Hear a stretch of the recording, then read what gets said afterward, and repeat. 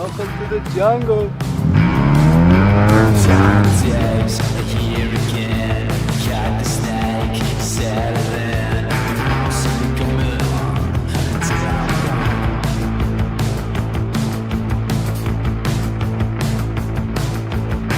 Sink a moon until I'm got a rev. You got an itch. Left brain never had of it. Sink a moon.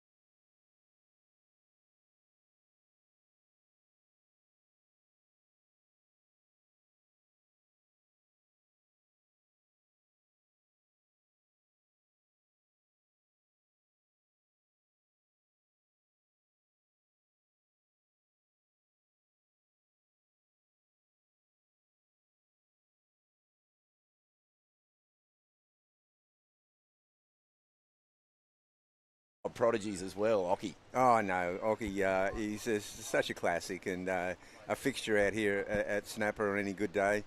And of course we're out here at the under 12 divisions and they're having a ball. It's a great way to start, isn't it, mate? Look at these conditions. I mean, if I was 11, 12, which, you know, I did grow up just down the road as well, and we'd come up here and just dead glassy little waist to sort of shoulder high waves. It doesn't get any better. Yeah, this is for these kids. It's it's as you said, it's shoulder high. It's kind of like there's perfect 2 foot waves and it's head high on occasion. That's right, mate. Well, we've had a couple of heats this morning, so we're actually into round 1, heat 3 now. And out in the water we have Jaden James, Will Coxon, Asher Winters, Kaimani Favilla, and Gabrielle Kensington. So these are the crew in this heat. The micro Groms, mate, they were like a pack of dropped Skittles out there this morning in the pre-surf warm-up. You've never seen so many grommets just all over the shop. And, yeah, the froth levels are extremely high, as you can imagine. The Occy Grom Comp, the most prestigious under-16s event in the world, without question. And now given this platform of, you know, these beautiful little rollers, sandy bottom, you know, just no real consequence out here, just nothing but fun. Yeah, it's all fun for them, and you know, there's some obviously in the under 12 division. There'd be quite a few having their first dip in the competitive arena, so to speak, and you know, it's a special little occasion for each and every one of them. Mate, I know you were a Grom out here. I know you would have surfed on days like this. You know, this is where you really start to feel not just the love for, like you say, you know, dipping your toe in competition, but man, just getting that feeling of just gliding along, just an open, clean-faced roller. It's not something that a lot of kids get to experience all the time, if you grow up on beach breaks especially. No, that's exactly right, Vorno. I mean, you get a wave that you start connecting the sections, and it's a pretty special. Every section's a breakthrough. And that feeling, mate, the glide. Yeah. Do you remember it? Oh yeah. I mean, I remember this one day out here, and I took a wave, and for me it was a biggish wave, and one of the older guys went, "Rabbit, get waves your own size." Oh well, that doesn't. That's a bit mean, because you were a pretty small Grom for quite a long time, weren't you? Yeah, it was it was a mean era. Yeah, it was. No, it was classic. That was a longboard era, and I had a cut down surfboard, and but it was just getting that first wave and linking all the sections, and really not quite knowing what you're doing. But this is awesome. That's right, mate. Yeah, I growing up at New Brighton, the first point I ever surfed was the pass, which is a similar sort of situation to what we're looking at now, on the same sort of swell. And when you grow up on a beachy and it's just straight closeouts, that first time that you're looking down the line and there's no end in sight, you've got nothing but surfing to do. Yeah. You don't have to worry about the closeout or the paddle back out. it's just total freedom. And you don't know where the brakes are. You haven't worked out where the brake pedals are. No, exactly. You just end up racing and racing and racing because you're so used to doing it. But this is just a dream come true for these kids, mate. And this looks like Kaimani on this one. But a beautiful start to the day. And looks like we will get a little bit of swell as we move through, the event in the next few days. It's a 4-day event, I believe. We're going to wrap things up on Tuesday. Oh, look at that. Dolphins out the back. Oh, could it get more dreamy? Yeah, that was here come there's a few divers, but the dolphins, they come through here in regular waves. Always a good sight. Yeah, nice and friendly. They seem a little more cruisy, the East Coast Dolphins, compared to the West Coast Dolphins. The West Coast Dolphins, they seem to act like torpedoes. They just go at 100 miles an hour. They really use the juice over there. And had a few friends be landed on by dolphins, and results are not cool, man. No, it's well, it's a Gold Coast. You come for it's a holiday place. Even the Dolphins, classic, mate. So, very different, as you say, Bugs, from when you were a Grom. I mean, even when I was a Grom, you went surfing to sort of just escape, to get away from school, to get away from your parents in a lot of cases, even though your parents were taking you surfing. These days, as you can see from that last shot, every parent's down here supporting their kids. Oh, yeah. Giving them an opportunity to sort of dip their toe in this competitive arena, see if it's something that interests them. It's a bit like the wave pool. They're standing there on yelling at them from 10 feet away. Yeah, it's very close today. Far out, mate. We've only got 20 seconds left before we change shifts here, so it's good to get the morning underway, though. Yeah. And, mate, being a parent yourself of, talented surfers, I know that it's a nerve-wracking thing, even with the under 11s and 12s, to watch your kid get out there and pull that rashy on for the first time. Oh, it's a lot easier doing it yourself. It can be a harrowing journey when you're watching your kids surfing. Well, that is the end of heat number 3. So as we get moving through this event, we're really going to lock into some of these Groms and their performances, and keep an eye on, who's going to be the next big wave, the stars of the future, because this is where it all begins. And so many great careers have started at this Occy Grom comp. None bigger than probably Tyler Wright, a 2-time world champ, took this event out when she was just a young Grommy. So the pathway is set, Bugs, but that is the end of that heat. It looks like Asher Winters and Jaden James Wilcoxon are going to move on through. Kaimani and Gabrielle getting a taste of Snapper Rocks with only 3 other. Look at this. Yep. The sportsmanship is on display already. And we're going to take a break, mate. Yeah, good one, Vorno. And we'll be back with Stace Galbraith and Lil. And far out. We're off and running.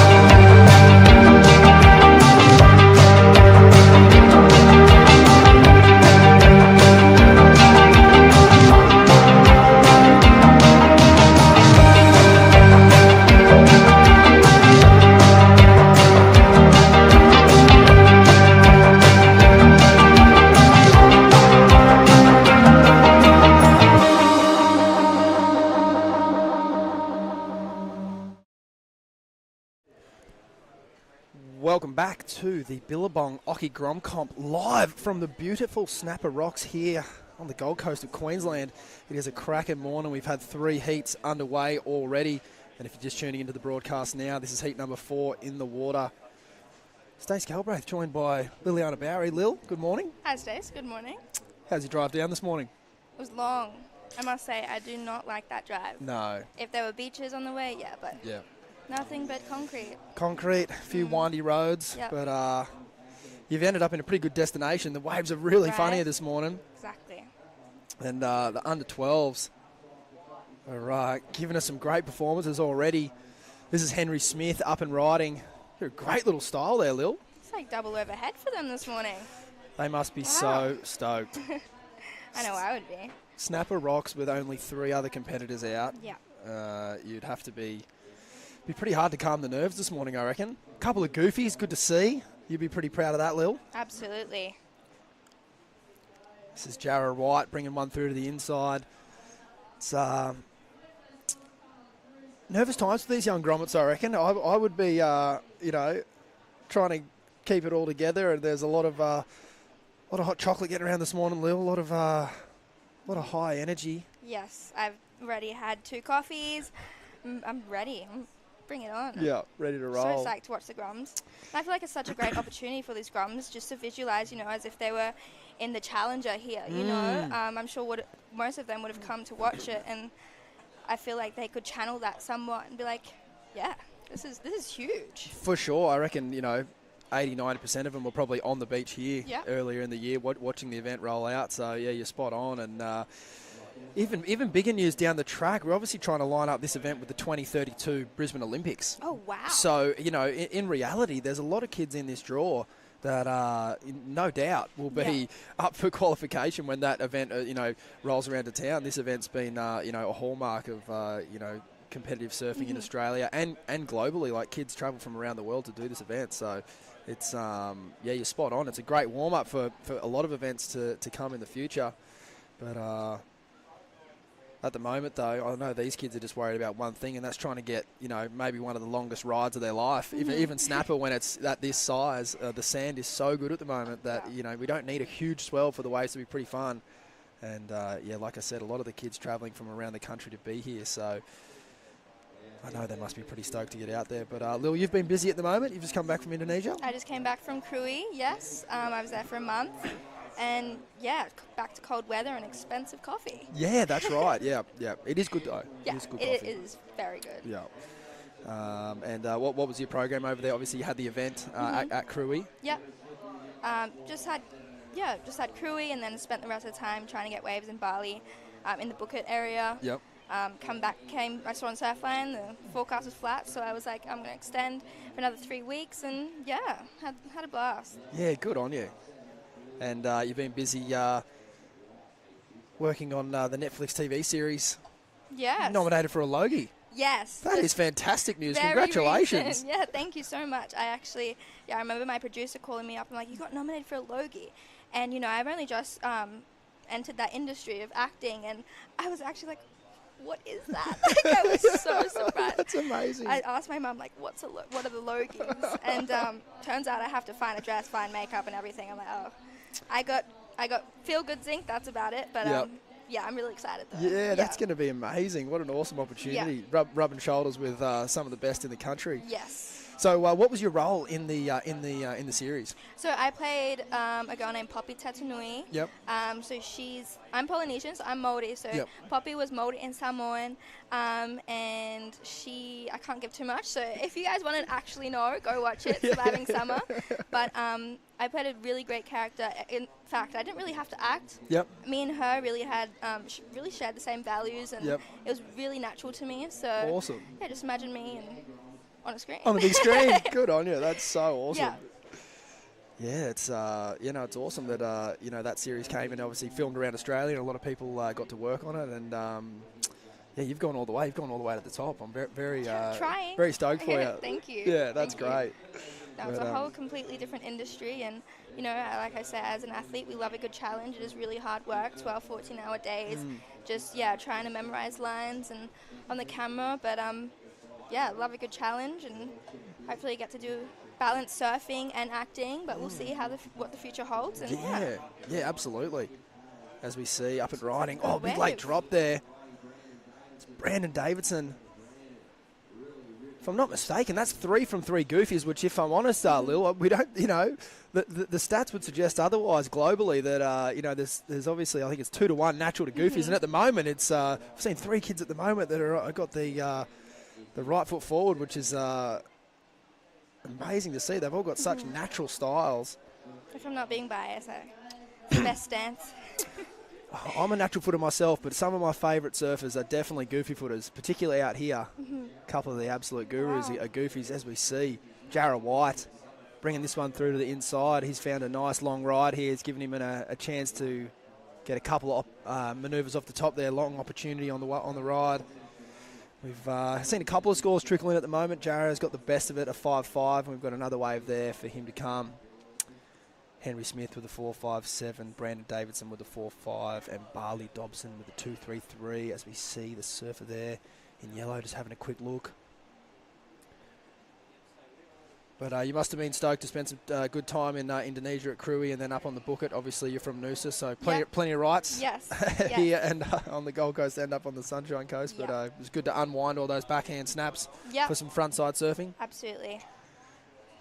Here we go. We're due for one. Natural footer off the top there. Barley Dobson just coming unstuck, but he had the right attitude. He's going to try and find himself another opportunity now as he paddles back out. But yeah, we spoke about the nerves earlier, Lil. How do you sort of manage those feelings when you're going into high pressure situations, whether it be in front of the camera or out in the heat? Look, I just really say that, everyone says just have fun, but when really I just think all of this stuff is just a bonus, in my life. I surf for a living, and being in these comps, traveling for competition, and doing the Netflix series, it's just a bonus. So I don't need it, but we want to do it because we love it. Absolutely. So I just think just do it for the love, and I go back to why I started all of this. So yeah, really just thinking about it. It's just fun, and I'm just doing it just as a bonus in my life. Yeah, no, it's a great attitude to have. Obviously, you have some choices to make, and then it is up to you, and you're making the most of it, which these kids are at the moment. And it's an amazing sport, isn't it? Where surfing can take you. It's obviously first and foremost, it's a pastime, it's a hobby, and then it can turn into a competitive venture, or even like what you're now experiencing, some work sort of in other industries, which is it's fantastic. It's but I think all in all, we're very lucky to be involved in a sport that you do when you're 10. Absolutely. even younger, obviously, and then you'll still be doing it when you're 50 or 60 or even 70. And that's what I love about surfing, is that this is probably the only sport that I can think of right now that you can do with your family for your whole life. Yeah, it's a very, very good point. With runners, with, triathletes, there's only so much time you can do it whilst you're young, Yeah. Wow, it's looking like a good wave from blue. Wow, Deep fantastic. in that pocket. Bottom turn. Really just making the most of this one. Oh, unfortunately comes off there. That was a fantastic ride there from Brandon Davidson. And I think I do see a Billabong sticker on there by Brandon as well. Yeah, Bowie and Steve, they don't muck around. They know good surfing when they see it. I have to agree there. He's a great young talent. It looked like he's riding a Will Webber surfboard, so I'm going to have to take a punt and say that he might be from that Yamba and Gowrie region, although happy to be proven wrong or sent a message otherwise. As we see Henry Smith here. He's in third position, so he is looking for a score. This wave giving him a couple opportunities there. It might end up in his top two. He's currently holding on to a 4.57 and a 2.33, so at the moment he's looking for a pretty big number, 7.76. I'm not too sure that will be it, but I guess his first decision there is try and better that 4.57 just to try and inch away at his total. Oh, wow, so Brandon, a 7.33. He's now in the lead. I think the judge is really looking for that, right in that pocket, that great bottom turn, like you said, Stace. Just making the most of it for every section. I mean, it's not easy out there. It's super small, but once the judges see you making the most of those sections that actually pop up, there you go, you get rewarded. Yeah, you're spot on. And I think another thing too the judges won't be too critical on today is if you're falling at the end, but having done good manoeuvres at the start. Yep. You know, they're really interested to see what you've done on the ride. Yeah. Sure, they could be critical if it's a really high-scoring heat. You know, it's absolutely, you know, everyone's trading off on excellent waves. But in situations like this where the judges are scoring a lot of 4s and 5s, if they see one really strong manoeuvre, which we saw on that ride, linked together with a few other, you know, minor manoeuvres, they're still going to give it a really good score. So I think that's something to be, you know, keeping an eye on for the day if the competitors are tuning in at the moment. You know, watching those waves. You know, length of ride is good. It gives you more chance to do more turns. But if the turns aren't strong, it doesn't really matter. Yeah. You'd much rather be doing bigger turns on a shorter wave, which that wave was of Brandon. It had steeper sections, like you said. He was right in the pocket and, a really well-rewarded score. I think it might be one of the bigger ones of the morning that I've seen so far. And I think that's it in general, Stace. Like, you're so right, because I watched the surfing this morning in Rio, and Katie got this huge wave. I mean, she just went for it. I don't know if you saw it, but the judges... No, I didn't this morning, no. Yeah, so Katie got this huge wave, but the swell was pretty big, and it was a really good big wave, and she just went for it. And I don't know if it's like I love the way that she does that. She does that all the time. She just sends it, because she's just like, whatever, you know. Yeah. But yeah, the judges rewarded her for that. She ended up winning the heat. So, yeah, she fell, though. That's my point. It's like an attitude thing, though, isn't it? They see you going for it, and although they might not give you a score on that exact ride, they can kind of, you know, the heat is an overall impression. You know, what you're packaging up and what sort of, you know, what message you're sending to the people up in the tower. And you know, I agree with you. She's an incredible talent, and I think, you know, anyone who's looking how to construct a heat could definitely watch Katie. She's the modern way of surfing. You know, building a house is just. That's 2010. You know, like kids these days, they're just going for it from the very first wave. Their strike rate is so high that they don't even care if they fall. Yeah. If they fall a few times, they just don't worry. They go out and try again.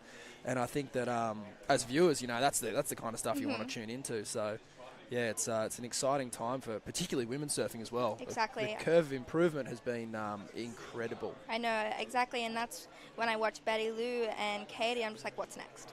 Yeah. I'm just like, Totally. I want more. Yeah, and it's so crazy because they're so young, but they seem so relaxed on the tour, and they're surfing so well. It's it's a very exciting time. And I'm really good friends with Sakura, Betty Lou, and I talked to her. I'm like, how do you do it? She goes, I don't know, I just do it. Like, thanks. Yeah, thanks for the intel. 5 minutes remaining there, so our surfers looking a little more frantic to just, you know, obviously they want to get through these heats, but at the same time they just want to ride some waves with no one out here, you know, and everyone sort of had their opportunities at the start of this heat, but there's a couple of surfers now in third and fourth that are going to need to really ramp it up here. And, you know, it's Brandon and Jarrah that have locked in some really, really solid numbers early on in this heat. So they've definitely started their campaigns really well here at the 17th edition of the Occy Grom Comp. That makes me feel extremely old. And did you do a couple Ockies? I did not. I actually, I think I judged the first Occy Grom Comp. Oh, wow. I think I was fifth. Oh, yes. 3-0 takeoff. That was sick. Probably not going to score, but they're always fun. Oh, look at that little wave. I think I judged the first one at D-Bar. I think. Here we go. Wow, Brandon again just hitting it. Oh, lovely. Hey, he's got, like you said earlier, it's great technique right in the pocket. It's nice style. I love how when he hits it, he doesn't stop. Like, it was a great turn. He's just looking for the next section. Boom, next section.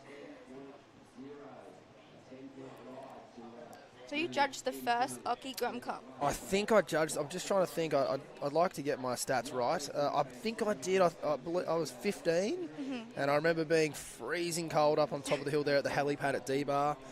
I remember one of the younger lads, Ellis Erickson, had a fluoro green wetsuit. These are the memories that are coming back to me. Yeah, which at the time was iconic.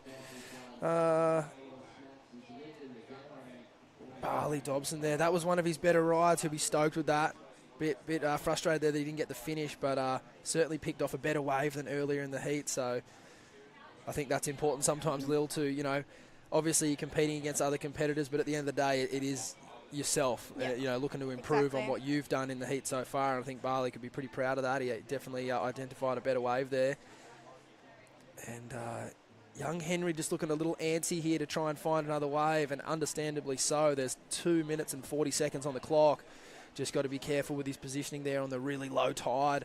It's, the takeoff is extremely quick, so you want to make your decision about the wave nice and early. Can't be second guessing it. There's not a lot of room for error at this size, is there, Lil? Nope. And considering, how slow and how small the waves are, the boys have done, Brandon and Jairus, especially, have really taken advantage of, they know they obviously know what waves they're going to go for, and they've done all really well to get even a backup, Totally. But I know Barley from Bali. I met him in Kramas last year, and he was charging. And, I know that I tell everyone, my friends, even if I lose heats, even if you lose a heat, that does not define how good you are. Definitely. And that's anything in life. If someone says no, that's a nice wave hit from Henry. That's the way, Henry. That's the one he was looking for. Like he said, you looking a bit antsy, but he got that. Stoked. That's the way to do it, Henry. And it's similar to Barley checking him out. Nice. It's like, within his heat, whether or not he gets the 7.76 required, I'm not too sure. But just within his own heat and how he structured it there, that's one of his better rides for sure. So, again, a well-composed wave there. And we'll wait and see what the judges think of it. But,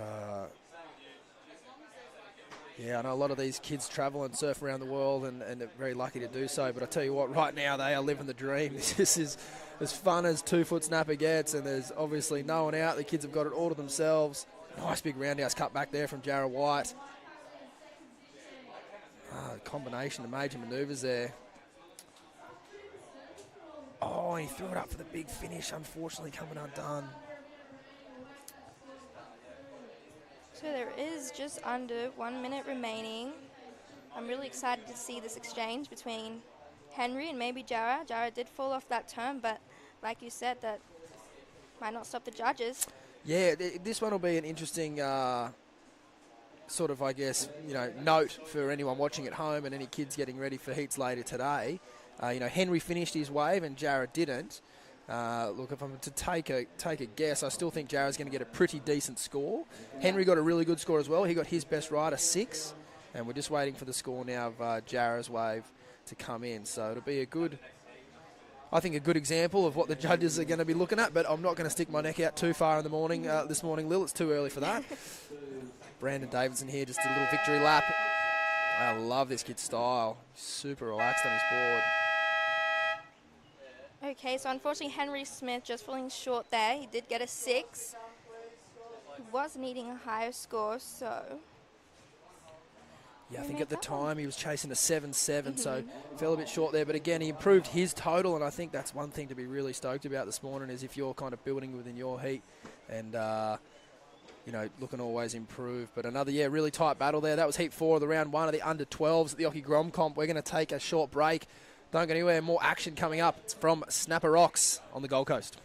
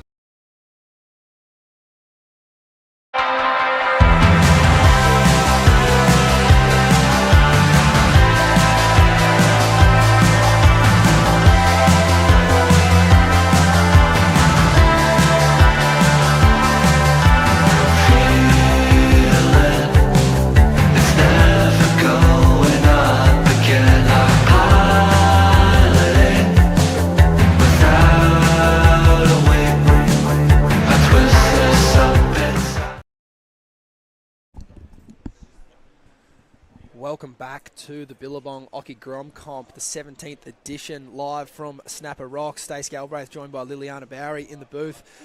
Lil, we've got settled in, a cracking first heat to start the day for us, and we're up to heat 5 of the day, excuse me. And conditions aren't quite the poster behind us, but I think maybe by Sunday afternoon, Monday, we could get a little closer to that. And at the moment, we've got great conditions for the under-12 boys. We just saw a fantastic heat there, Lil. That was a dominated great by the Goofy Footers. You'd be proud. Yeah, so proud. Occy would be proud too. Yes, indeed, he would. And we've got definitely another action-packed day here, and I couldn't think of a better place for a kids competition. I know in America they had a lot of events over at Lower Trestles in California, which is pretty similar to Snapper crowd-wise and quality of wave-wise, but I think here this is unbelievable. Lil, I know you spend a lot of time in Indonesia. What's the junior scene like over there at the moment? It is actually, it's getting bigger, that's for sure. Asian Surf Co have, just really, like we say, popped off. It's getting bigger. It's so fun. The community in Indo is so lovely. You know, when you go to Indo, everyone's so welcoming, and it's such a great vibe when you go in the comps over there. And everyone's so close because they've grown up with each other, because there's only so many surfers in Bali, like Groms that grow up all together. So everyone knows everyone, just like here, but it's definitely getting bigger, and I think it's such a great... it's a different experience because, we've grown up to the comps in Australia, and they're all, bilingual, and some heats they'll talk Indonesian for the people and for the competitors that are from there. But yeah, it's awesome. Yeah, that's you made a few really good points there. The one big one is that a lot of the kids are bilingual. I think that's an amazing skill to have, and it's really awesome for the the growth of the sport. Having the kids travel all around the world and learning all these new skills, and having foreigners come to their country and compete and all that. It's just it's great for the progression of the sport, and sharing the stoke. So that's it's awesome here. It's powering over there. We had Tippy and the family out here earlier in the year with Shia and Suri, and so it was good to see them surfing. And I know that they went back and I think competed in Crewy and had a good time. Yeah, so really good friends with the Job Bricks. Yeah. They're like my second family. So awesome. Yeah. Yep. So I'm Indonesian myself, so it's when I go over there, just local girl gets waves. 100%. You're local to a couple of really awesome spots. When I go to Hawaii as well. I'm not local Hawaii, but, I'm friends with all the Hawaiians over there. You've got some Polynesian in here, you said earlier. Yeah, for Cousins. sure. Yeah. Oh. Yeah, it's pretty simple formula, though, isn't it? Anywhere around the world, you give respect, you generally get it back. Exactly. And, Hawaii and Indonesia in particular, even more so. Snapper at times, not a lot of respect, but that's okay. That's okay. We're getting used to it. But, today for the kids, themselves and 3 other competitors, I believe they're playing with priority at the moment. So that's another skill that they're going to have to learn to have. But I think it's a great implementation for the juniors. It can be a bit of a thing to get your head around, particularly when you're young. You generally just want to surf and not worry about even hearing what score you're getting or what priority you've got. However, in situations like this, it's great, but it is a little slower. We don't want to off around the corner. So for anyone that's new to it, priority is essentially sort of a gentleman's rules, and it's everyone takes their turn, and ultimately it's the fairest way to compete, I believe. So it's cool to see it, particularly on a day like today. What was it like competing over at Crewy? It's quite a long wave. Yes. Very similar to here in the sense of that you can ride the wave for a very long time. Was everyone kind of starting their heats together like this, or would you see competitors kind of split up? I think everyone, did start at the top of the point, just on the left there, but a lot of people had the plan to sit further down and get a backup wave. Yep. But the best ones were coming from the point, and when you did have priority, I think everyone, did sit in the spot. But I know personally, I did when I was on, fourth priority, third priority, I did sit down the beach a little bit. Yep.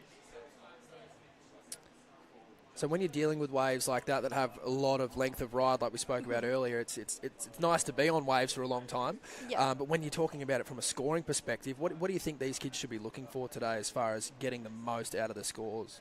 I think definitely seeing something that pops up for them and deep in the pocket. I think that's definitely crucial today. And getting those bigger sets, because, just like we saw last heat, the bigger ones are the ones that are providing those sections. Just like blue here, this does look like a bigger one.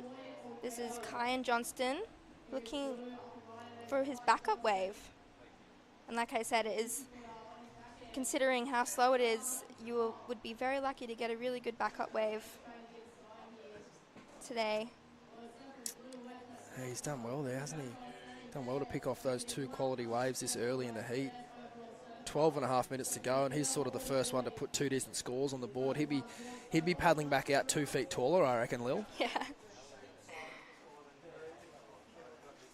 I know it's definitely double overhead for me. I'm 5'1" and I'm frothing. Well, on the second turn, like I just think that attitude is so good. You know, once he's got the 5.67 and the 4.17, you don't need 3 waves. You know, the kids here are being scored on their best 2 waves, and so the best chance to improve your score is to up the risk, and Kyan's certainly doing that in his last 2 rides there. So we see Clive getting his 5th ride of the morning. He's certainly making the most of this empty lineup.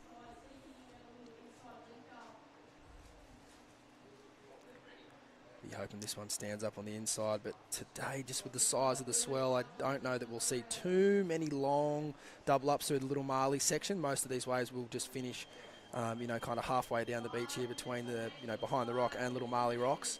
And that's why we see a lot of the kids, particularly on the low tide, doing the runaround. I think when the tide gets a bit higher throughout the day, we will see maybe some waves break a little bit wider because the bank kind of hugs in a little bit more. But at the moment, it sort of makes sense to, as you can see there, Clive doing the runaround. Those waves, I think, in a couple of days' time, will be running the whole way through with the increase in size. I'm excited, but I'm also getting such FOMO right now. Yeah, big time. Yep. It'll be interesting to see here what red and yellow do once they do their runaround. Kyan back into it. I know before, as you were talking, saying, either sitting, last priority sitting a bit wider, Kyan did paddle all the way up to the top. Yep, I love it.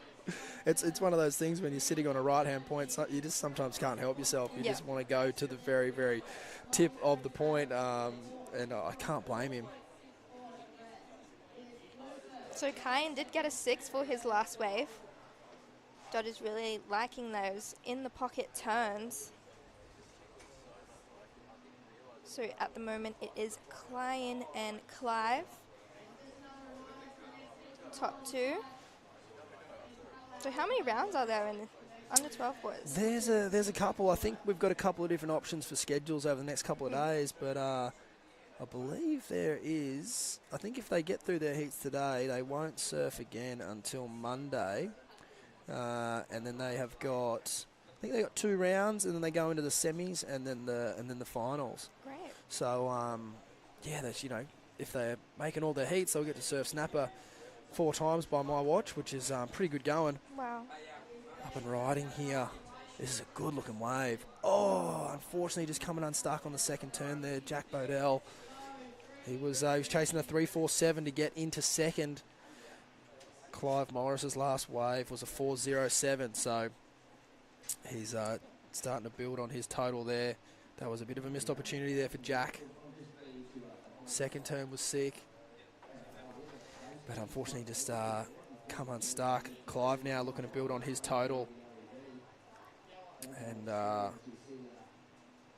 you will see some of these, like, obviously the size range today is probably 1 to 3 foot, you could say.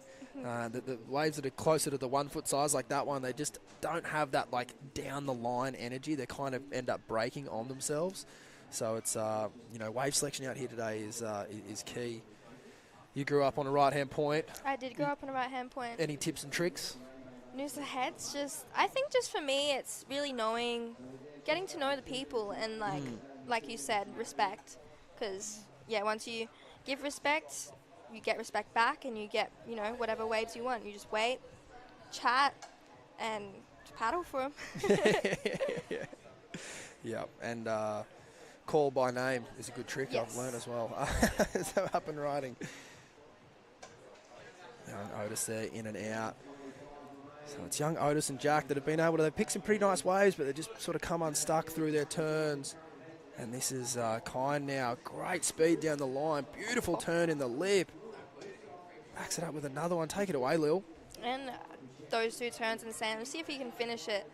He gets so high up there. I mean, it pays off from his bottom turn, as you can see, but I think that's going to improve his exchange there. Yeah, I think so too, just on those first 2 turns alone. I think there's a little question mark on the last one, just maybe just a little attention to detail there. Kind of got knocked off his board as he was he made the turn but just didn't quite get out in front of it. But we'll see what the judges think. I think there was a amazing scoring manoeuvres done prior to that third turn anyway, so whether they deem that last one complete or not, I still think that we're going to see a really strong score here for Kyan. Yeah, I think, like you mentioned, getting to know the people is a very, very important part of learning how to surf these waves. And then when you get your opportunities, I think it's a very important skill to learn, just the patience of the ride. And I think Kyan, he showed that beautifully on that last wave. He didn't even look to do a turn for the first, 2 or 3 sections on that wave. He just was looking to build speed because he could see there was going to be some, scoring opportunity down the line. And it really showed off. So Otis and Jack, these are really important waves for them in the last 15 seconds. They are needing scores to get into that top 2. Be interesting to see. Not big scores, are they? Yeah. 4.67 for Otis and a 3.47 for Jack. Nervous times here as we wait for those scores to come in. And hopefully later on, we do get some replays of those Yeah, I waves. think today we're working through a few different camera angles and we're getting a few things set, but we will be bringing you some replays later on in the event. At the moment, though, we are going to take a break here. That's the end of Heat 5, and we'll be back with the results of Heat 5, and we'll get into Heat number 6 here at the 17th edition of the Billabong Occy's Grom Comp. Don't go anywhere. Welcome to the jungle. Times here again. Cut the snake, settling. Come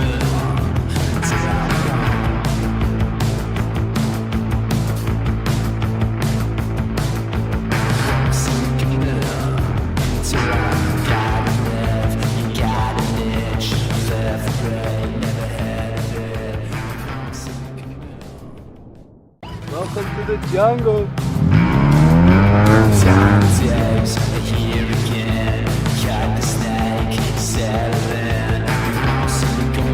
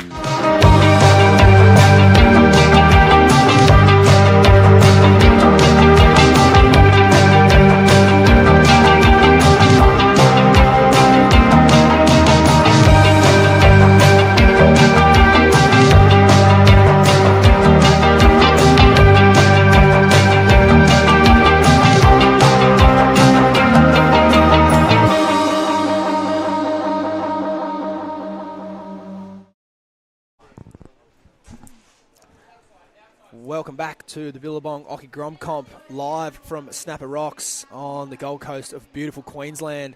As we see some scenes there from our youngsters just wrapping up that last heat. It was a very, very tight heat there, and the final results look to be Kyan Johnston in first, and a really strong performance there, and Jack Bodell in second. My name's Stace Galbraith, joined by Liliana Bowery. Lil, good morning. Hey, Stace. How's your day been? It's been really great so far. I mean, I can't really think where else I'd rather be on a Saturday. Apart from in the water. Apart from in the water, Yep, but yep. I'm okay just chilling, That's watching right. here. Yeah, you've had an early start to your day driving all the way down from the beautiful Sunshine Coast Yes. to the Queensland-New South Wales border here at Snapper Rocks. And, yeah, I'm with you, though. There's not many better things I'd rather be doing on a Saturday morning than watching these Groms tear apart. Exactly. Dreamy 2-foot snapper. So, some fun little waves out there. As we have young Luke McLean. Nice style. He'd be stoked to get that wave to start things off. Oh, excuse me, Lachlan McLean. And I think his hair's still dry. That's impressive. I love how you can tell I feel like he just backs himself just with his surfing. How free and flowy he looks in his style. I really love that. I think it's always a sign of a strong surfer when they kick out of the wave with speed. They kind of like, look, I've got enough speed to do another turn, but I really don't need to. Yeah. I'm just going to get out of here. I've done some damage, and I'm going to just do a nice strong kick out and fly off the back. It's the kick out and then just straight into the smooth paddling. Yeah, like I remember when I was about that age and I'd finally learnt how to like kick out onto your chest. Yeah. Like I just watched Parker and all those guys do it, and I was like, oh, I just want to learn that. I remember feeling like on top of the world once I'd finally figured that out. Or it's either the kick out where you're still standing on your board and you're riding like along like the whitewash, and I find it so cool when like people do that. Yeah. Yeah, it's not all about smashing a wave to within an inch of its life, is it, Lil? No. But unfortunately, you don't get scored on that. No, you don't. You don't. You kind of get street cred points, though. But I'm speaking of Sunny Coast, Louis Taylor. Grew up with Louis Taylor in Noosa. His sister, Ollie, and Pippi, both also great surfers. I know Ollie's with Billabong, Pippi's with Rip Curl, Louis. He shreds. He's been surfing since he was like 3 years old, and it would be like swell pumping Noosa, and he'd be out there at pot just... Yeah. Yeah, can't wait to see what he can do out here. Yeah, he must be feeling pretty comfortable being in this lineup. Yeah.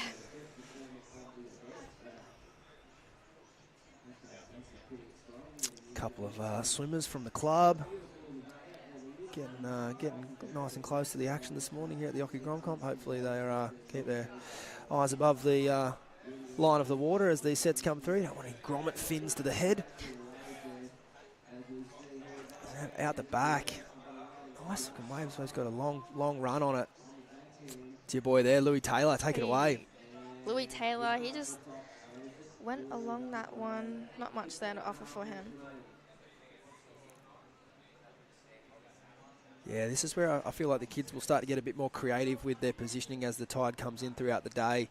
Rather than just, like we mentioned earlier, Kai and Johnson had great success like paddling straight back to the top of the point, and I think that will be an option for the next maybe hour or so. But I think as the tide starts to fill in, there will start to be some little waves that kind of break off the edge of that typical sort of behind the rock takeoff spot. And, as we can see, the sandbar is incredible. So I'm looking forward to seeing how that day plays out with respect to what the waves end up doing. And then the forecast for the next couple of days looks pretty good. A lot better than it's been, Lil. You did well to spend that much time in Indonesia. Like you said, you checked the forecast and there's nothing going on at home. Yeah. So might as well stay over there. There's been nothing going on the East Coast, like all the way from like Wollongong to the Sunshine Coast. It's just been dead flat. So for us to get this little south swell for the start of this comp has been an absolute blessing, and I think that over the next couple of days it's only going to get bigger and bigger and bigger. So I'm looking forward to seeing how that plays out. And so, what do you think, Stace, as that tide comes higher? Do you think that'll have much effect on the waves now because it's so small? Like, what do you think? Yeah, I definitely think it'll help bring the swell in for whatever's out there for sure. So right. With the tide running out at the moment, we've obviously got the bar around the corner, and you can, I don't know if that's really it, but you can sometimes see like a ruffle right out the back from when the tide's draining out, and that does have an effect on the waves when they do come in. But with the tide pushing in and they're bringing the swell in, I definitely think that we'll see conditions. I don't think it's going to be 6 foot by dark or anything like that, but I do think we'll see them improve throughout the day. I did bring my longboard too, just in case. Yeah, perfect. I think I will be on the longboard at the moment. Yep. I think you might be on the log to today and tomorrow, and then tomorrow afternoon, and then into Monday. I think look pretty fun. So.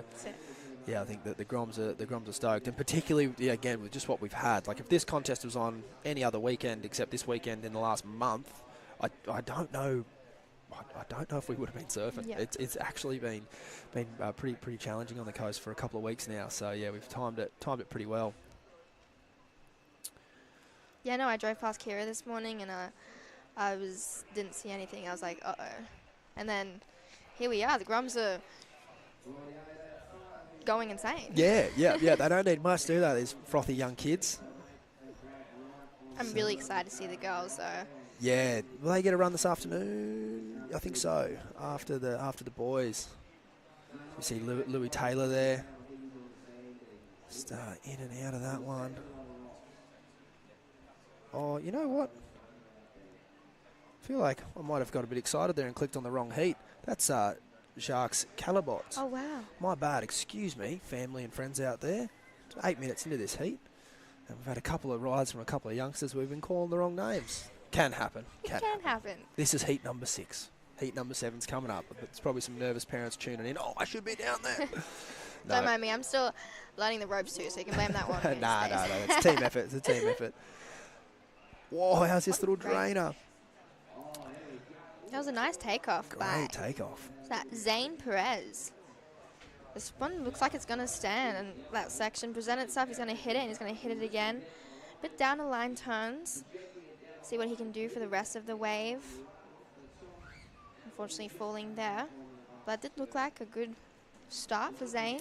Yeah. Just get on his feet, feel how it is, and hopefully that wave will, make him feel a bit more confident out there. Yeah, I think so. Local boy Zano, he'd be feeling pretty comfortable out here, and then behind another nice takeoff from. That was a really nice turn from Liam. He's the youngster with the nice style from earlier, who we were calling someone else. Which, sorry about that, young Liam. He's putting it right back in our face now. He's like, no, that's not me. This is me. And again, frothing the kick out. Also frothing the surfing. Some nice surfing done there, Lil. Very nice surfing there from Liam. 4.17, good opening score. I think anything maybe above a 4 to open up with today would be really good. Yeah, I think so too. Talk to us about 20-minute heats. Like, it's not a long time, is it? Can go really quick. It's either the longest time of your life or the shortest time of your life, and especially those last 30 seconds for me. Yeah. So long. 2 days. Yeah. Yeah, I think Kyan Johnston in that last heat, his heat would have felt like it went for 2 hours because he's just cruising. Had a really well-structured heat, but for everyone else in the heat, it probably felt like 10 minutes, not 20. But, all three of these first couple of rounds of both the men and the women across all divisions, they will be 20 minutes, 2 best waves. And with the Groms, we'll get to use priority. So that's going to be a great skill for them to learn how to use. And for some of them, it might be the first time they're using it, but it's definitely something they'll need to learn how to manage with their heats. As we have up and riding here, young Noah. Oh, a couple of big open face turns there.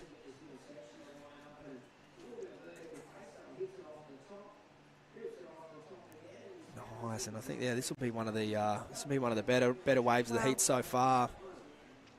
He really just took that wave for how it was and just surfed it. I really like that wave from Noah. And behind, excuse me, this was young Jacques from earlier in the heat where we thought it was Louis Taylor. It wasn't the case. Same again. Jacques going, no guys, my name's Jacques and I'm ripping. Putting this wave together really well. Another Goofy. Love to see the Goofies out there today. I know Occy would definitely be happy. Yep, there's a great representation this morning for the Goofs. So we've got 2 different strategies playing out here. Jacques going to go for the runaround. Noah on the paddle. We'll see which plays out to be the better option. It's definitely the run has the lead at the moment. However, you can't catch waves on a runaround, and that's what I think will come into play a bit later when the tide fills in a little bit. You might be better off just staying in the water just in case a wide one comes down the line and you can get one away from your competitors. But that's not the case at the minute. Everything's up the top of the point, and it's a pretty condensed little takeoff spot. But, as we mentioned, the priority is going to help them kind of let the gentleman's rules kind of take care of that, Lil. We won't see any sort of, well, maybe at the start of heats, but as the heats progress, we won't see any hassling and, kids getting behind the rock and not catching any waves. Everyone will be pretty well sitting right on the spot there, which is great for us spectators, isn't it? We get to see good surfing. I think when I did the Occy once upon a time, and I was 12, I don't think we had priority back then. Nah. And when it did come through, it was great because the girls used to get so crazy out there in the water hassling. I almost really looked forward to it. But as soon as the gentleman's priority came in, I felt somewhat more mature, even though mature enough surfing because I'd watched the ASP at the time, WSL, and have priority. So I kind of channeled that. And I was like, okay, I'm on the ASP, I'm on the WSL. Yeah, exactly. Yep. Got to wait for my colour to come up on the board. Yeah, exactly. Yeah, but you're right. It makes you focus on your performance more, doesn't it? Yeah, absolutely. Yep. Yeah, some of the, I mean, even on the World Tour now, like the women's heats are so competitive. Like, you know, you see Carissa Moore and Tyler Wright like paddling on top of one another to get back out the back, or Courtney Connelog's in that mix as well. Like, you know, when she was on tour, it's like, you know, they're all such sweethearts on land and you know, absolutely lovely people, but in the water, wouldn't want to draw any of them in a heat. No one's friends in the water. Nah. Out the back here, young Jacques. This is a nice looking wave. Nice turn in the lip there, but he won't get a second one. Sparkling snapper Occy this morning. Here we go, young Liam up and riding. He's had a couple of nice rides already. Wow. Oh, excuse me. Might be Noah. Noah. Yep. So Noah opened up with a 5.5 for his first wave, and that was his backup score. So far, Liam did get a 6 for his earlier waves. And a 6.17 for Jacques. Wow. Pretty hotly contested there for the top 3 best waves, isn't it? 5.5 for Noah, 6.17 for Jacques, and a 6 for Liam. So, you know, like we mentioned earlier, you do count the top 2 waves. So, once these surfers replace that second score, they're all, you know, they're all really tightly bunched there. It's young Zane who's going to have to try and up the tempo here a little bit if he wants to keep in with the pack. He needs a 5.12 at the minute to go to second, but it's only a 2.67 that Jacques is looking to replace. So, you know, you'd have to think he's probably going to build on that total by the time this heat ends. There's just under 6 minutes remaining. Lily, you and board riders up on the sunny coast? Yes, so board riders represent. Noosa, of course. So where do you guys have your club rounds? Can you have them on the point? No, not necessarily. No. We have had a couple of tea trees, so Okay. yeah. Yep. But we're mainly at Sunshine. Cool. Yeah, Yep, on the yep. beaches. Yeah. Sick. It's a great hallmark of Australian surfing, isn't it? The board Absolutely. riders culture certainly gets the kids well prepared. Yeah, and every opening round, every club round, we do have prize money, which is great. That's epic. Yeah. That's so good. Yeah. Yep. Yeah. Plenty of these clubs around the country get good support from the local community. And Absolutely. So yeah, it's good to see. And what about yourself? Yeah, I was in Snapper growing up. I Yeah. think, you know, as you get a bit older, you really only show up to probably one event a year, but yeah, Yeah. still in the club, and Sick. grew up with Bugsy and you know, Occy was in the club, and he still is with his kids, Jay and Jonah, and then his young boys, Jasper and Java. Java and Jasper. That's right. Yeah. I would have got that there eventually. I knew Java. Jay. There's a lot of J's. But yeah, I mean, we're pretty lucky to be able to jump out here with only. Well, there was always a lot of people in the water, but when you had the coloured rashy on, it was kind of like a shield of invincibility or invisibility, maybe, and you could sort of just smile and paddle past everyone. But I'm sure everyone else was like, oh no. Yeah, everyone was pretty Not rattled. today. There's definitely a few words exchanged over the years, but yeah, I can imagine. that's just you know, we had you know, a couple of, you know, over the years as a grommet, like I couldn't think of a better spot, and I think it's cool. You know, you see America kind of picking up on that now over the last sort of 5 years. Saw the Usher Cup here earlier in the year, and you know, that was just a glimpse of, I think, what's possible into, like, you know, big board riders global events. You know, I think what the ISA have done with you know, the Aloha Cup and you know, events like that where it's the team style. Very entertaining. Very pressure filled though. Yes. Because you're representing a club. Up and riding. This is young Noah. So Noah only looking for a little score to get into that top 2. And obviously we can't forget in our own backyard the ABB. Have Noosa ever won that? We have placed, I think, second or third. Yeah. Is Dean Brady in your club? Dean Brady, yep, Cooper Davies. Yep. Yeah, I do remember Noosa doing pretty well. And then obviously I think North Shore, your arch nemesis, Yep. It's good, great thing, and a lot of these kids will eventually surf at events like that soon. You know, obviously they have a junior division, and it's often the most important one.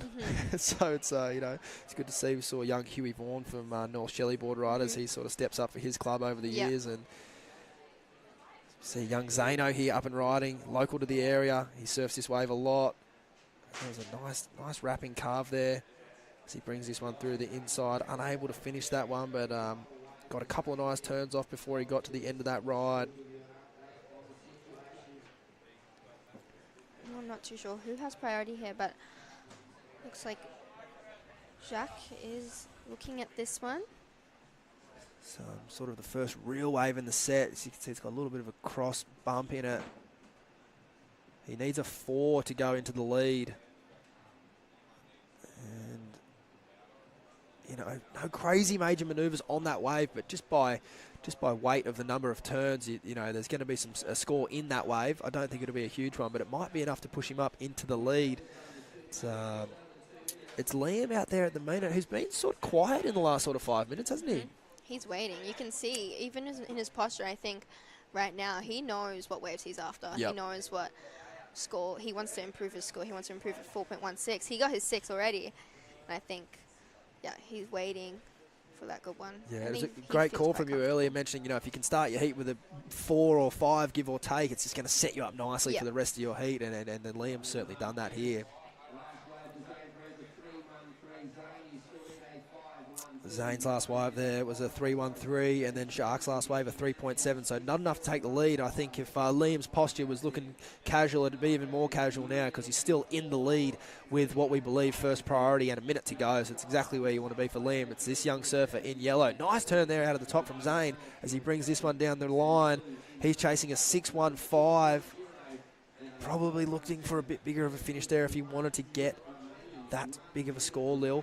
No, I think in his body language, he knew that wasn't it, but he's paddling back out right now to hopefully go get that. He looks determined for it. So there is only 40 seconds left, however, but you never know what could happen in the last 30 seconds. Like I said, it's either the longest time of your life or it goes so quick.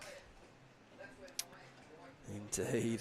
30 seconds now. We see the competitors for the next heat getting ready. It's always a, you know, as a competitor, you're sitting out there and you see the next heat paddling out and you go, oh no, my one's just about to end.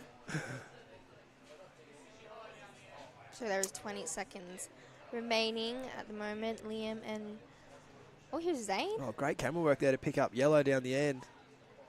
Very important wave for Zane here.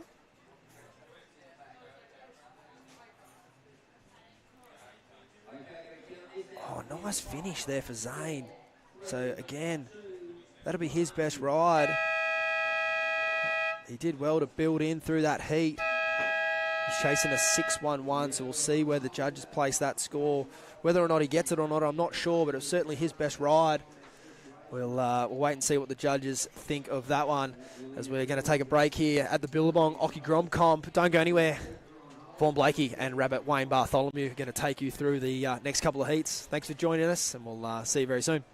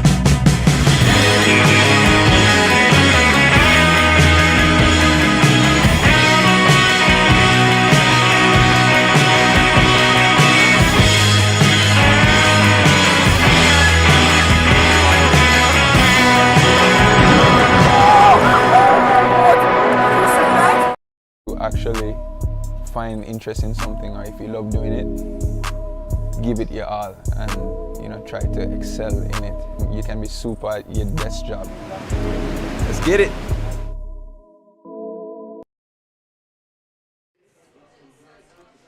Welcome back, folks, to the Occy Grom Comp. 18 years since this event first kicked off. Gee whiz, it's the #1 under-16 event in the world, and it just gets better and better and better. And for the first time ever, we're here at Snapper Rocks. These grommets, and right now we're watching the under-12s division. The grommets get Snapper all to themselves. When did this happen? Why are grommets allowed to surf snapper rocks by themselves now? When I was a grom, no chance. Not even allowed. Maybe a couple of little runners on the inside of Rainbow if you were lucky. But this is the world we live in, and it's a wonderful world. The days of the crow pecks and the crumb cutlets, just for being a young, frothing surfer, they're over. And now we're looking at pathways to potential world championships. And the proof is in the pudding. Tyler Wright, two-time world champion, kicked off her career right here at the Occy Grom Comp. And there's a whole host of other surfers who have competed and are competing on the CT now who got their start at this very event. 18 years since it started. It's older than most of the grommets in the event. So, yeah, pretty classic.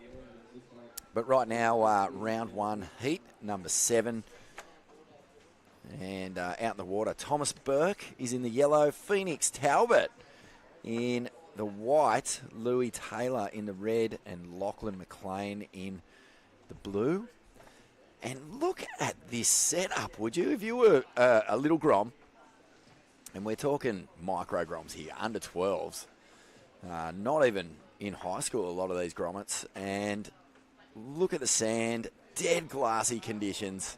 Hopefully those albatross or seabirds out the back don't mistake these grommets for little sardines. Try and eat them for lunch, because they're not the biggest kids in the world, but they got some ticker. And we've had a few rides already in this heat.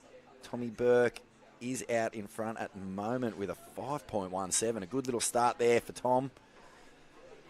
Oh, to be a grommet. Yeah. Glory days. Salad days. It's funny that that's called salad days, isn't it? Because groms generally hate salad, but maybe it's changed since I was a grom. Maybe groms now are clued in on nutrition and all that sort of thing, and the days of just eating mixed lollies, soft drinks, biscuits are done. You know, the Occy Grom Comp has a lot of support partners that help make this event so special. Oh, well, check the action out. Even though it is kind of small out there, there's still draining on that classic Snapper bank. And the sand is well and truly packed in here at Snapper at the moment. But a big shout out to our support partners, the Snapper Rock Surfriders Club, who facilitate, making the break available.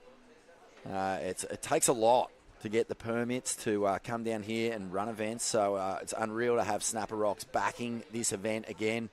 Kirra Surf, iconic surf shop / institution on the Goldie, probably has the best billboard, the biggest billboard. I'm almost going to call it the biggest billboard in Australia.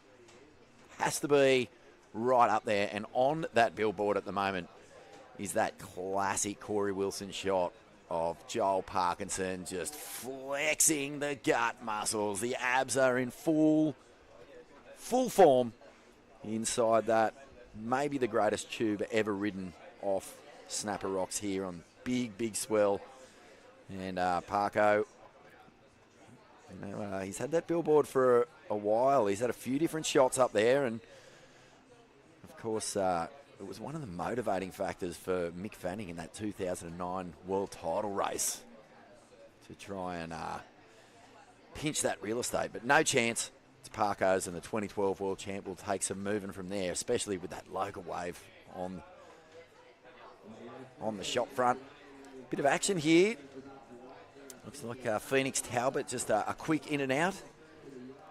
Just glorious little runners. Oh, Snapper, even at this size. Whoa, Larry Lawrence layback from Thomas Burke. And that was a good score gone begging. Beautiful technique. And Kirra Surf, yeah. Much valued partner here at the Occy Grom Comp. JS Industries. Of course, you always see the tractor under Occy's feet these days.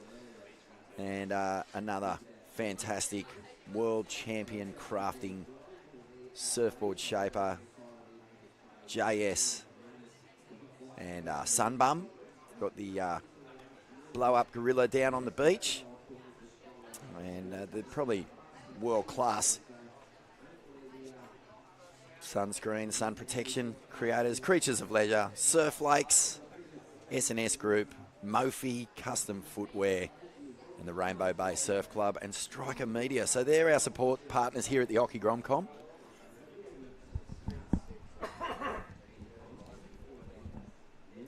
But far out, what a cool morning. Check it out, just dead glassy. And the entire Snapper Rocks lineup all to themselves. And even at this size, it's pretty interesting.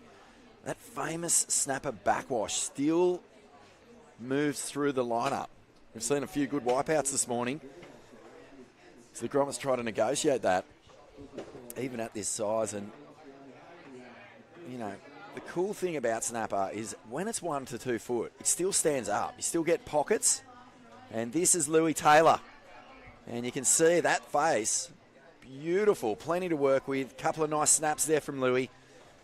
And, you know, for a lot of Groms, this is their first taste of a major competition, a broadcast event. It's going all around the world. And Billabong, of course, are the major supporters of this event.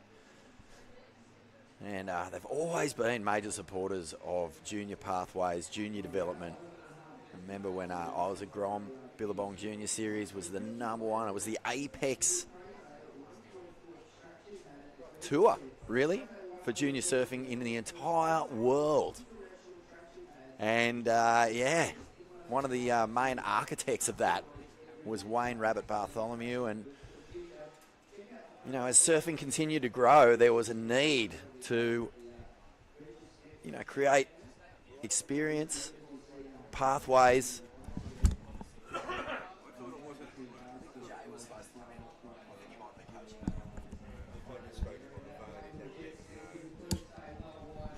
So, as that need grew, we wanted to make sure that crew were hitting, you know, the QS and the major comps with experience under their belts. So they knew how to win, they knew how to lose, they knew how to travel, and they basically didn't just go in with no experience at all. I mean, there's always been the Aussie titles, the state titles, the junior titles, but that was the birth of the professional junior series. And that was Wayne Rabbit Bartholomew, the 78 world champ. There's nothing he can't do. Thomas Burke, his wave selection's been excellent. He's really getting these ones. Slicing over the falls there. I think that was Phoenix. And the sand's really packed in here at the moment. You can see there on your screen just how much. I mean, you know, so many of the big CTs that have been held here at Snapper, you don't see that sort of sand. So that's allowing these little swells to really stand up, give the competitors plenty of opportunity. That's a bit more like it from Phoenix Talbot there. A couple of good backside snaps. Tommy Burke out in front at the moment. 5.17 and a 1.5. The other three surfers just chasing whatever scores they can manage. So this is the world #1 under 16 event. We've got an international field, crew from Indonesia, America, Europe, competing, even in this division, the under 12. So that's how serious, you know, a lot of families are taking it, but not so much seriously. I mean, in the under 12s at least, it's a good excuse to maybe travel, take a family holiday, and give the Groms a bit of a chance to see what they're up against. And that's nice too. Phoenix, just a good little closeout re-entry there, looking for something to stay a bit more open on that little back section of the bank. It's been pretty draining off the takeoffs. And just a little one on the inside here from Lockie McLean. We are expecting the swell to pick up over the course of the next few days. It's looking like Monday could be absolutely firing. And we're going to see, you know, the standard of surfing elevating rapidly as we move up through the age divisions. The under 16s are just insane now. Out the back, Louis Taylor. He's picked off a nice one here. Moving through, staying in the pocket. There's his first major turn. Good little snap, and he backs it up, and he rides out of that. Oh, this is a classic wave. Far out, man. I can think of a million heats in the CT event where, you know, the waves might be 2 or 3 times bigger than that, but doing the exact same thing, really bending in on itself. That little foam ball starts to overtake the face of the wave, and you're just left with this scooped out little cup to really attack. And this is our heat leader, Tommy Burke. Nice style here from Tom. And now he's getting busy on the inside. Rapid fire turns.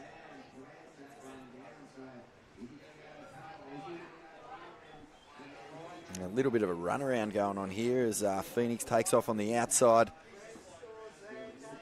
Louis Taylor. This event traditionally held over at Duranbah. Been there for a long, long time, but this year the decision was made. Let's give these kids some world-class waves. Not that D-Bar's not world-class, one of the best beaches in the world, but those long, grindy walls of snapper rocks. It's just an absolute fantasy to get out there with no one else out, and these kids are really living the dream right now. Looks like Phoenix Talbot on the Luke Short designs. So I think Phoenix from down Yambary and Gowrie way, and Luke Short, long-time local from down there, on the Noah model myself at the moment.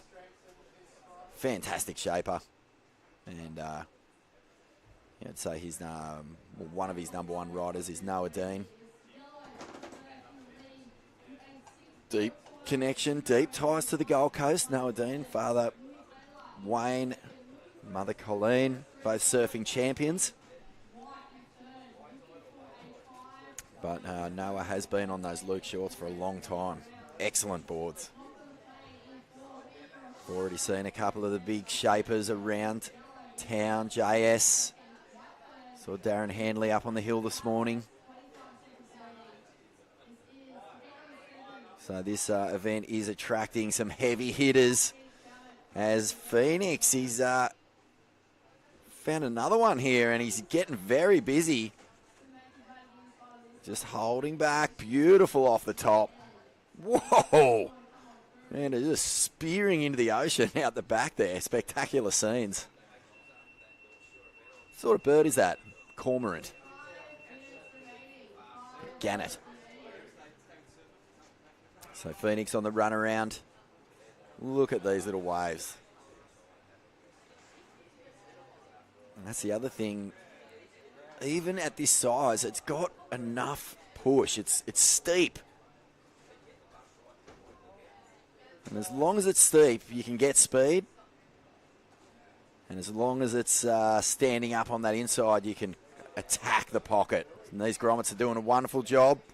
Thomas Burke holding down the lead. He's backed up that 5.17 with a 6.5, so he's well out in front at the moment, Thomas Burke. Louis Taylor in second with a 3.17 and a 4.33. Lockie McLean is down in fourth, needing a 5.77 to move into progression, and this is our heat leader. And his wave selection's been beautiful, and he's just cruising. What about the Larry on him? If he dropped his wallet, you know it's one of those little Velcro wallets. That's for sure.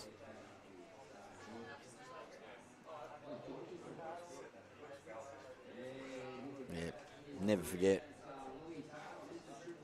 going on my first date, thinking I was super impressive.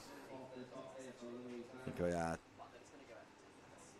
went to maybe one of the fast food outlets and shouted this girl I had a crush on, cheeseburger or something, and out came the wallet. Then I'd count all the change. Didn't have notes when I was a kid. Don't think there's notes anymore either. Why don't you just tap it on your squiggy card or something? 2.5 minutes remaining, so we're really getting through these heats this morning in the under-12s. And Thomas Burke's having a heater, 5.17 and a 6.5. Louis Taylor in second.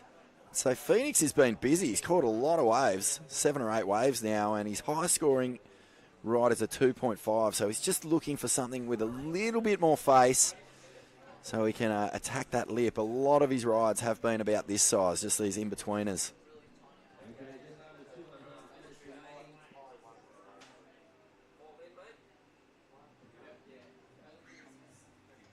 It's so easy to be excited when you're a Grom. No wind. If you're on the east coast of Australia, no wind is one of the biggest stoke-outs you can imagine. I remember I'd sit in class at Mullumbimby High School, which is only about 40 minutes down the coast, and you'd just be like, oh my gosh, there's no wind. This is too good. And you'd get on the bus, you'd get home, and you'd be howling onshore.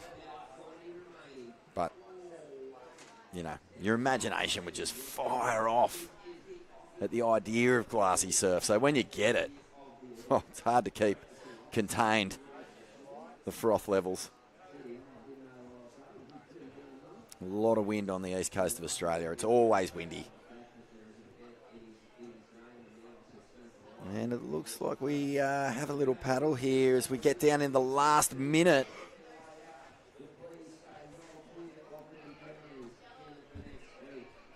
Of course, the Occy Grom Comp. Occy, one of the real OG Grommet superstars. And here goes the heat leader, Tommy Burke. Beautiful style. And really calm, excellent positioning here. And that's why he's banking these big scores. 6.5 and a 5.17. He might even better the 5.17. Out the back, Louis starting to get busy. And nice aggressive turns here. Definitely feeling confident after that last ride. 20 seconds to go.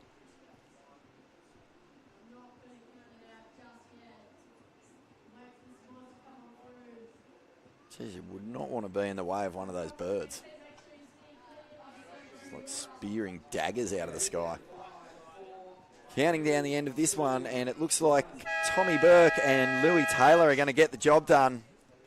Phoenix Talbot and Lockie McLean, well, they're going to be frothing because they got to surf snapper by themselves. We're going to take a quick break.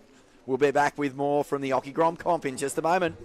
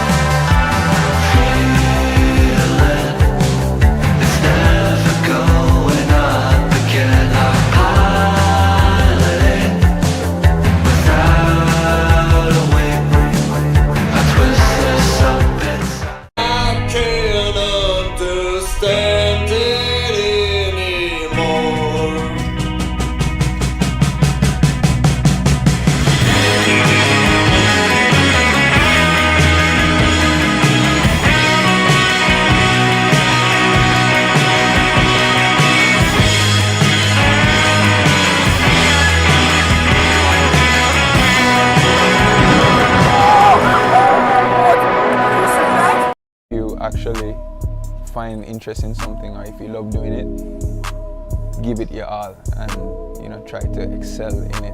You can be super at your best job. Let's get it.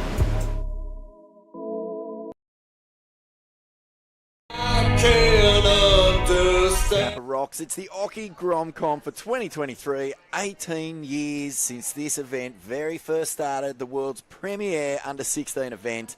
Vaughan Blakey and Wayne Rabbit Bartholomew. G'day, Bugs. The 78 world champ back at Snapper Rocks again, mate. And I know you love it here. It's in your blood. It's in your DNA. Yeah. But, yeah, how frothing are you, mate? I mean, you are the architect of the professional junior surfing series in this country. Before that, you know, we had our Aussie titles, our junior, our state titles, regionals, all that stuff. But you really brought together the idea of the professional pro junior, the series in this country. Why did you do that? What was the inspiration there? Well, I mean, you know, and it was the Billabong Junior Series really kicked it off. And it was just a cool thing to do. You know, there was just this wave of juniors coming through. And I'm talking about back when, like, Jake Patterson, Richie Lovett were kids, you know. they were Groms, Bo Emerton and, you know, Mick Lowe, classic Australian surfers. And there was just so many of them coming through. And, you know, there just was nothing like that in our day. There was nothing like that really in the 80s, even when Occy, you know, when Occy was 17, he was on the world tour. So there was that's really, if you're that good, you only had that place to go. So you needed this pathway built. That's right, mate. And there was really just the one professional junior event. It was down there at Narrabeen. Everyone in the world came to surf. It was the unofficial world title. Even Slater and Dorian and those guys came out. But years before that, crew were coming to compete in it. And it just seems to me that, you know, once that junior series kicked in and that event and, you know, the prestige around it and the experience that people got out of it, once that kicked into an actual series, Australian surfing just went kaboom. That's right, and all credit. I mean, it was the hot buttered pro junior at North Narrabeen, and before that, I mean, I know it was O&E. I mean, I don't know how far back. That was the beginning, you know. A Pepsi comp for a hot second there. Yeah, that's right. that really was the beginning, and it was the most prestigious. It was pro junior, you know, event in the world, and then you know, the Billabong Junior Series was the first of its kind in that area. It was. These grommets out in the water right now. Let's set up this heat. We've got Bryn Spearings out there in the blue, Jasper Glossop in the red, Billy Daniel in the white, and Oliver McLean. Might be a no-show here, but, mate, you know, far out. Snapper Rocks as a Grom. I mean, we were talking about it earlier, but the opportunity to surf out here with just, you know, a couple of peers and get a feel for this bank and actually see it without 100,000 people on it, get to know the wave. It's nothing short of a miracle, if you ask me. Yeah, well, I mean, these kids, these Groms, they get to do what Peter and Lorraine Bryant, they run the Snapper Grom program for many decades, and the Snapper kids, you know, the Groms always we have our club Grom events, and now all these kids from around Australia get a chance to have a heat out here, and if they get through the heat, they get another heat. Oh gosh, yeah, the incentive is massive, mate, massive. I remember when I was a Grom coming up here for.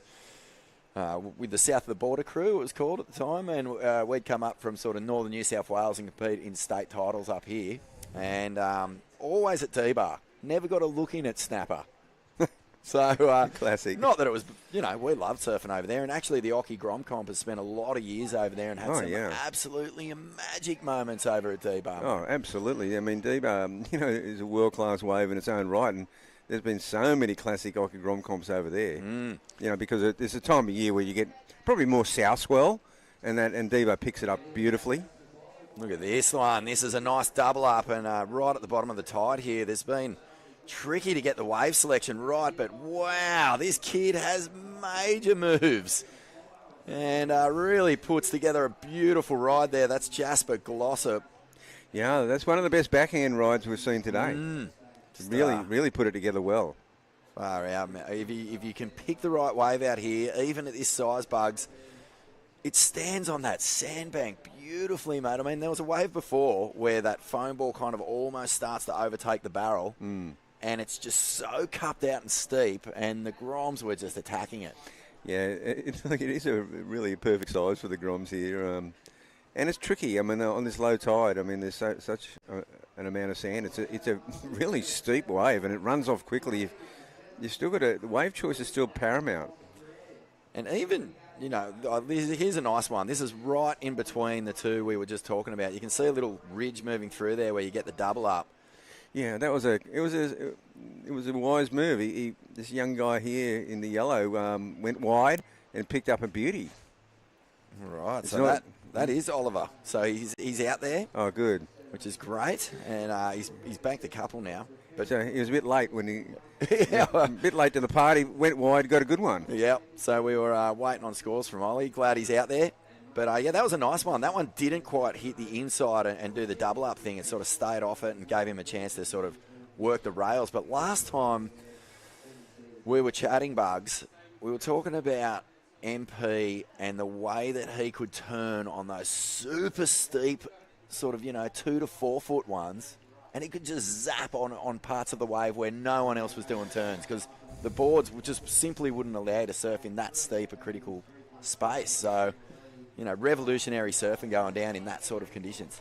Oh, yeah, I've just got such memories around, with MP around 1971, 70, 71, when that shortboard revolution really kicked in, and it was all happening really before it went over to the Joe Larkin factory. It was happening underneath his house. And we'd sit up there, he'd, making boards, these cut-down long boards and short boards, and at the beginning they were just rotten short boards, and then they started to get a bit of form to it, rails and curve and rocker and the fin designs, and then, we'd be sitting upstairs and listening to Deep Purple in rock. And then we'd get in his car and drive down to Snapper, and he would just, annihilate it. How cool, mate, how cool. Can you imagine if one of these Groms fell off and their surfboard just travelled through time and landed at your feet when you were the same age? Oh, I often do think that. They're like gum leaves. They're not even, there's barely enough foam or glass in them to register on a scale. That's why it's hard to compare the eras because, here's a beauty. Wow, this is a nice pocket here. And Bryn, spearing, starting to get going. This will be Bryn's maybe 4th wave, so it's a good choice. And you see a lot of that. You see a lot of these kids jump on the tail as they come out of a turn because if you don't, you're going to end up, in a very, very critical section of the wave, even at this size. You know what I like about Oliver? I mean, who's that one? That's Jasper. That's Jasper. What I liked about Jasper on that one, he was looking down the line. So every time he turned off the top, he'd have a glance down the line, and it's what you've got to do on the point breaks. I remember when I was a Grom, didn't get a whole lot of coaching, but I did go to Lebar, joined Lebar for a year and did some coaching with Max Perro down there. And he was saying, look at the best surfers in the world where their heads are when they come out of a turn, and they're always looking down the line. They're never, ever checking their own spray. Well, some of them check their own spray, but generally speaking, good surfers, as they're coming out of the turn, are already setting up their next turn. And that's right. It's a nice little tip to take with you. Between the age of about 11 and 20, I got one tip. Yeah, one tip that was like the one tip of coaching in my... please, you must... What is it? Well, it was Johnny Charlton, who I used to work for over the Kirra, hiring out surfer planes, And I was out there on a bit of a pretty stiff surfboard. And Johnny, I came in and Johnny said, "Rabbit, you're looking a bit like a tin soldier today." And I went, "Oh, I don't like that." And that made me loosen my style up. Oh, okay, so too stiff. Yeah, and I said, "I don't like the tin soldier." JC, what a lord. That's nice, mate. But everyone else was just too competitive. No one was giving anyone the edge. No. It was just there was just no coaching. No. Like you guys were making it up as you went along. Absolutely. Good surfing was almost just an extension of personality, wasn't it? Yeah, no.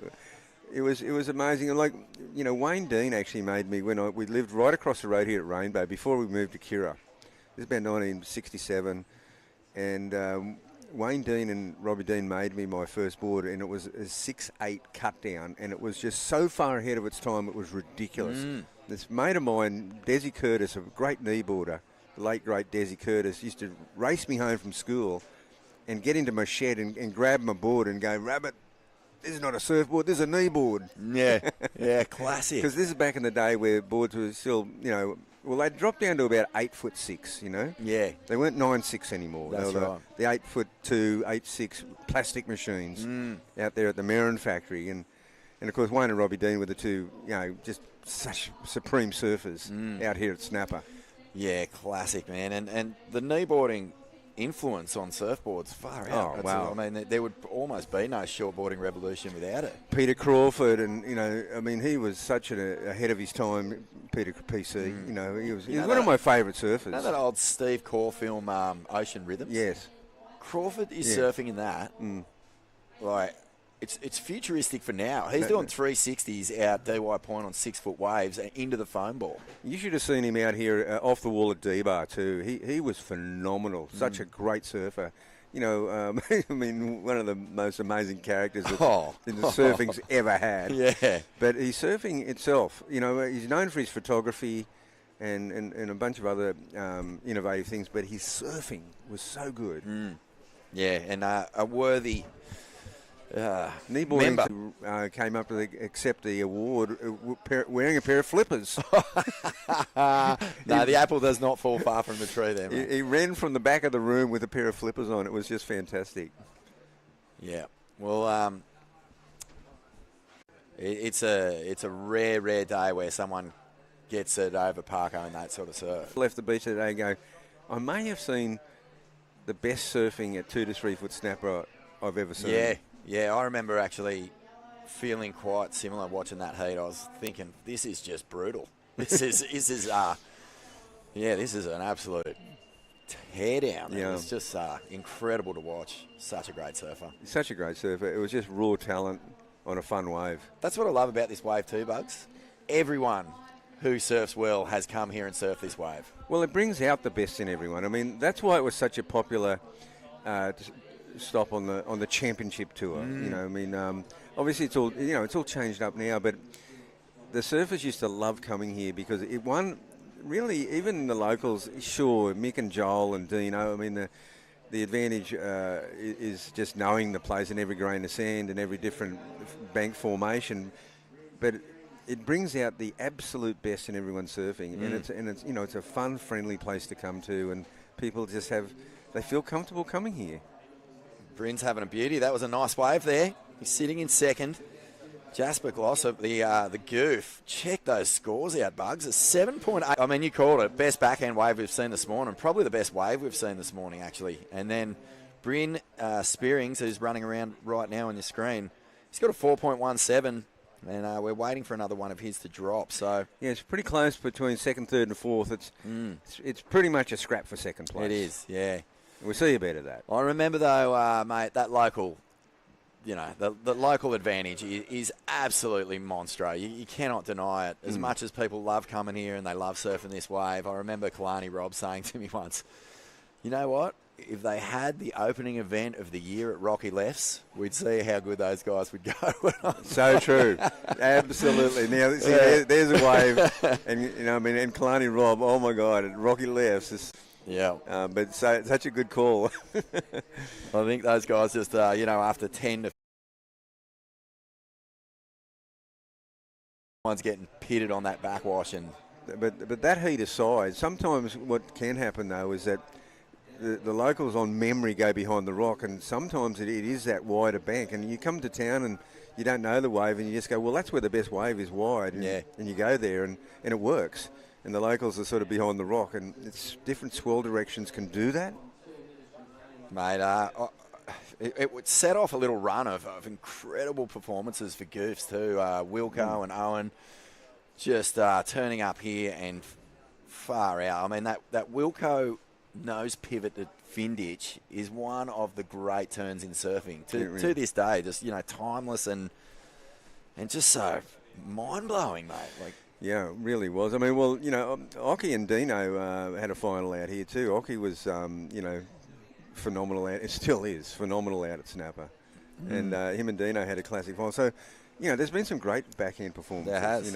Mick Lowe, another one who won out here. Well, Mick Lowe won it. It was a wipeout at Snapper, and the event was held at Rainbow, but it was, again, an incredible backhand performance. Yep. Mick Lowe surfed brilliantly that day. He really deserved it. Every now and again, Mick Lowe would just turn up, a bit like Ace Bucket, and Junior systems, there was, I think when he was in his under-13s year, this is really what earmarked Lowe as a future champion.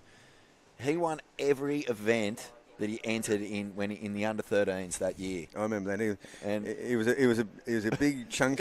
And he was in the Billabong Junior Series from that 13 to That's 16 right. period, and he was phenomenal. a big fold-out poster when he was 13. Like, you know, I'm 13 myself. Yeah. Tracks run this photo of Lowy at a secret left down near his home break, and it's like 15 foot, and he's still 13. Oh, Windang. Oh, mate, crazy. So that's the end of that heat, Bugs. Yep. Fun to reflect on some of the junior stars who have gone. So we've got a light little ruffle going now. There it was predicted to be a light westerly today. Unfortunately, a strong westerly would just be nearly impossible to surf on this low tide, I'd have to say. Yeah. Yeah, so a pretty nice scenes there before, at the end of that last heat, Bugs. Bryn Spearing's coming in and met by Mum on the beach and just absolutely frothing and snap. Oh, well, I think we've gone up an age division here, Bugs, because all of a sudden there's just a little bit more meat on the bones, a little bit more height on the surfers. And this is the under-12 girls. So we're going to watch this with great interest. See a lot of surfers now, Bugs, wearing the helmets, no matter what the conditions. And I think it's a really clever move. I think that, you never really know what could come at you out in the water. No, it's a good move, and from the early days, they're going, well, we're getting you ready for pipeline. Yeah, exactly. Yeah. There's a lot of surfers out there. Owen Wright, he'll wear a helmet in just about anything these days. Well, Tommy Carroll was the first to really, nearly popularise the helmet. But he was, he needed one. Didn't he? Absolute madman.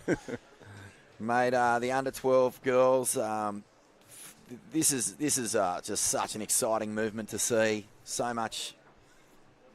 I mean, there's just so many heroes for these young women to look up to, not just on, the world tour, but locally. Kobe Enright and a lot of the crew who are making moves on that Challenger Series, inspiring lots of the young local crew.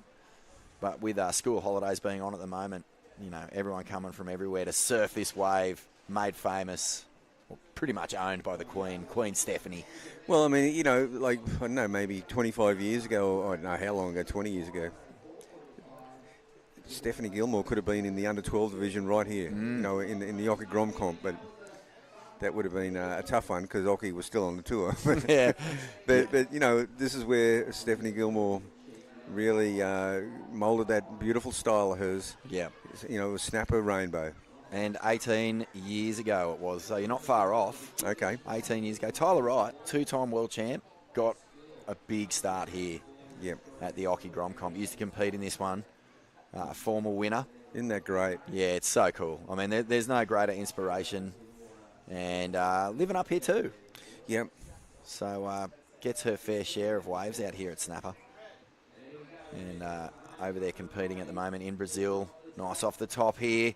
Oh, beautiful read on this wave.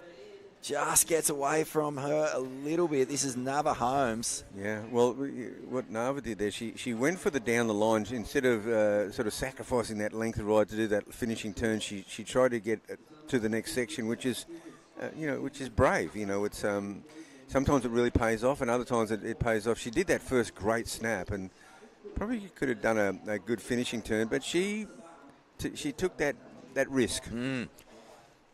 I mean, there is nothing better, especially when you're a bit younger, just than feeling that speed. I mean, you just get on a nice, clean, glassy face and just feel that just burn as you're flying down the line. And what a buzz. I remember, Bugs, when I was Grom, one of the first waves I ever surfed up here was actually right on the rocks at Greenmount. And it was heaven for a kid. I caught a wave right in the dark, just as the sun was coming up, and a dolphin popped out and surfed it with me, and it was right on the rocks, mate. There was no sand at all. It was bending all the way around on like old school Greenmount before the Superbank, and you couldn't have had a better wave for a Grom. Oh, wow. No chance. It was beautiful. And it just doesn't really break in there anymore, does it? Is it still?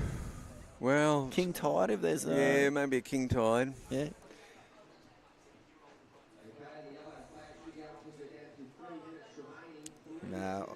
often used to see a few people stumbling out of Hill Street when I was going out for the early those days. Oh, it was all time. I mean, back in the day before the Superbank, Greenmeat used to go down that natural point. That's right. And it was a super fun wave, super good wave in its own right, kind of like Malibu in California.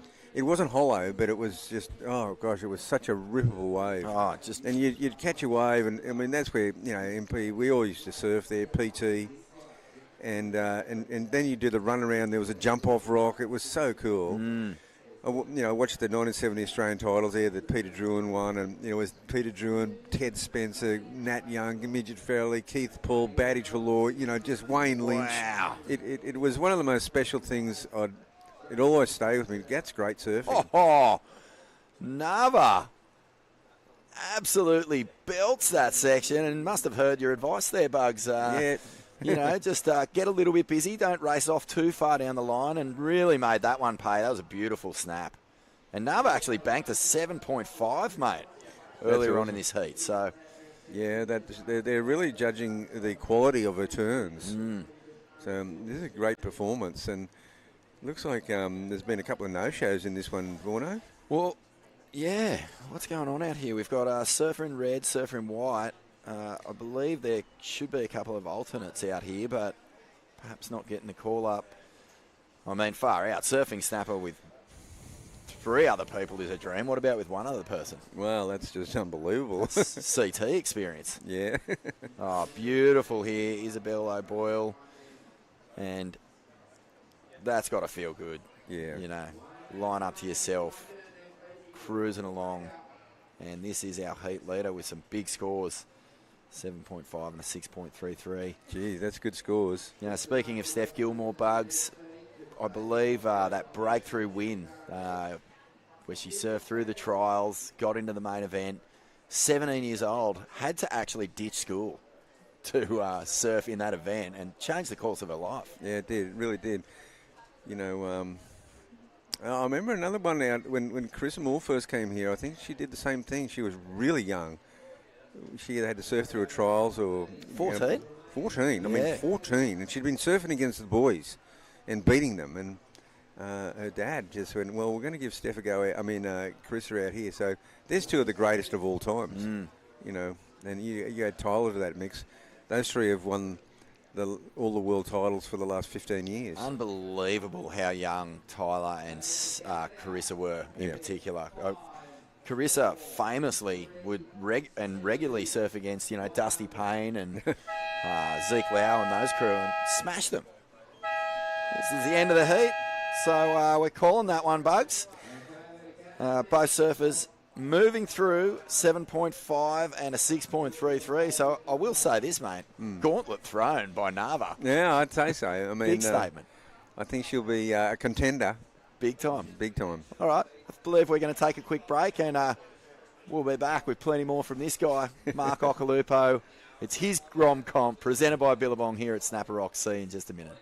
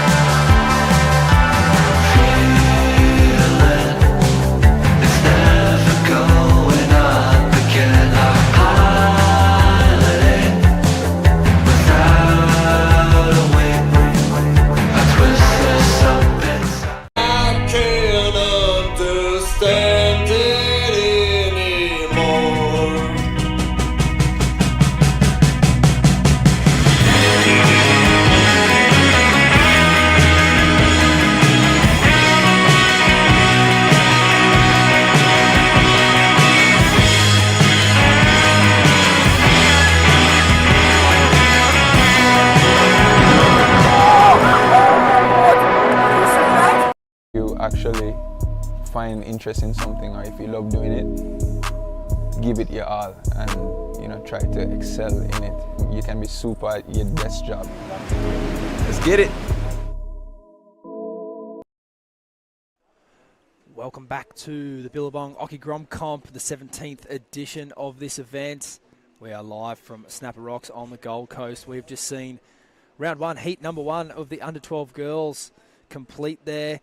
Just a little seeding heat to set us up for the rest of the event. Only two ladies in that first heat, so 10 minutes in the water for them just to get a look at first and second place to see how they'll progress through the draw.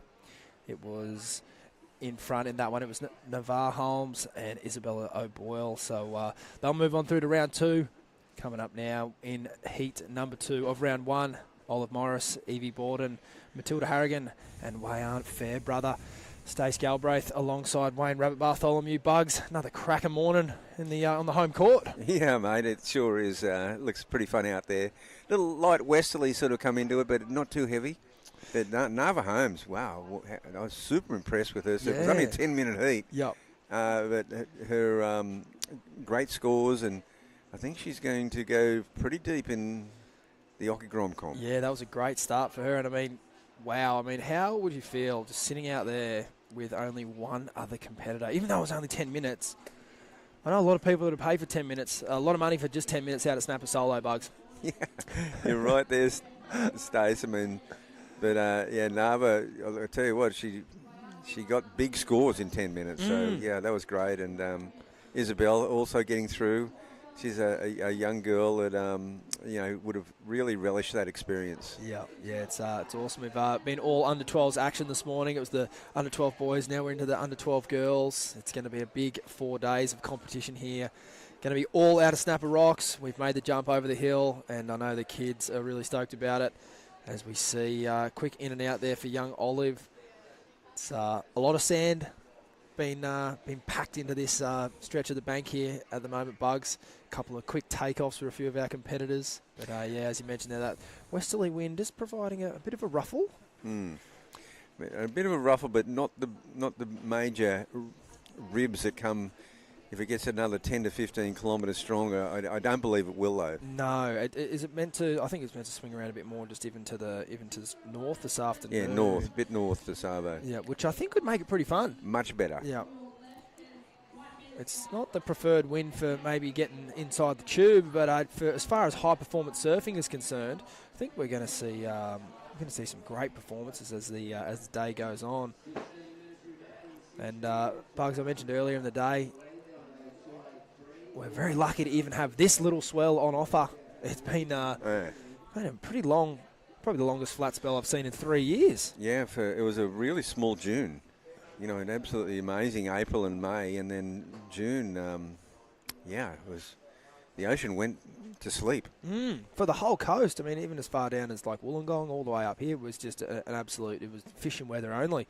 But yeah, no, the kids are stoked to get this little south swell hitting the bank up here at Snapper. This bank is so good. It doesn't need much of a swell to have, really fun running little rides. We can see some waves breaking behind the rock there. Coming up to a low tide pretty shortly. A couple of short in and outs there. It's positioning is crucial this time of the morning, isn't it, Bugs? Well, yeah, look, it's really tough on the backhand, and what you've got to do is you look for one with a bit of a taper, and this one looks pretty decent. Young Matilda up and riding. Beautiful long wave.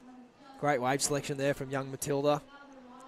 It's, we mentioned it earlier in the day, like plenty of nerves, plenty of expectation. This is obviously live webcast around the world, and then the competitors have got Snapper to themselves for 20 minutes with only 3 other competitors. So it's, a lot going, a lot riding on it, Bugs. Yeah, there sure is. I mean, look, the real prize is getting another heat at Snapper. Exactly, it is, isn't That's it? the prize. Yeah. And unable to get around the whitewash on that one. But, it's a pretty good-looking schedule for the next couple of days, and the swell will bump up over the next couple of days. We're expecting it to anyway. Yeah, it's looking pretty good for Monday. Yeah. And, Bugs, you spent a lot of time here, a lot of heats with your boys, and what's it like being a parent on a day like today? It's obviously nerves on both ends. Well, it is. Oh, look, it's so much harder watching than doing. You ride and of course all the kids. You know, especially in this age division here. I mean, you're just learning as you go, and you know the mistakes, and the parents are on the beach going, "Oh no, oh," Yeah. and then they get a good one, yes. So you really, every parent is just riding with them. Yeah. So, yeah, we're coming up to a low tide around about 11:30. It's currently 10:30 local time. I think, with the tide coming in all afternoon and maybe a little bit of ruffle with the northerly wind, I think we're going to see some really fun waves throughout the afternoon, Bugs. Yeah, look, there's no doubt about it that a bit of water on that bank, it just seems like it's going to stay out forever, the tide, but it will come in this afternoon. And the whole way through the bank at the moment is just concrete. It's amazing the whole way down, so I'm excited to see what this little swell does to it. And I think even the kids, like you said, the prize is trying to surf as many heats as you can out here with no one out. But even if you do find yourself on the other side of the draw and you're eliminated from competition, I think the next few days the kids are going to get great waves all up and down on this stretch of the Gold Coast. Yeah, once it's a bit of a machine, the Gold Coast, all the breaks start coming on a bit, and the Tweed Coast. That's one benefit of it being so small for so long, isn't it? Just those little swells just pack the sand in so nice. Yeah, well, it's the story of the season, really. We didn't get that. We didn't get that 10 to 12 foot swell that just rips the sand sideways, and so it just keeps building and building and building, and now it's it's about as groomed as it can get.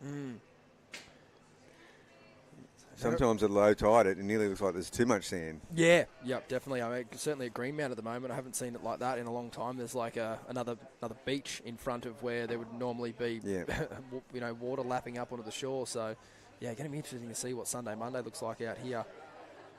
A slow start here, no scores of real major consequence at the moment. Wayarn out in the lead with a 2.83 and a 3.23. Everyone else just looking to break into that next range. And I think... I think with a bit of patience, I definitely saw some of the younger boys just sort of swinging and going on anything, which I can't blame them. But, wave selection, and particularly on this low tide, just wave height is going to be necessary just to try and find something that sort of runs down the line. Yeah, this heat seems like it's a tough one. I mean, there's quite a few goofy footers in there, and this low tide, it's quite difficult. Might be some of the first times, these competitors are competing at this level, and then on top of that, maybe some of the first times they've ever appeared on a broadcast, which is a pretty exciting addition, isn't it, Bugs? Yeah, well, it truly is. Go home and watch your heats and have Vaughan Blakey call it. That's pretty special. I feel like a real tour event with you and Vaughno calling a few heats, Bugs. Pretty special for the kids. Yeah, it's an amazing experience.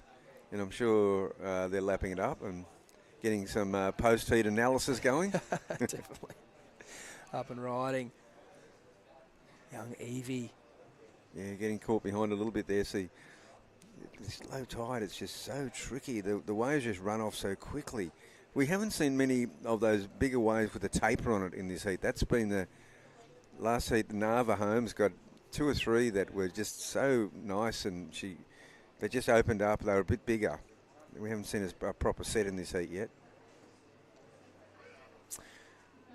Here we go, young Olive Morris, just in and out of that one, like you said. Pretty tricky at the moment with the waves sort of running off down the beach. But it is all part of the learning experience out here. I think that sometimes surfing in a crowded lineup, it makes your decision for you. You know where you end up sitting because you just try and find a little bit of space to yourself. But when you've got a heat like this and you've got first priority, it's a bit more to compute, isn't it, Bugs? Yeah, there is a bit there. I mean, that's a whole other thing to adjust to, the whole priority situation. And do you wait for a good one, or you just go and just surf like you normally grommet style? It's hard to hold the grommets back. 100%. Yeah. Can't blame them. They definitely want to try and get their. The most out of that 20 minutes, but I think at the end of the day, if you're looking to progress through your heats, definitely a bit of patience goes a long way, particularly on days like today, and particularly at the moment with the tide the way it is. It could be a real difference if you just get that one wave that allows you to do, say, 2 manoeuvres. You'll probably see you through this heat. Yeah, definitely. What's been on the cards for you lately, Bugs? What have you been up to, mate? There's plenty going on in the surf world. Oh yeah, just working on a few projects and Nice. always interesting, and watching the CT action. Big shake-ups in the in the top 5 last night over in Rio for the men. And some exciting heats coming up tonight in the women as well, as we see a couple of rides there. A couple of the better waves of the heat so far, so it'll be interested to see where the judges go with that one. You recently jumped on the Ain't That Swell podcast with Vaughan down at Avalon RSL, Bugs. How'd you go? Oh, it was hilarious, mate. Absolutely hilarious. I heard fantastic reports from that evening. No, it was just funny. bit of old school. Harry Bryant was just absolutely hilarious and over the top and outrageous and classic. Yeah, he's a good egg, young Harry. Hails from the sunny coast, and didn't feel like too long ago Harry was front and centre at these events. Yep. Oh, he's a great surfer. Yep. Awesome surfer. Yeah. Now he's just following the swells and doing cool things. Yeah. He's having a good time. Captain of fun. We're talking about that with young Liliana before, Bugs, just how surfing can, obviously pretty much every kid starts in the competitive realm, and it's a great, it's a great pursuit. But surfing is one of those sports that offers so many different dimensions to it. You could find yourself being a competitor. You could make films, and even Liliana doing a bit of acting recently, and she's been nominated for a Logie of all awards, which is fantastic. Just goes to show surfing's such a diverse sport, and you can look at it so many different ways. There are so many different pathways now, and you can create your own. Yeah, it's an awesome pastime, and at the end of the day, it's a great hobby to have. As we see a couple of fun peelers coming through now. Yeah, this is a better looking set, up and riding. Nice late drop there. This is way on. Great turn out of the top there. Yeah, that'll count. So Wayan just looking to improve on a 2.83. I think she will do that if the scale is correct in this heat. I mean, one good turn will make a difference. And we were mentioning earlier, and I think it's a theme worldwide. The judges, even on longer waves, they're still always looking for that quality, particularly on a day like today. You don't have to be on the wave for the longest amount of time. That was a bit more back in your day, wasn't it, Bugs?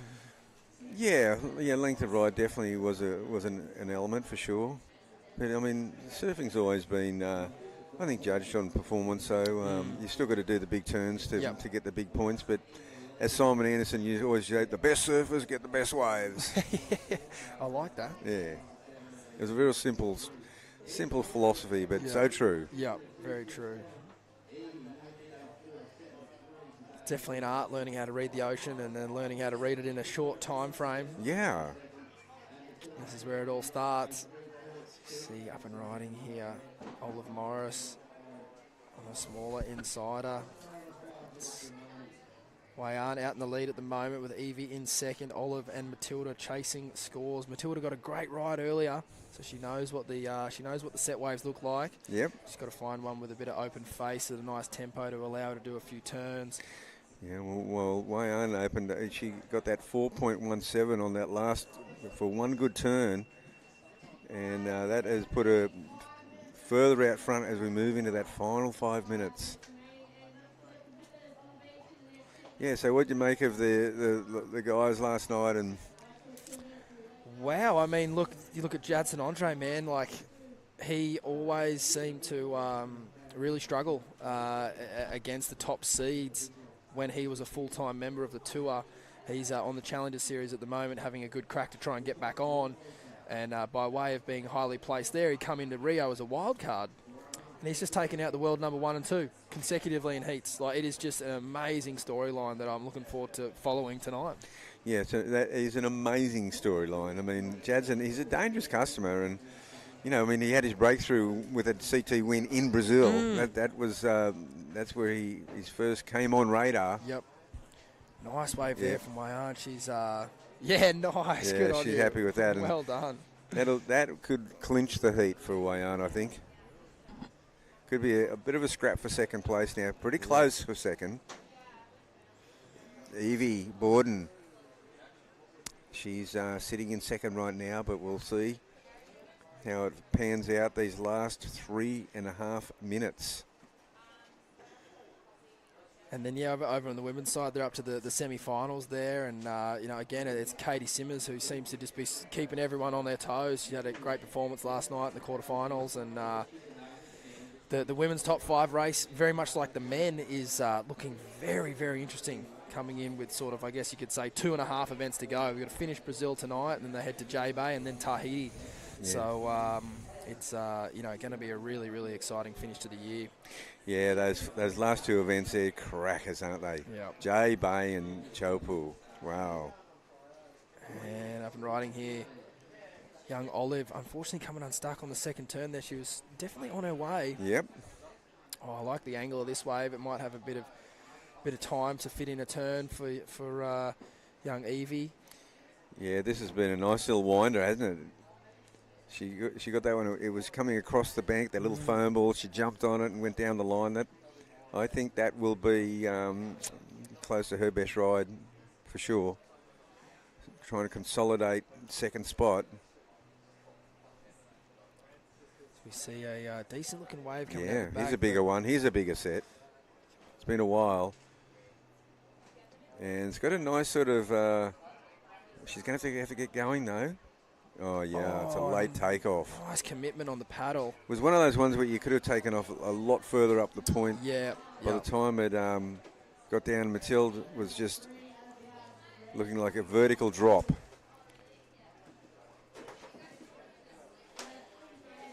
Yeah, she didn't hold back, though, did she? She committed to the drop, but like you said, just by the time the wave got to her, it sort of had petered out. And I think that's sort of the story of the bank at the moment. I think that... you probably could be a lot deeper, and it's just one of those things where, that's all the learning that these competitors get. They'll no doubt go home, they'll all watch this heat, and I think it's one thing that they'll all figure out as they get a bit older and they surf a few more heats. It's, you want to, where are the best waves and how do you ride them? Like you said, Simon Anderson, the Simon Anderson quote's a doozy, and it is pretty simple, and I think in heats you can look around at your competitors a lot, where are they sitting and should I be sitting there? But it all comes down to lineups and how you read the ocean and how you find, just scoring opportunity, because everyone, as they develop their skills and get a lot older, the talent is always there across every heat. Yeah. It's just a matter of who can find the waves, and it's so true from whether it's the under 12s to the open women's on the CT. Like it's the same formula. So.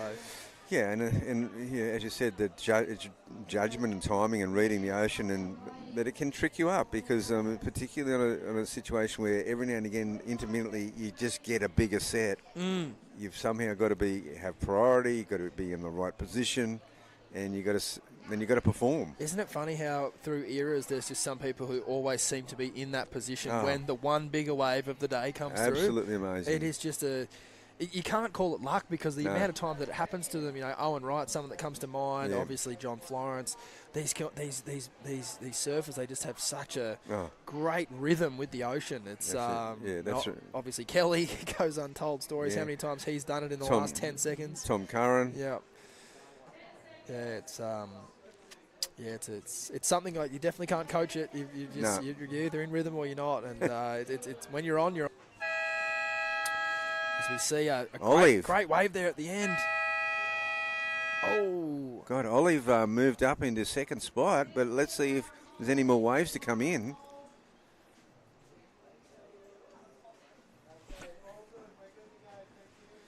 Well, it looks like the judges just getting in their final scores there. We will take a short break here in round 1. That's heat 2. Coming up will be heat number 3. I'm going to say a very good morning to Mr. Wayne Rabbit Bartholomew and welcome in Liliana Bowery for the next call. Don't go anywhere. Stay tuned.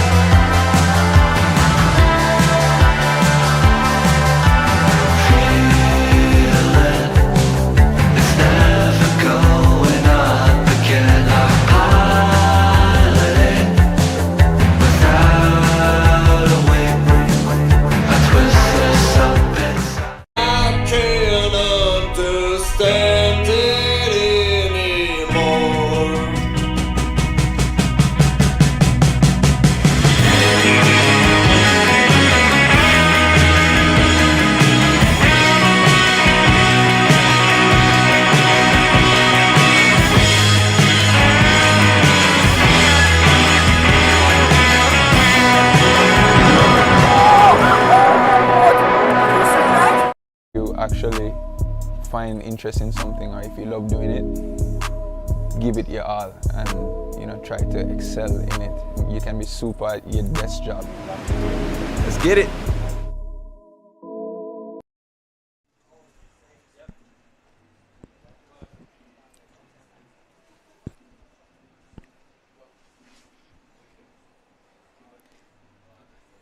Welcome back to the Billabong Occy Grom Comp live from Snapper Rocks on the beautiful Gold Coast. As we see some scenes from the last heat there wrapping up. And a couple of great waves coming through there, and the competitors able to identify a couple of nice opportunities as the heat was counting down. Jump onto liveheats.com.au and look us up, Occy Grom Comp, if you want to check out all of the results from this morning. And for the rest of the event, we're going to be here for 4 days. So we're really looking forward to watching all these youngsters get after it as we see heat number 3 hit the water. My name is Stace Galbraith, joined in the booth by Liliana Bowery. Liliana, thanks for driving down the coast this morning. You settled in? I'm settled in. Hello, everyone. Yep. Nice drive this morning. Never really liked that drive, but hey, I've landed in the best spot right here in front of Snapper. Could be in the water, but that's okay. I think we've got a couple of breaks coming up later today. We could always sneak in. Probably want to try and get in before the wind comes up, but then again, the wind down here, everyone's really scared of the wind. I might be giving away a trade secret here, but as soon as that little northerly puffs up, everyone seems to just disappear. So maybe we could wait for the wind and try and get a few waves to ourselves. Alrighty, let's go. But certainly when the wind is offshore and the waves are 3 to 5 feet, we've all seen the pictures. Oh, out the back, nice takeoff. We're coming up to the near bottom of the tide there. As I'm going to go with hairstyle of the morning there in red. Kind of reminiscent of a young Malia Manuel at Honolulu Bay when she was running the, not quite braids, plaits. Plaits, yep. Funnily enough, the next year everyone rolled up and was running the plaits. Really? Yeah, so she felt kind of hijacked. But it's always important to get the hair out of the grill, isn't it? Yeah, absolutely. I've had many times where my hair has been in my face, especially. My hair is super long, so definitely need to get it out. Blue in and out there. And, Bugs and I were just watching, obviously, the last heat roll through. And definitely hard to contain the Grom froth, particularly in these conditions. But we sort of noted that probably a bit of patience will go a long way today, just trying to find, those taller waves that sort of move along the bank and give you a bit of opportunity. Coming up to a low tide in about half an hour. So still some really fun waves out there, but definitely want to be really mindful of the wave selection just to try and get, anything with a bit of green water. Absolutely, and definitely taking advantage of the priority. Exactly. Yeah. How would you attack it today, Lil? I think personally, I would wait for those just good ones and really maybe just take advantage if I was in that top 2 priority. Wait for those good ones, and if I'm not in priority, 3rd or 4th, I'd probably sit a little bit wider, just like you said earlier. Yeah. Compared to this morning, I see that the girls are sitting a bit wider than the boys this morning, with that tide. But yeah, I think that would be my approach. Yeah, and I think Ellie Fraser was listening there because she waited for this second ride of hers. It's a nice tall wave there with a couple of really nice backhand turns. So she's off to a flying start here. Scarlett Rennie also has a 4-point ride, so some pretty strong moments to start this heat.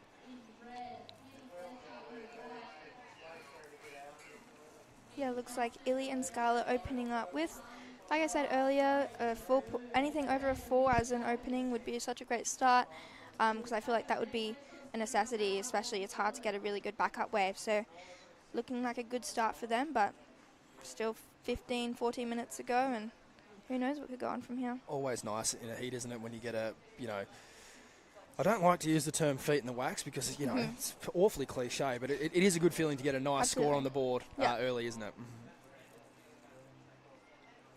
How's the rest of your year looking, Lil? You got some events around the corner? So the Skull Candy is next after this one. Oh, wicked. Yeah. So what division are you in, the 18s or the junior? The Pro Junior. Awesome. Yeah. Sweet. Gonna have a crack at that one. Yep.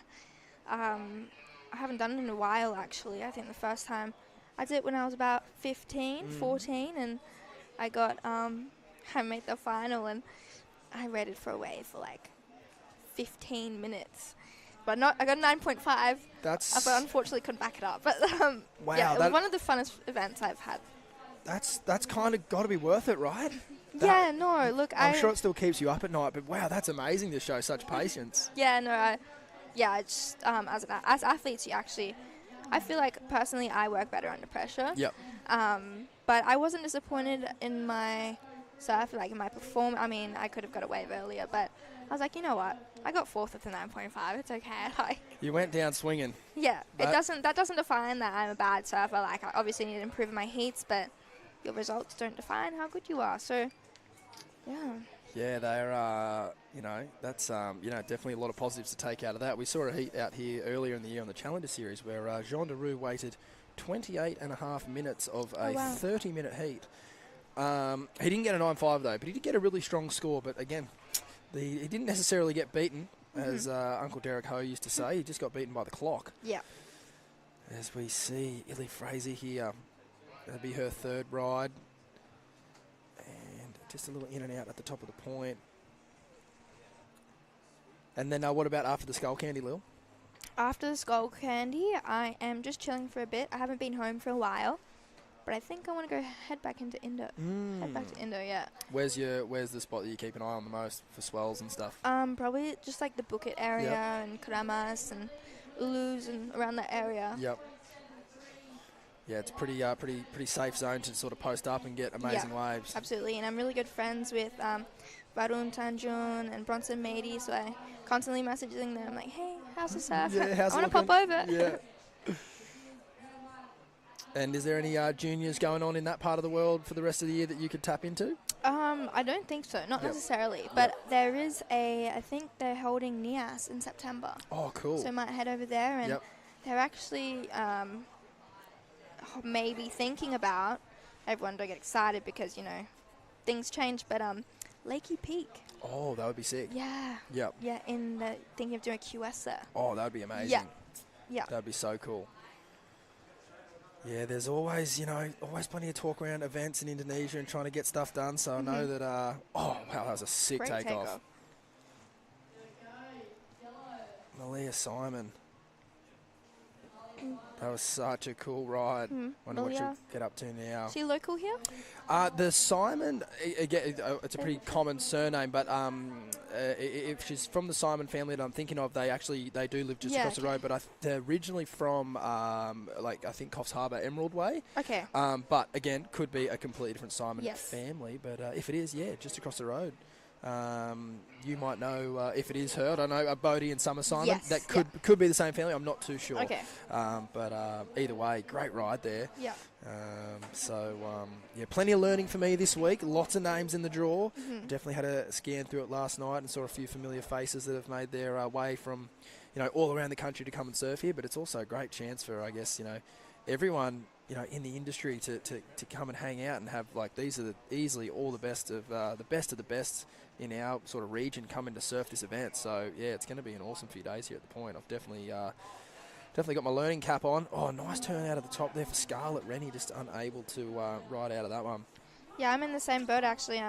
This is my first commentating gig, so I'm excited to learn from you and the rest of the boys and learning new names and new faces and how everything behind the scenes works, I guess. I'm on the other side usually at comps, so this is really interesting, and it's amazing to see how much actually hard work, comes from the media boys, from the judges, from the peyote.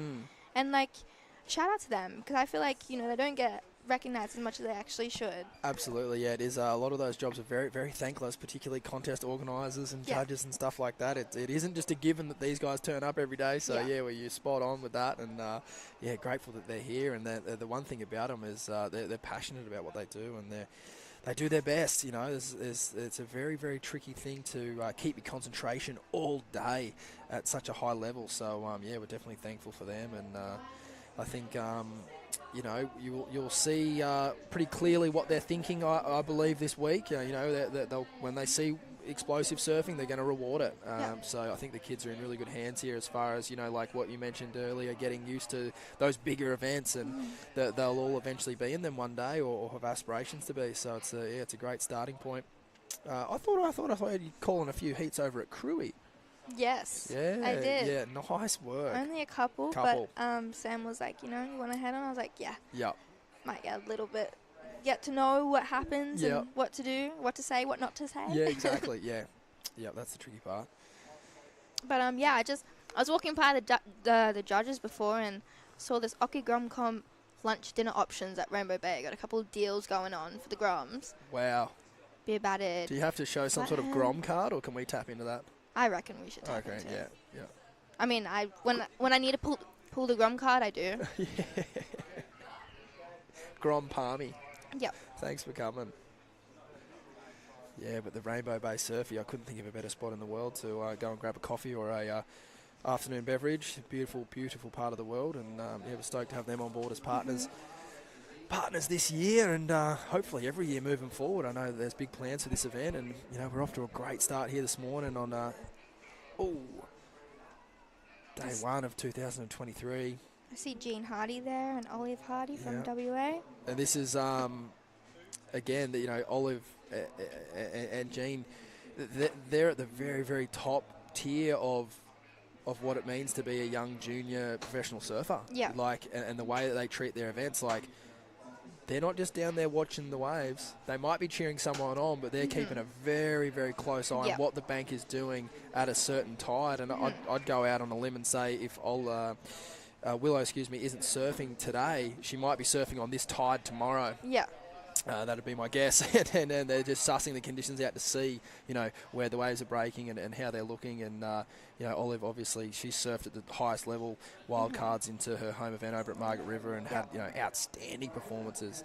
And I know you probably surf a lot with her on the QS and the juniors. I surf a lot with Willow. I think Olive, her little sister's in this one. Oh, gotcha. Yeah. Yes. So I was just with Willow and Indo, but her little sister, exactly like shreds. They all just they push each other, which is awesome. And Willow's like my sister too, and when I watch her surf, she inspires me so much. Yeah.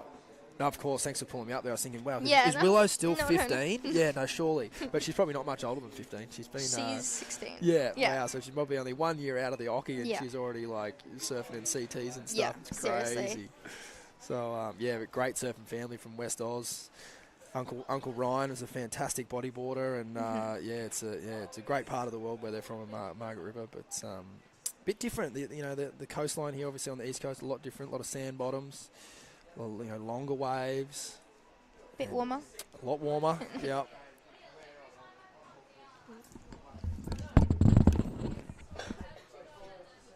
As we see a couple of sets coming in here. Surfers just finding their positions in the lineup. Now, this heat's kind of flowing by. I guess that's the benefit of getting quick starts in your heats. You can kind of sit back and sort of watch the action unfold and position yourself accordingly. But yeah, we're coming up to 5 minutes now, and it's Illy and Scarlett at the moment. We've got a pretty commanding position on this heat. So Fiona has a wave there that could help her in the dying minutes. She's got the 3.5, so she does only need a 6.67. It's not an out of reach score. It's Malia Simon, though, chasing a little bit more. She's chasing a 7.6. But, you've alluded to it a few times, Lil. It's the scores and the outcome is not really what you want to be basing your, competitive journey on. It's sort of more to do with how you prepare and how you execute on your plan. And, everyone's got a different way in which they like to surf their heats. And it's it is important to back yourself and have your own strategies and have your own style of surfing. And if you're doing that, that's the way to go. Yeah, exactly. And I think it's taken me a while to actually learn how to back myself. I did a lot of comps growing up, and I had such great results. And as I got older, everyone kind of caught up and we all lose our confidence sometimes, but it's actually a really, I'd say you're stuck in the pit and you have to find what works for you to, climb back out. But as soon as I feel like you see the surfers that back themselves and they're the ones on top. Yep. You see Kirra, she knows her ability and she knows what she can do, and it all pays off in the water, and you can see that. Definitely. Yeah. And do you think those feelings ever go away, though? About backing yourself? About feeling sort of confident at times and then not others? You Absolutely. Think it's sort of an ongoing journey? Yeah, absolutely. And a part of that journey is dealing with how to get those feelings back and how you deal with that. So yeah, and everyone's different. I'm not gonna say how I do it because it may not work for you, but you have to Totally. find that yourself. Yeah, for sure. As we see up and riding now. Leah, that was a nice turn. Unfortunately, just come unstuck there. It's right attitude. And then out behind her. Get a little look at this one. Oh, my bad. That's Malia there. Yep. That was Fiona on the prior ride. Excuse me. Yeah, this will be interesting. Yeah, the girls now, it's kind of really fast now. No, not many girls are making them. So I wonder how the next heat will take if the next heat will take a different approach. Totally. How do you go with surfing the first heat of the round? Is it something you've had to do a lot recently, or Yes. you've been in the middle of the draw? No, definitely first round.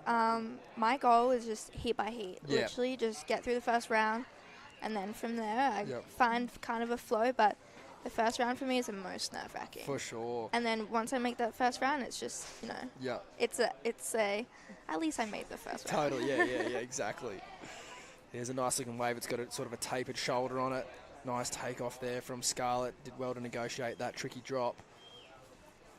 But yeah, there's a sort of a couple of different styles of waves out there. There's these ones which are probably, I would say, too small to surf, and then there's these other waves that kind of push along the bank, and particularly for the goofy footers, they've got like a nice sort of tempo to it, and you can still get off a couple of nice turns. Sort of like that wave there. They're not closing out; they're running along the bank. So definitely one thing to keep an eye on for the heats coming up. I'm sure they're identifying that, but it's one thing to see it from the couch, and another thing to do it from the water, isn't it? But yeah, those ones, it's definitely super hot out there, I can tell. Like, especially with the ones that run, they're running along the beach, so it looks like it would be hard to kind of execute those in the pocket turns, like snaps. I feel like it would be like carves because they're running along. Yep. But we'll see. I think the girls are more than capable of performing in challenging waves. I mean, it's not exactly too small for them, right? No, it's borderline perfect. Yeah. As we see behind Fiona up and riding. Oh, poor Love's got the old leash around the front foot, but it's not stopping her. She's got a couple of nice turns off there, just unstuck on the second. And then behind, that was Scarlett. But yeah, you're right. And I think as the heats progress, we're into heat 3 of the ladies now, and then the heat 4 will be coming up of the under 12 girls. And I guess it is nice sometimes to be kind of heat 3, 4 or 5. You do get to see like what the heats are looking like in your time of the day. Because we all probably tune into heat 1 of the day when the events are on. But if you're heat 12 of the day or whatever, it's sort of not really relative. Yeah. So I think if you're when the divisions swap over, if you're kind of in the middle of the round, it's always nice. You get to see a few different surfers attack it, and then maybe even take some notes. That was a nice running one by Malia Simon there. That's one of the longer ones we've seen in a while in this heat. There's 20 seconds to go, so she did have to make the most of that one. She does need a pretty big score. Yeah, that heat just flew by, that last 5 minutes. Unless we have missed something there off screen, it'll be Illy Fraser and Scarlett Rennie getting the jump there.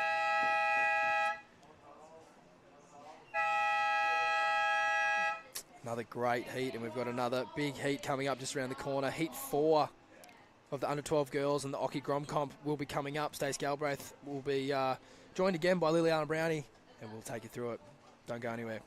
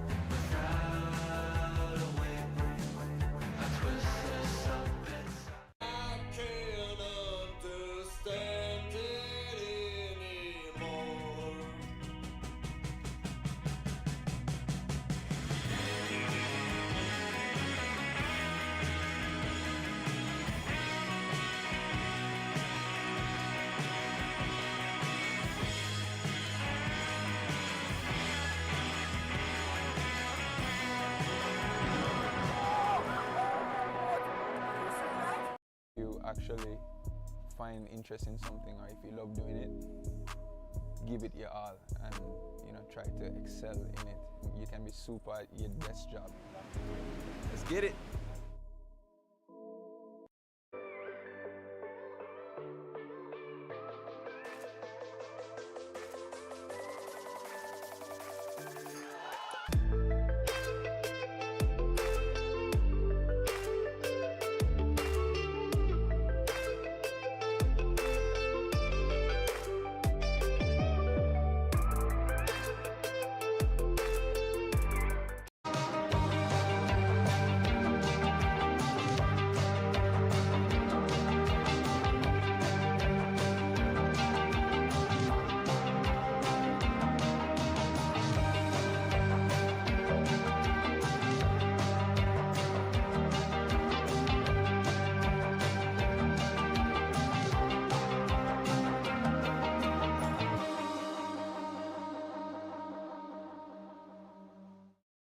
Welcome to the jungle.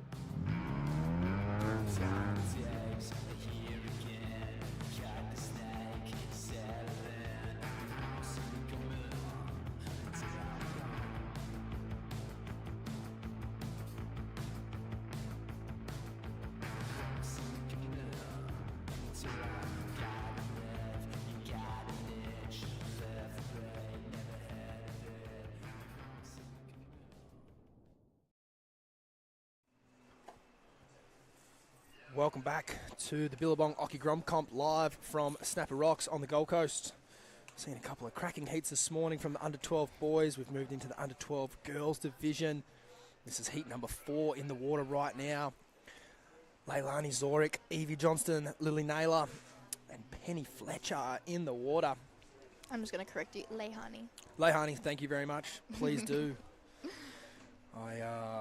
I should know better. Leilani is from just down the road, Byron Bay. That's okay, we're still learning. Like Still learning, yes. Definitely got my pen and paper out. And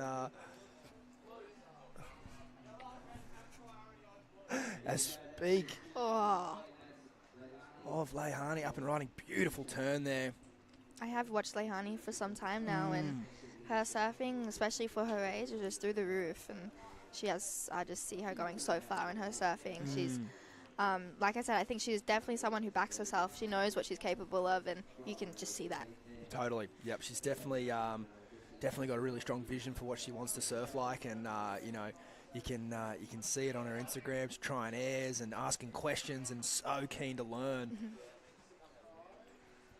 I think a few of these other youngsters in this heat, they might even be a bit chuffed just to even be in the water with her. Yeah. She's definitely at a young age got a lot of credibility for such a young age, and got some great skills under her belt already.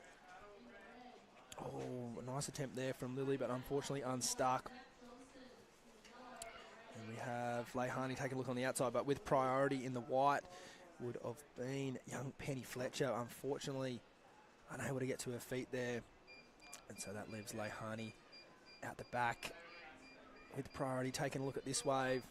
She will be so stoked to be in this lineup with 3 other young ladies. Unfortunately, she did all the hard work to get around that section there. Just caught a little bit of a bump coming around the corner. That's that south-southwest wind just ruffling up the face a little bit there. But I'm sure she'll make amends for that and quickly get back out the back.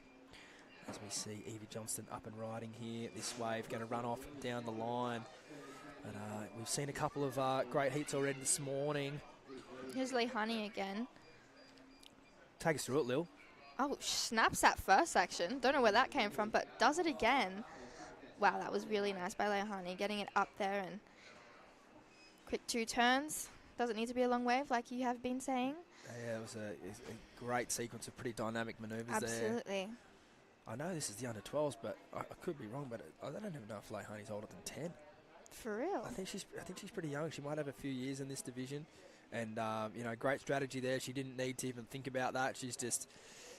gets her wave straight into the shore and straight back out the top of the point. We have seen a couple of really nice waves up sort of next to the rock, so it's going to be interesting to see if she can quickly get out and get one of those waves before the current sort of brings her down the point a little bit. And a little note from Leilani as well in the wave before. I really loved how I feel like most of the girls stand up and try to do something straight away, whereas Leilani saw the section and she gained her speed and went around it. I mean, unfortunately, the wave didn't do much, but I love her attempt. She saw the section further down the wave and tried to get up and made her speed. So I really like that because, yeah, that'll give her some speed into those huge turns that she does. Yeah, definitely. And like you said, even though she came unstuck, it's sort of just a very impressive approach. You know, not only patience in the lineup to wait for a good quality wave, but then patience on the wave, particularly here, is such a hard thing to have, particularly when you're surfing in a free surf situation. You've got every eyeball in the lineup looking at you. Let's be honest, shooting death rays, wanting you to fall so that they can go the wave. So it's an incredible thing to be able to kind of be patient on the wave and then flip it over into a situation like this. There's no one out there, so you don't want to blow it even more because you're like, okay, I've finally got this chance, you know. And so to have that patience on the wave, I think is, super impressive as we see up and riding here again, Lil. And her last wave was 7.83, so she's just having fun at this point, I think.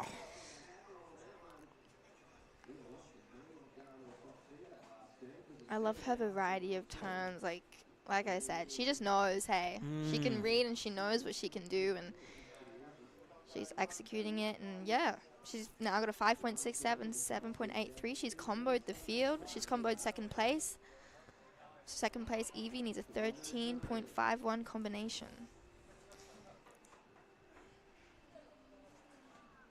And, it's like, as I mentioned earlier, with some of the younger surfers having to compete against maybe someone like Leihani, who's got a little bit more experience and has done a few of these events. It's there's no better way to learn than just being, like, immersed with them in those heats. You know, and obviously there's so much to take away from it. It's one thing to be sitting on the beach and watching someone of Leihani's calibre, but to be in the water with them, it's like surfing a heat, you know, with one of the veterans on tour. Even though I know Leihani's still only a Grom, she's very well versed in surfing these heats and these situations. So, you know, it's definitely look, it is like we spoke about earlier, creating your own game plans and sticking to them. But in situations like this, I would also be, you know, looking at the wave selection that Leihani has, and like what you mentioned, the patience on the wave and how she's surfing it. It's definitely, you know, credit where it's due. Absolutely, and I've even seen her just before selling her waves. Yeah, it's quite impressive. It's you know, this is a competitive environment. Like I know it's only young, and we you know, we don't want to see any kind of any situations where the rules have to get enforced, whether it be an interference or, you know, taking off before the heat or little things like that. But if they do happen, the judges will treat it accordingly. And and the reason being is because we're trying to, if you want to be a competitive surfer, these are the rules that are in place, and we have to follow them. And I know sometimes I've been in situations at events where you give a 10-year-old an interference and it just feels so cruel. But it is the hard lesson that sometimes you have to learn in situations like this. And you know, you're learning it right now with Leihani. You know, like you said, she's out there selling waves. That's a skill that CT surfers only sometimes learn when they get to the CT. So to be doing it at such a young age is, it's very, very impressive. But, if anything, you know, getting those interferences or having to learn the harder way by being told or being in, having like rules enforced, I think it's way better now than later, you know, because you don't want to be doing that when you're 18 and they're like, look, like that was an interference, or, you know, or I didn't know that rule or something at a World Junior Final or something like that. These are the crucial times to learn all these things, all the small things. And no, for sure.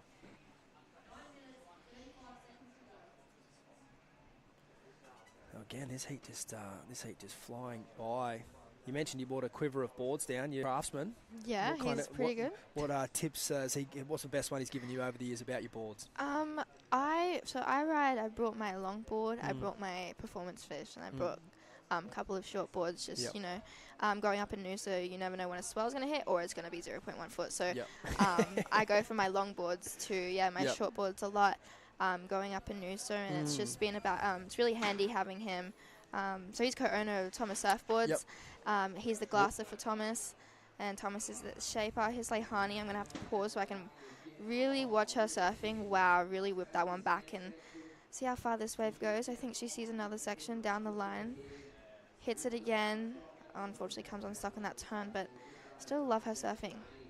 Yeah, that was excellent first manoeuvre, like no doubt about it. Unfortunately couldn't combo it up, but that was seriously impressive surfing there, just how she held the rail through a carve, and I think it's you know, one of the most difficult manoeuvres to do well.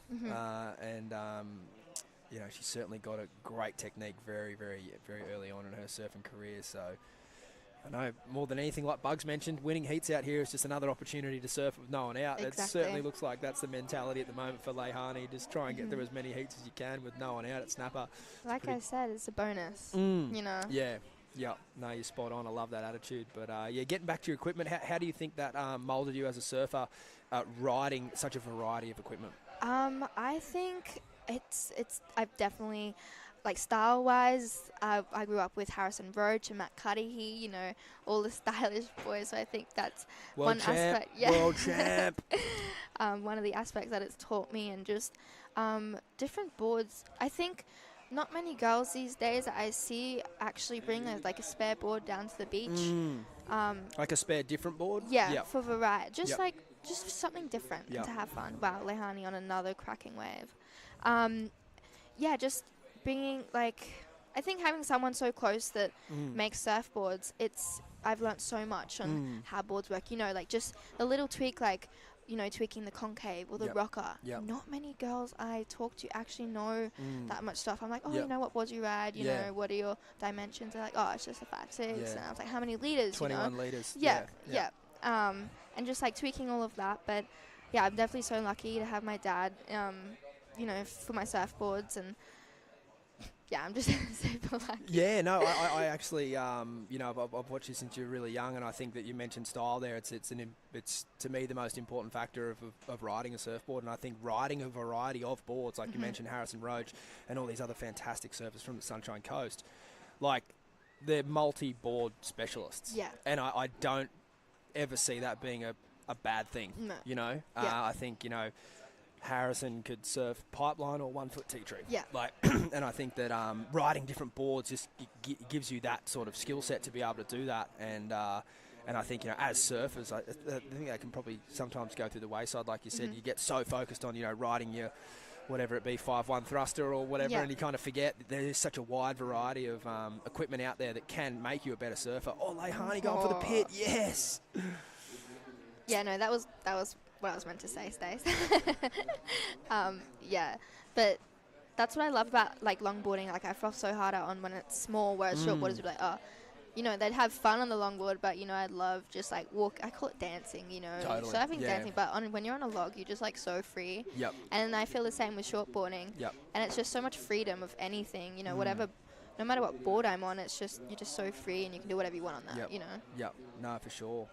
And I guess, probably hard to go past one of the best at riding different equipment, and that Julian Wilson, he grew up riding a longboard, and I think that showed in his style as well as being one of the most progressive surfers of his generation. He also looked beautiful on the rail and could go left and right and all these different things. So, to be really well-rounded, I think, is, not to be overlooked. And I think equipment has a huge, huge place in that. So, it's cool to see... Cool to see you had that opportunity, really, to ride all those different boards. It's and it's awesome to see you making the most of it. I could definitely see some youngsters. I don't want to ride my longboard today, So I'm so frothing. Yeah, that's sick. Up and riding here, yellow, Evie Johnston.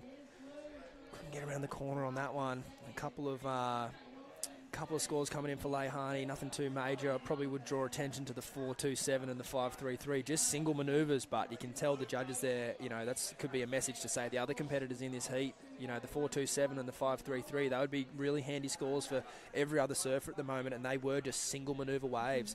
But love your point earlier of that she had a lot of speed through every single one of those waves, even though they were just one turn. The judges aren't going to cruel you for falling. They'll still give you a decent score. Fortunately enough for Leihani, she has two even bigger scores that she can build off from there. But just for the other surfers in the heat, they're not chasing much to get into a progressing position. So a 5 for any one of those girls right now would just really set their heat up nicely. So we'll see if they can unlock the puzzle with 4 minutes to go here in this one. So lovely Saturday down here at Snapper Rocks. Saw some dolphins. Yep. It's lovely. Couple of birds. Mullet season at the moment, so plenty of them around, plenty of fish, plenty of good fishing. It's where would you rather be? maybe going left at Maybe. Crewy. Yeah, maybe Yeah, Bali. Yeah. I'm going to be honest with you right now. No, that's fine. Horses for courses. I love winter at home. I think it's the best season. But Yeah. getting a few like blue water barrels somewhere in Bali that doesn't sound bad. I definitely agree with you there, though. Like, I love winter westerlies, although they're so cold. Yeah. On Sunshine Beach, Yep. westerly, swell. Yep. That's, You're stoked. yeah. Yeah, don't get up that part of the world too often. I probably should. Some great beaches up there. Lots of different waves. Pretty hard to drive away from a swell down here though. Yeah. Particularly looking. Whoa, there we go. That'd be a good vessel for surfing Noosa, I reckon. Yeah. Out the creek. Yeah. So there is just under 3 minutes remaining. See Lehani a bit deeper here. Oh, carving 3-0. There's Lily. Nice turn It's there nice for one. Lily.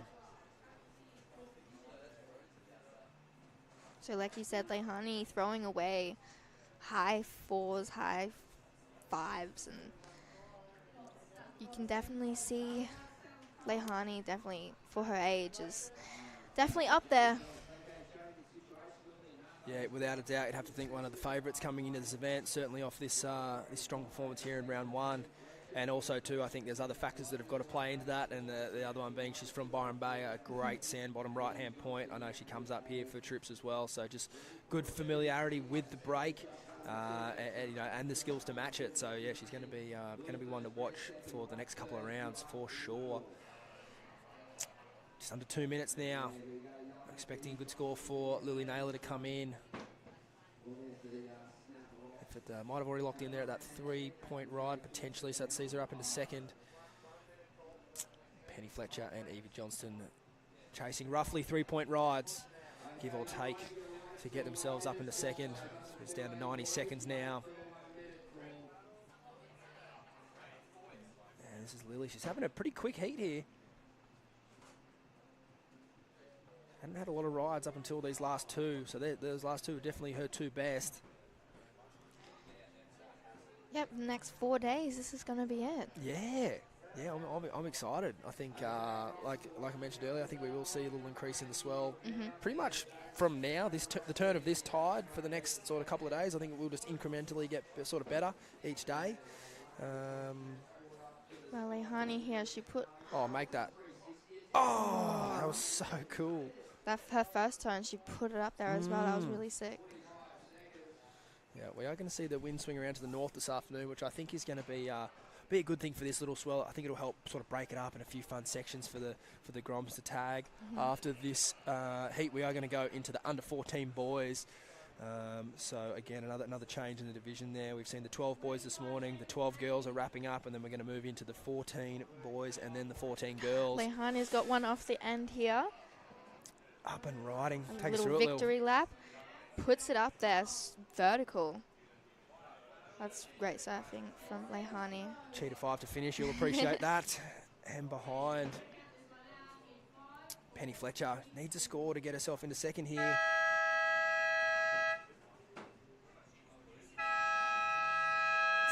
She needs a 2.84. Obviously, the judges can't hear us gas bagging in here.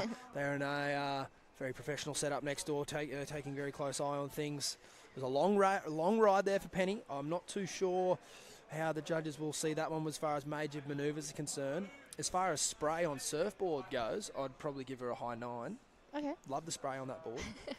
And Lehani, some great artwork getting around. Some great sportsmanship here. And I'm sure all these competitors having the time of their lives at this point in the draw. Win or lose, I know, like you said, this is a great experience for them and just a bonus. Absolutely. So we'll wait for some scores to come in. We will move through into the under 14 boys with some very special guests, Mr. Vaughan Blakey, and none other than the man himself, Mr. Mark Okalupo. Don't go anywhere. Thanks, Lil. You?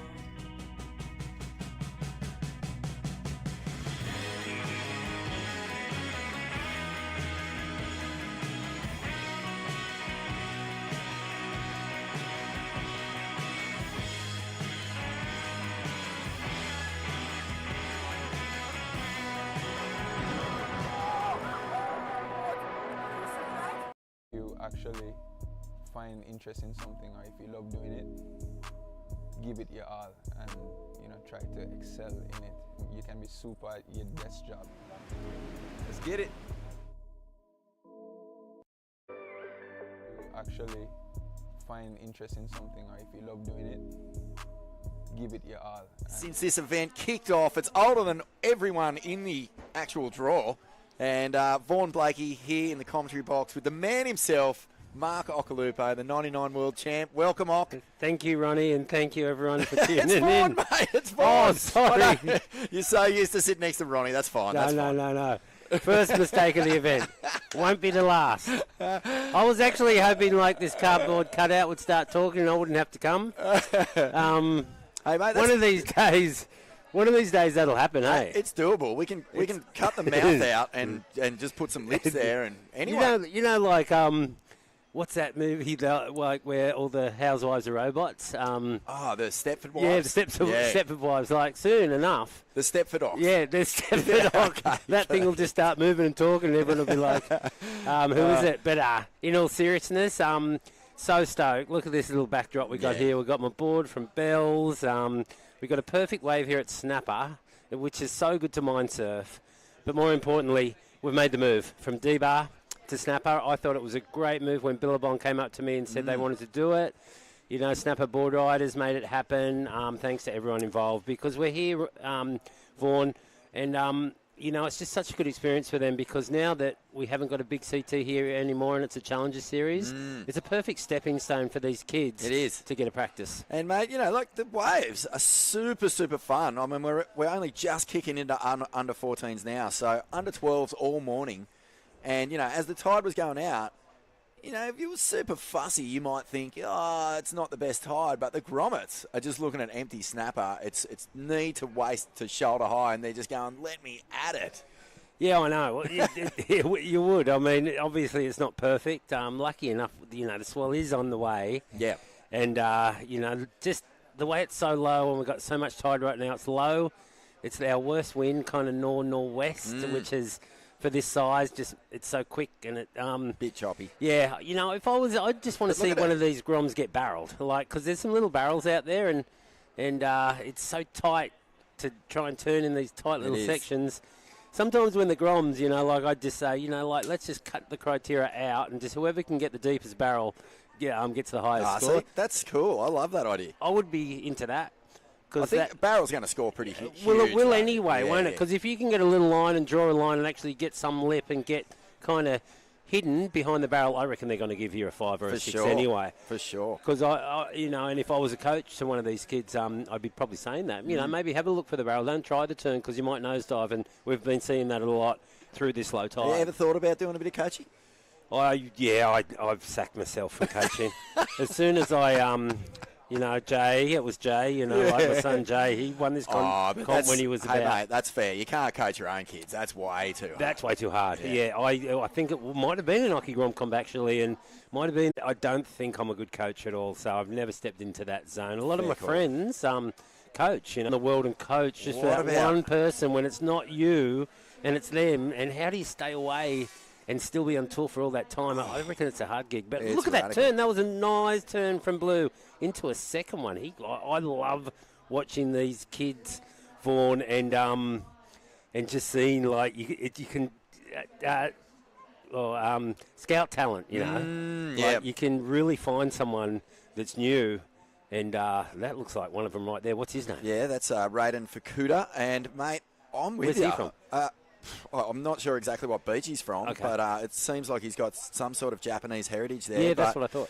Mate, I'm with you. I feel like, one of the really exciting things for myself, being, someone who's a mad fan of surfing on every level, is that, in the last few years, whenever I've had the chance to come up and commentate with you at the Occy's Grom Comp, it's your first window into the whole next wave of kids who are going to be the crew, the next men and women who are going to be the best surfers in the world. And you only have to look at, some of the names on tour now who Yeah. have done well here. Tyler Wright won Tyler this Wright, event. yeah, she two-time world champ. Yeah, and that's incredible. And like Ryan Callanan won. Ryan Callanan, And Ethan Ewing has competed He's in in this. he Like, has. I mean, like you say, Yeah. there's like Ethan competed in this for a few years and never got to win. No. So that's how hard it is. Exactly, You mate. know what I mean? It's Yeah. a really hard comp, and you know, Ryan's over there in the quarters right now in Brazil. I remember the year he won. It was like pretty solid D-bar, and he was flaring up. And you know, you can tell that they're going to go on tour. And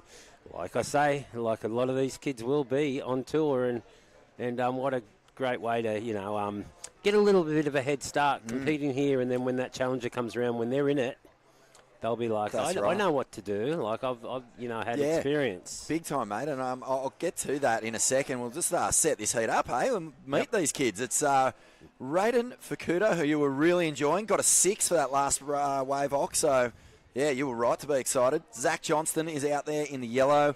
Kobe Naylor is out there in the white, and Cruz Euros is out there in the red. So I think this might be Cruzy. And wow, getting the fins up and over the back there. You can see grommets, mate. if it's moving, it doesn't even need to be braking. As long as they can paddle onto it, they'll give it some. You know, well, you know these kids will be out here anyway. You know, like I mean, a lot of us wouldn't be, but I've noticed little Cruz there.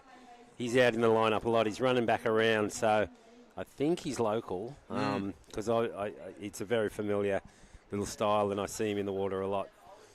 You know, Vaughan, it's great to have you back up. Thanks for commentating. Pleasure, mate. I love being here. It's good to see you, and it's going to be a good event. I mean, this morning the sunrise was so beautiful, and it lasted for ages, and I was like, this has got to be a good sign for I think so. for a good event. And with this little south swell we got coming, you know, in the 3 to 4 foot range, like it'll hit snapper fine because the bank is so far kind of out to sea, and Froggies has got lots of sand, so it's going to, attract all the swell, and it'll and it should be pretty good. Oh man, it's really set beautifully to ramp perfectly into finals day. I think that, you know, these grommets,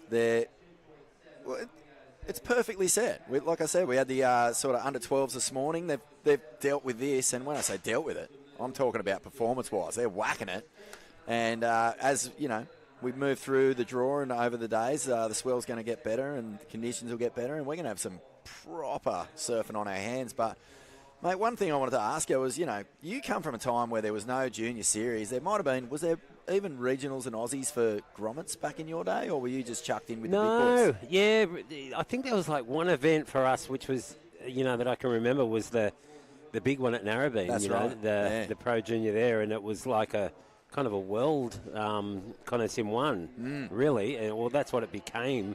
But it was the most prestigious one to win, and it was, what was it called? It was just the Pro Junior. Well, I can't remember if it was always called the Pro Junior, but I know that Triple J or Double J sponsored it for a while, and then Pepsi sponsored it for a while. Yeah, it was had all massive. these rando, and then Hot Buttered and Ocean Earth took over it, and that's when it sort of really became the Pro Junior. Do they still have that? They don't anymore, right? I don't think they do, mate, which is a bummer. But that was, because it would be the longest running one by far. Well, and it was the anyone most who won that prestigious. comp got the cover of Tracks. That's Yeah, how big they it was. did too. So for years, and I know that you won it. I remember coming. I always, in my latter years doing it, I would always be coming straight from Hawaii to that event because I always used to spend that kind of winter in Hawaii.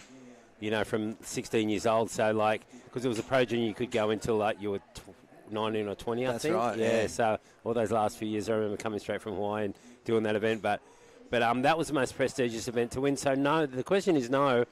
It used to be the Pro-Am circuit that we used to compete in. So, it was like the Capricorn contest, the one in Central Coast, and there was a couple in Newcastle, like a Pro-Am You're just circuit. surfing against everyone, right? Yeah, totally and open. That's what I remember about you. No juniors. You getting your start was that there were comps on, and you'd be free surfing down the beach, and people would be going, "Hang on, who's this kid?" And you know, like that's all of a sudden you get a bit of attention, and then people are putting you in comps, and you're just off on your way. But now, there's a beautiful structure around it. You know, you can plan. Especially this event and, you know, the one that are on next week, school holidays, you make a full family occasion. Well, out you of it. can. I mean, how good is it for our community here? Because you see it like the whole family's up with one kid in the event, you know, sometimes two, but, you know, mostly just one family member and the whole family comes. So great for the community. Great place to come. I mean, I know it's winter and it's cold in a lot of other states, but it's a little chilly here, but not too bad. And here we go up and riding at Screwsy, is it? Yep. Just trying to get on that top level of that wave and come down and just bang that section, which he does really nice and clean. So that'll be his backup score right there as these little Groms trying to negotiate these kind of triple steps from the wind that's in Snapper. It's the bank is perfect, but it's just the wind that's kind of, and the size, it's kind of limited it to not a long wave at the moment, which, but if you notice, they're hugged in so tight to the bank, which just, you can tell that, you know, when we do get some swell, it's going to be just firing barrels down through here, and we're going to see that in the next few days. The cool thing is that even at this size, if you just get one with a tiny bit of face, it's still there. The juice is there. It's got push. Oh, absolutely, so you can yeah. Whack it. Yeah, so because it's so tight to the bank where it's got a lot of power even in waves this size. Yeah, mate, this is really cool. So Cruz is out in front, a 4.67 and a 5.57. Raiden Fukuda, who has a 6, best scoring ride so far. In second, Zachy Johnston, couple of 3s, and Kobe, a 3 and a 2. 6.5 minutes remaining, so plenty of opportunities here, Rock. Far out, man. This is so great, isn't it?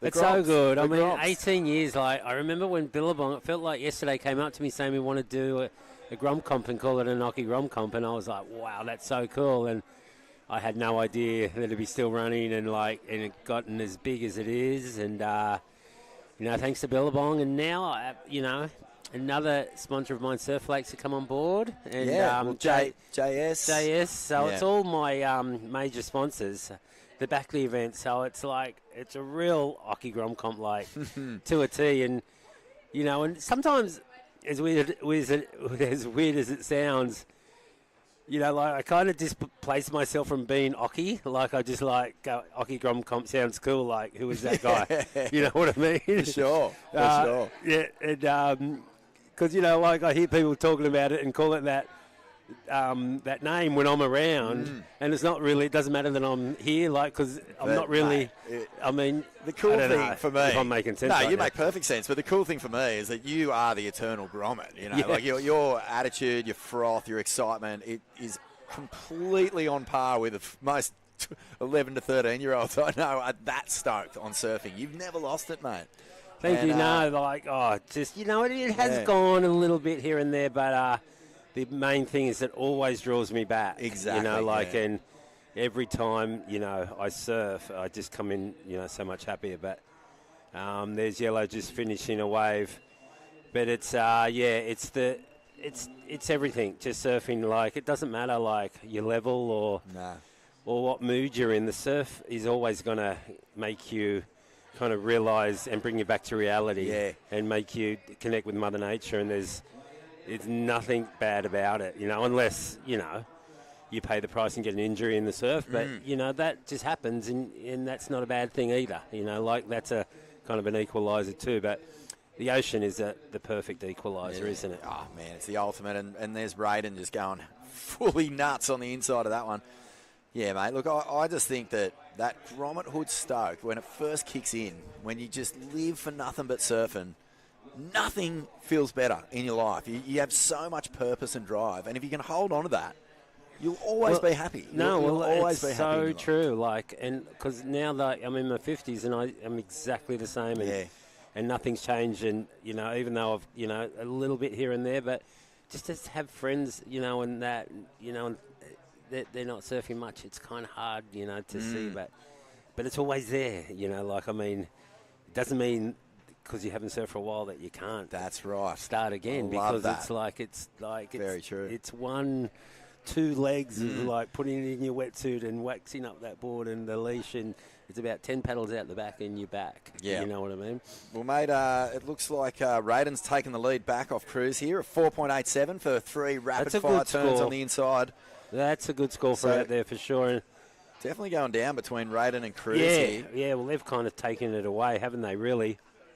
it's going to be a hard job for these guys in third and fourth to get back. But Mate, another big difference from your time as a Grom compared to these days is, you know, the involvement of parents and the support of parents, probably because there's generations of surfers now that want to see their kids experience what they got to experience when they were kids. But I remember a classic story where you were saying that your mum came down to watch you surf once when she was young and she thought it was a race to the beach. yes, she did. Yeah. not the turns or anything, but it was who got to the beach first. Yeah, I love that story, mate. But, you know, it must make you feel pretty stoked to see so many supportive parents these days. Oh, absolutely. Yeah, no, I mean, back in my day, like, we really didn't, you know, especially me, but, you know, a lot of people, our parents didn't surf, you know, so... Just didn't quite understand what all the fuss was about, I guess. But now that it's pretty generational, like, a lot of the parents, you know, are surfers. Mm. And a lot of us have got kids that are, you know, surfing, so it's cool. But this is a little cruisy. It's firing up. You know, it's getting more consistent. And Cruz just got a good one, and looks like the race is on now. I think Zach just got a pretty nice one too. He's Look at the race. He's stuck up on the inside of him. Hey, you don't see this too often. Like paddle battles you see. Ronnie just snuck inside of him. Cruz wasn't taking notice. He didn't even see him, and he might get priority off him. It'd be good if he did. Oh, wow. Well, this is taking me back to Coolangatta Gold Dog. Grant Kenny and the boys racing up the beach here at Coolangatta. Cruz was just strolling up the beach, out on this heat, and the little grommet just raced up in the side of him. Let's see who gets it. A little French bulldog chasing a... Cruz sits up on his board real quick, just going, nah. Yeah, well, he's holding down that inside. It'll be interesting to see how the judges see it, but always good to see any sort of adrenaline-fueled battle like that. I love him.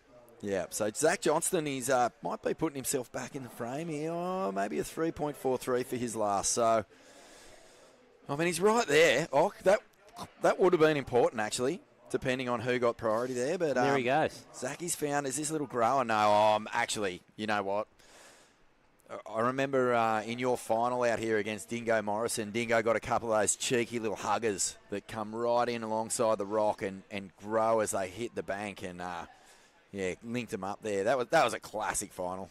That was a good final. It was a good day. I mean, we actually only started from quarters that day, so and it wasn't even supposed to be on that day. Actually, they stopped the event before it, got down to the quarters, and said they were going to wait. And I think we had a party that night. Woke up the next day, and the comp was on as it does. Yeah, ran out of steam in the final, but Dingo, he ripped. Like he fully ripped. You know, it was like a paddle battle.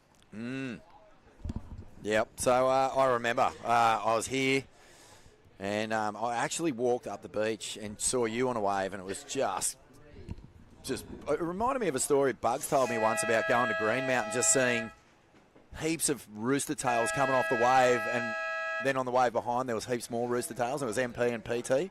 Wow. And I just remember thinking exactly that, because Dingo was on a wave, you were on a wave behind it, and it was just bang, bang fireworks. But we're at the end of that heat, and looks like Braden Fukuda is going to take that one out. You were stoked on his performance early on in that heat. And Cruz Euros gets it done in second. So that's it for that one. We're going to have a quick break, and we'll be back with plenty more from the Occy's Grom Comp. Here it's...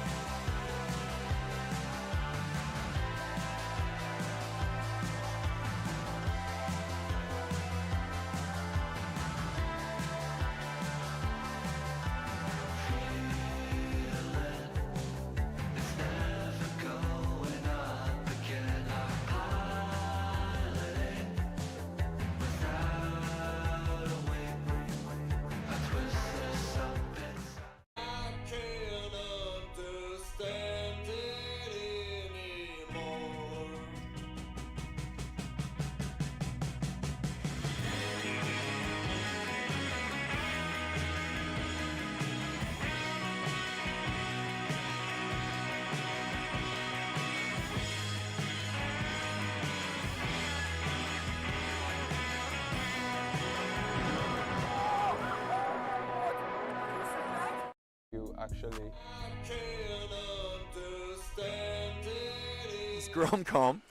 And Vaughan Blakey and Mark Ocalupo in the commentary box. Ock, it's your event. And, mate, believe your eyes. That's just 4 little grommets surfing snapper all to themselves. It's true. And look at that wave behind us. Hopefully they'll get one of them during this event. Yeah. Something similar to that anyway. We've got a bit of a swell come in. And how much Photoshop work went down on this photo, do you reckon? Not a piece. Nah? Maybe just, like, took the person out. That's what I was going to say. You know, like that new phone that you can take the birds and the phone. I've never seen that ever. Yeah, right.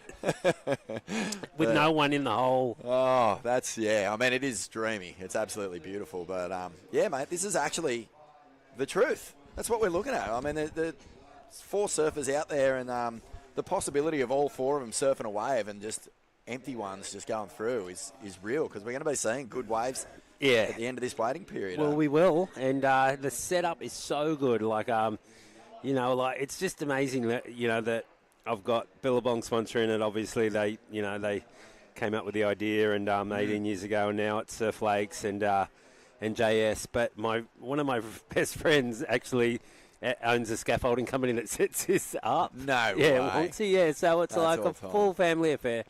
Anyway, so I can see this setup, you know, from home, and it looks so cute. It's like a little mini CT. It's like such a good setup. Like it's a little Grom version of a Challenger Series or a CT. It's just epic. And, you're so right.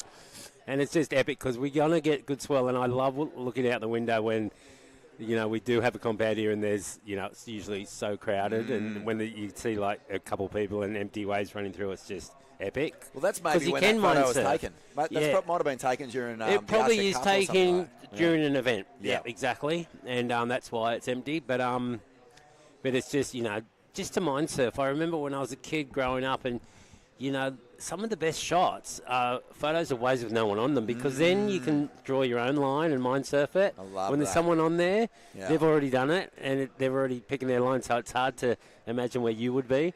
But when the wave's empty, you can imagine anything. Can I ask you a question? Yes. Because I'm a regular footer, natural footer. I realise that. You're a goof. So whenever I'd be checking, say, 6 to 8 foot pumping right-handers, and I was with Aussie Right, good friend of yours, good friend of mine. Yeah. He'd see like a little 1 foot grubbly little left-hand shore, and he'd be go, look at that left, and out the back it'd be firing. And I was like, goofs are just left crazy, mate, in a way that I don't think natural footers are for rights. I think you're right, yeah. I don't know why. I think it's a good name, Goofy, because it's kind of goofy, and we are a little goofy. You're definitely a different We're a different mindset. breed, yeah. It's But like a spin bowler or something, right? Yeah. Yeah, that's a good take on it. Hey, but yeah, I just feel like if there's any left, it's like that's your first port of call, and then everything else comes into the frame after that. Yeah, definitely. Here we go, mate. So we're actually up to heat number 2, round 1, under 14 boys. So we've moved up a weight division here, and it is a weight division. Difference between sort of 11 and 12 and 14 is a lot. A lot of growing up happens in those years. So I'm expecting some bit more power to come into play here. Luca Martin. Looked a bit awkward for Luca. He nearly fell on his fins, but he seems to be fine. That's good. And this is nosedive what's been out the happening on this tie dock. It's really bottoming out off the takeoff. So you've got to be right in the sweet spot to get down the line a bit. Yeah. But Malachi Carson is out there in the white. Keone Aguirre is out there in the blue. And Eden Alcar, I believe that says, in the yellow. Wow, man. I mean, it must fill you full of pride to see so many different names, so many nationalities represented. I mean, people are coming from all over the place to have a shot at this Occy's Grom Comp title. Yeah, for sure it does. You know, it's really good. It's a little inside wave there, but yeah, it's so great to see them come from everywhere, Vorno. And, you know, you see the tide's low and they're sitting tight to the bank. And we had a shot before, and, like, this is pretty much as much sand as I've seen. I mean, it just becomes more and more every time they pump. We've had such small surf and all south swells for the last month or two. So that beach behind us, Froggies, is packed full of sand. Right. You can almost actually, seems like, when I saw that last shot of the rock, you could almost walk back behind there to Froggies, which is Look which at that. I don't think anyone's done that before. Like, we can nearly do it, but I mean, when it's so small and so all south swells, they pump and they pump, and the sand just comes around, and it's nearly as much as I've ever seen, which is good, because when we do get a swell, and we will get a little swell, we're just going to see perfect waves and barrels, and it's really going to be. Seems like the further they push this sand out, obviously, the further it gets out, so it's a deeper drop off. So seems like we get more swell, like, because it's further out to sea, and it gets more hollow because it drops off from shallower to deeper. Yep. So there's two good things that go for it. Well, I remember during the that sort of autumn. Yeah, it was an autumn period around those years that everyone was just at home and cruising, you know, the years that we don't mention. But, yeah, I remember there was a few sessions here where the sand was exactly what you just described. It had just been building and building and building, and then all of a sudden, you know, you had this run of swell. I think it was like 38 days in a row of just full-blown pits. You know, grinding barrels. Yeah. No, and it was kind of like this. The sand was kind of set up like this. Yeah. But probably even more now. I mean, we had that swell last month that lasted for 16 days. 16 days, 16 days in a row. Wow. And all, like, solid, eh? Like 4 to 6? Yeah, and it was... I was trying to surf, like, every day, like 2 or 3 times a day, and be doing runarounds, because you catch away from here to Cooley, and it's like... It's kind of physically impossible, you know. Like, I've got a few Ironman friends, and I ask, you know, and they're pretty good surfers, and I ask them, could they do that, you know, and they're like, no way. No. Like, to, you know, like, to paddle against the rip, to catch a wave, and 2 turns all the way to Cooley, your legs are burning. You come in, and you hit the beach, and you want to run back. The main reason you're wanting to do this is the waves are so good that you want your adrenaline's so high, you want to get back out there and get back in the barrel and get back to the lineup, jump off the rock again. If you catch a wave straight away, you back down the Cooley and you're running around, and this is like major. Like this is the curse of being a frother rock. You just, you know, you've got these screaming rashes all over your body, just going no more, and your legs are just full of, you know, lactic acid. All that lactic acid, and you're just in pain, and your brain is just no, going, but the thing is, you hit the beach, and you just, you know, you're back down a greenie, and then you just see someone just in a pit, just getting spat out, and you're like, and you don't want to, but your legs just seem to just start running, like without you thinking. And you're like, I'm tired, but my legs are going, what's going on? And all of a sudden, you know, it's incredible. It's a miracle. It's just a wonder. Like, I know it's, you know, it feels bad that it's kind of man-made, but, you know, and we have lost some good waves around here kind of cause of it, but, you know, but we've just gained a man-made miracle, really. Yeah, and, you know, like, that's the... I mean, the flow of the sand is still in its pattern. I mean, you know, this has always had... You know, I know that in the early days... It gives it a little push. Yeah, it just gives it a little nudge, that's it. A little nudge. But, I mean, speaking of man-made waves, mate, you've got your own little man-made project going on. Yeah. And, give us a little bit of a rundown about what's happening with Surf Lakes at the moment. Yeah, well, with Surf Lakes at the moment, here we go, yellow up and riding, a little kind of stuck there on the top. Yeah. And we've proved that it works, you know, that that side up there in Yeppoon is not going anymore because, you know, we probably ran longer than we thought we would. Yeah, you know, because it was a big prototype, right? Yeah, it was a prototype. We've done a lot of demos. A bunch, you know. I went up there maybe 30, 40 times. Wow. Good fun, though, hey? Like, I mean, I never got the chance to surf it. I can't believe I didn't get up there. I'm sorry. You probably had the opportunity, didn't you? I'm a bit of a pool fanatic, too. Yeah, like, right. I've surfed Kelly's, I've surfed Urban Surf, I've surfed the Texas one in you've Waco. surfed a lot of them. Yeah, but I never got to Yeppoon. Oh, I'm bummed you didn't. Devo. But it won't be long, you know, till we have one, you know, going like... That one has got approval to run. I mean, the money needs to be raised there, but that wasn't their, you know, interest as in, you know, trying to get that one. It's a bit out of the way, even though it'd be a great place to have one. You know, it'd be good for the local community, and it'd be good for people to see that area and fly in and out. It's not hard, you know. No. Rockhampton Airport's right there. It was only 15 minutes away, and Yeppoon is a beautiful spot. Yeah. So we're not saying that one won't go, you know, because there's people trying to raise money to do that. It's not Surf Lakes, you know, it's not their intention. It's not their first one they really want to go, even though, hopefully it will. Yeah. But we've got a couple sites in America that will probably start this year. One being in California and pretty close to Huntington and Newport. It's only about an hour inland. Wow, man. A place called Silver Lake. So that could be the first one. But it would prove that it works. And I surfed it like, wow. I mean, I think I've surfed it obviously more than anyone, but I never got bored with it. 30 times I've been up there, and because they've got 4 different waves, and from that slab that we can backdoor to Occy's Peak to those little wedges and beaches, like I'd never actually done everything I wanted to there. I still was more that I wanted to do. The technology of that design is incredible because you've got 5 brakes operating simultaneously, and anyone from advanced to right down to beginners can all have a piece of it at the same time. Yeah. So that's pretty special. It's incredible. Actually, Surf Lakes have got a tent here, and I just was going to say that they've got one of those virtual reality headsets. Oh, cool. That you can actually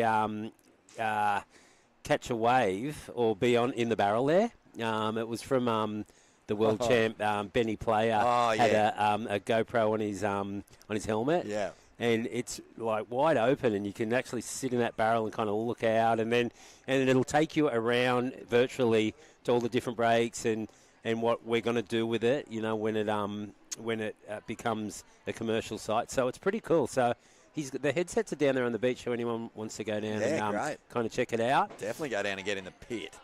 I can't think of anything better. I might not come back. Yeah, no, but Surf Lakes, I mean, we proved that it worked, and now we just can't wait to, to have one going commercially, because obviously, the bottom was kind of getting ripped out a bit, so the water was turning brown, and it wasn't looking like it was looking more like a lake than a... Yeah. And that's what it is, but, I mean, in all... hindsight of, beautiful, clear water. Yeah, well, I mean, the other thing is, prototypes, you learn so much from them, and all that technology and all the experience that you guys have gotten from being up there 30, 40 times, and all the waves you've surfed, all of that feeds into the next model, which is going to be sight to behold. Yeah, and you're so right there, Vaughan, and, because the engineer learnt about the machine that he built, he can build a better one now that'll make a bigger wave, and the race more is efficient, size, isn't it? The size, and I think we can win that race for the size because, all the other ones kind of set, when they're hydraulically set and they build a wave as big as they can build, but ours has got that plunger where we've got more girth and width, and we can drop it harder, and it can make a way bigger wave. You can even put 2 of them beside each other and make a wedge to make it really big. Whoa. I've seen that model. We have no limit on the size of a wave you can make for Surf Lake. You really could make a 10-foot wave. You get me excited, man. I can't imagine what it must have been like for you to be sitting on the beach and watch those first waves fire off, knowing that you were about to paddle out and get it. No, it was not like that, because I'll never forget Kelly Slater when he saw his wave go off for the first time. But the first time I saw that, we were in the lineup waiting for it. Oh, wow. Yeah, it was not like I didn't watch. It was you're just too out there. excited. Yeah, my son Jay, we both split that peak. Yeah, that must have been a memory for all time, getting to share the first wave out of that thing with your son. No way. Yeah, no, they just done the test wave, and it was only about 1 foot, and then I was just like, we're out there. Yeah. So we didn't know what it was going to be like. And just to look at Jay, the smile on her face, and we just kind of shouldered up together and paddled into it, and we both got so barreled and came out. You must have been, think about it, because I grew up with fantasies of wave pools way before they were ever even an idea that could possibly be real. I mean, I think there was Typhoon Lagoon or some, dribbly little shore. Yeah, I surfed that, yeah. But, you would have grown up thinking the same thing, because they were always a part of that sort of sci-fi surfing future. And to surf with your son... It was an on the unbelievable first feeling. One. Wow. Yeah. Oh, that's giving me goosebumps. That's huge. Yeah. 3 minutes to go here, Rock, and it's been slow, man. I mean, lots of waves ridden. This little heat sheet just tells you how frothing grommets are, mate. Dead set. They must have been ripping into the bananas and muesli bars before they paddled out. They've all had about 10 waves each. 7 waves each. couple with 8. But the scores are telling the story about the surf. There's a little bit of chop. We're at the very, very bottom of the tide. It's Luca Martin in the lead. He's got a 4.73 and a 4. And it's Eden Alka in second with a 3.83 and a 2.83. So it's tricky, man. I mean, this is... They just got to get through this heat because this will be the worst of it, you know what I mean? Seagull, he's got a little fish on the inside.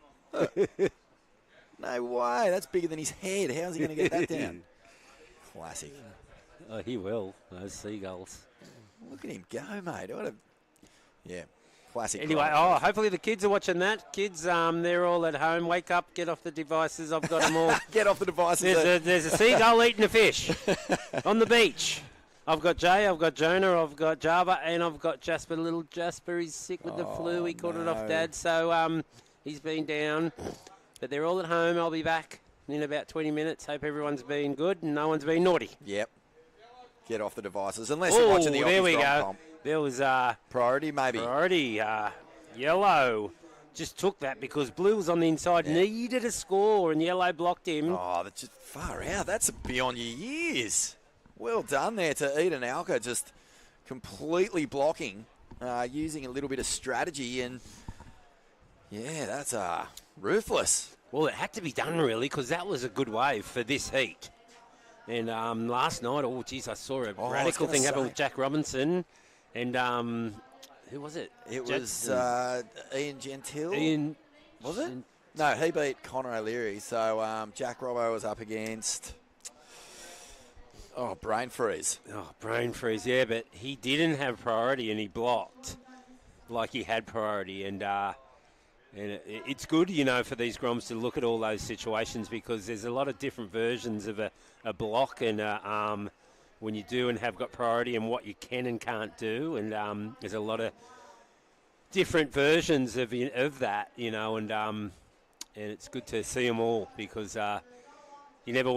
Jack Robinson had that heat, in his hand, and then he didn't have it. You know, he lost one of his scores, and Seth. And That's it was who it was. Seth Moniz. Yes, it was Seth Moniz, and Seth had priority and was didn't know he had priority actually, and went to paddle for the wave, and then Jack just went right under him and took it. He's like, wait, maybe I didn't have priority, but the judge was like, yes, you did. And you have a priority interference. And here we go, 23 seconds left, 30 seconds left. Looks like... Whoa!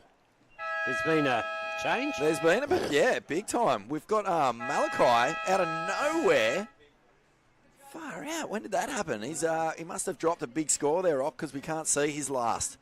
So he was sitting on a 4.17, and he's got a buzzer beater in here somewhere, and he's pushed Eden down to third. So even though Eden blocked Keone from getting that wave, that left the door open for Malachi to get a score, and he's done enough. Wow, that was exciting. It was exciting. I mean, we kind of missed it. We were talking, sorry, but it might have happened down the line where we didn't pick up on it. That's right. Well, that's the end of heat number 2, round number 1. Ock, we're going to take a quick break. We're going to be back with plenty more from Ocky's Grom Comp, and we'll see you on the other side of this break.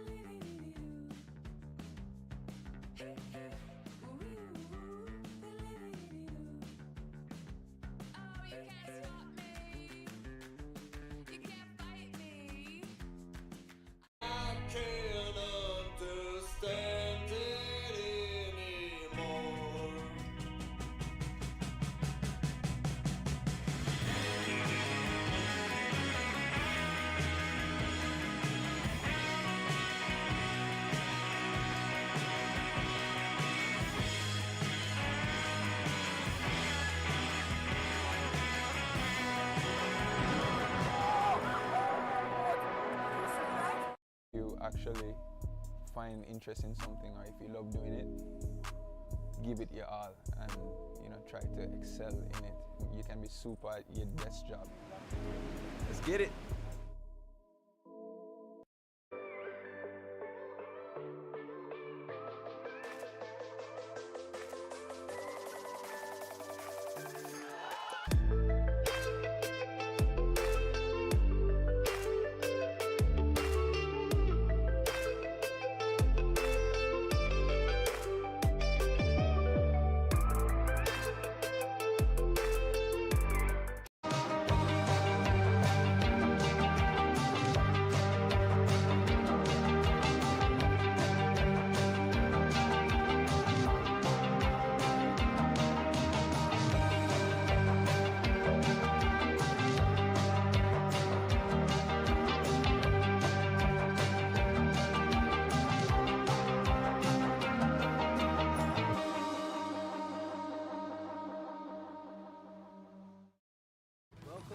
the jungle.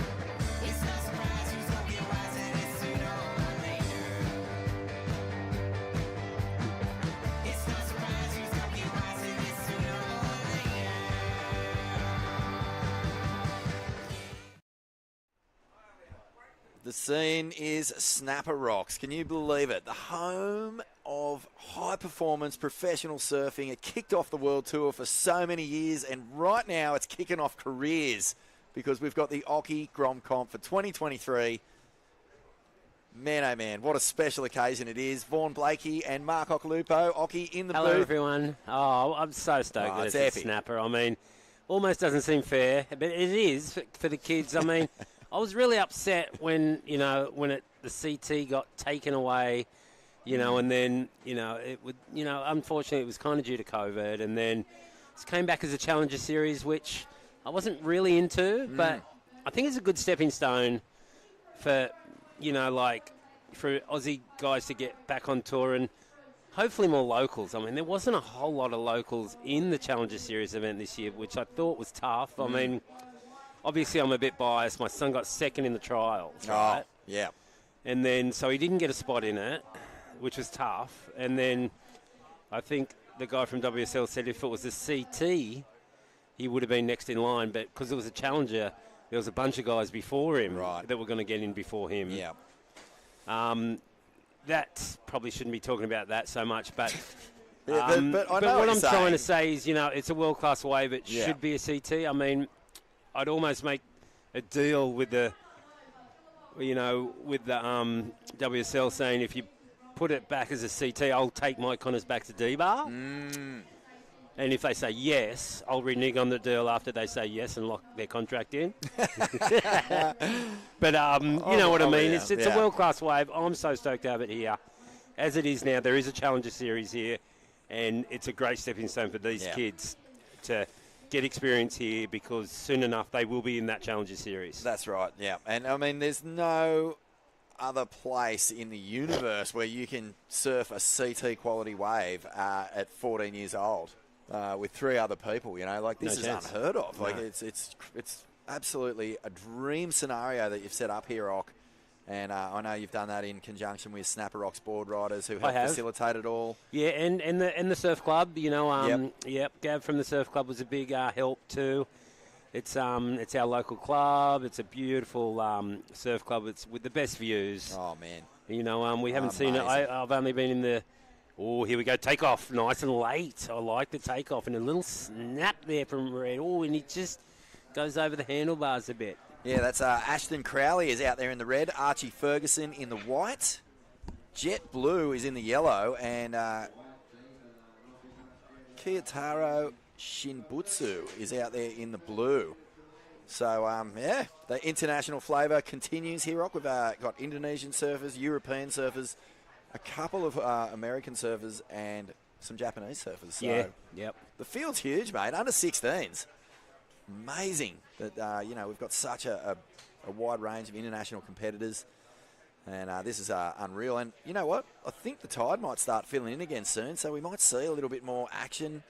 A little bit more water coming in onto this bank will help it sort of soften that really drainy little sharp pocket surfing that we've seen. And maybe open up that down the line section a bit more. Yeah, you're right. Fun. Absolutely right there, Vaughan. It will. It'll get that full kind of square gutter out of the bottom of it, and it'll fill it in. It'll open up for manoeuvres, and it'll lengthen the ride too. You're so right, mate. popular lineups like Snapper Rocks, like Narrabeen, like if you were a grommet paddling out into these lineups in the 70s and 80s, oh, geez, getting a look in for a set wave or even an in-between wave, even a wave with just half a decent bit of quality about it was a no-go proposition. And nowadays, here we are, creating space for the grommets to get that experience. I mean, it's just a whole new world, man. Yeah, it is. Unrecognisable, really. Yeah, well, I mean, the kids used to get tied up against poles and stuff, didn't they? they? Used to get crumb cutlets, crowpecks. The big grommy abuse, they used to call it, which sounds a bit heavy, but I mean, it was just kind of rites of passage. It does stuff sound heavy, I know, but it's the way we grew up, isn't it? You know what they did to us at New Brighton? Bilesy and all that crew used to get our pushies and climb up the tallest Norfolk pine there on the beach at New Brighton and just tie them to branches at the very top of the tree. You'd come in from the surf and there'd be your bike way up in the trees. Yeah, I've heard about all that stuff. That's not nice. Oh, it's not nice, but it was kind of funny. So like I didn't cop too much. I mean, I did cop the odd slap, though, in the water if I was not behaving myself in Cronulla. I remember copped a couple slaps in the wintertime. They hurt. Yeah, they do. Yep. But probably deservedly too. Those days are over, mate. Oh, do you reckon? Yeah, for a sure. A bit cheeky? Yeah, a bit cheeky. Yep. A bit cheeky and probably taking too many waves. I think that surfing is far out, mate. It's one of those cultures where the mentors and the elders really do a great job of keeping grommets in check and that respect of the lineup and understanding the pecking order and understanding just the basic rules of lineup etiquette. They're drilled into you from a young age. So even though the grommet abuse that happened in our time isn't necessarily a part of things anymore, the lessons are still there, and those lessons are absolutely crucial to maintaining, a happy surfing existence. Yeah, definitely. There's Red. Nice couple moves there. Beautiful. Nice little style. Yeah, isn't he? Wow, he's really put that rail to work. Finger. That is a good wave there from Ashton Crowley. This is the under-14s, Ock. So, Yes. Oh, makes it around this section. Blue. Oh, nice deep kind of bottom turn. comboed there. And, just a bit... reverse guillotine there. Yeah, that's... some Shimbutsu. Yep, Kiyotara, and really putting it together It was nice. nicely. You know what I it. liked? A couple of bottom turns in there. Yeah, looked I good. did. They were deep for that little tight pocket. Looked good. The grommet abuse. I mean, I guess it was a bit extreme back in the day, but, they're trying to teach the same message. I mean, just basic respect, like, I mean, say hello to your elders, say their name, don't just go, hey, and trying to, act like, you don't, if you know their name, may as well say it. And, they're elder and, if they're good surfers or man. not, hey? Yeah, and you know what? There's another one. I live on a nice mellow point break sort of on the mid-north coast, and it's got a very easy takeoff spot. It's just a little bubble rock, so there's no real critical takeoff, and so, grommets can really sit on that rock and just keep on doing laps.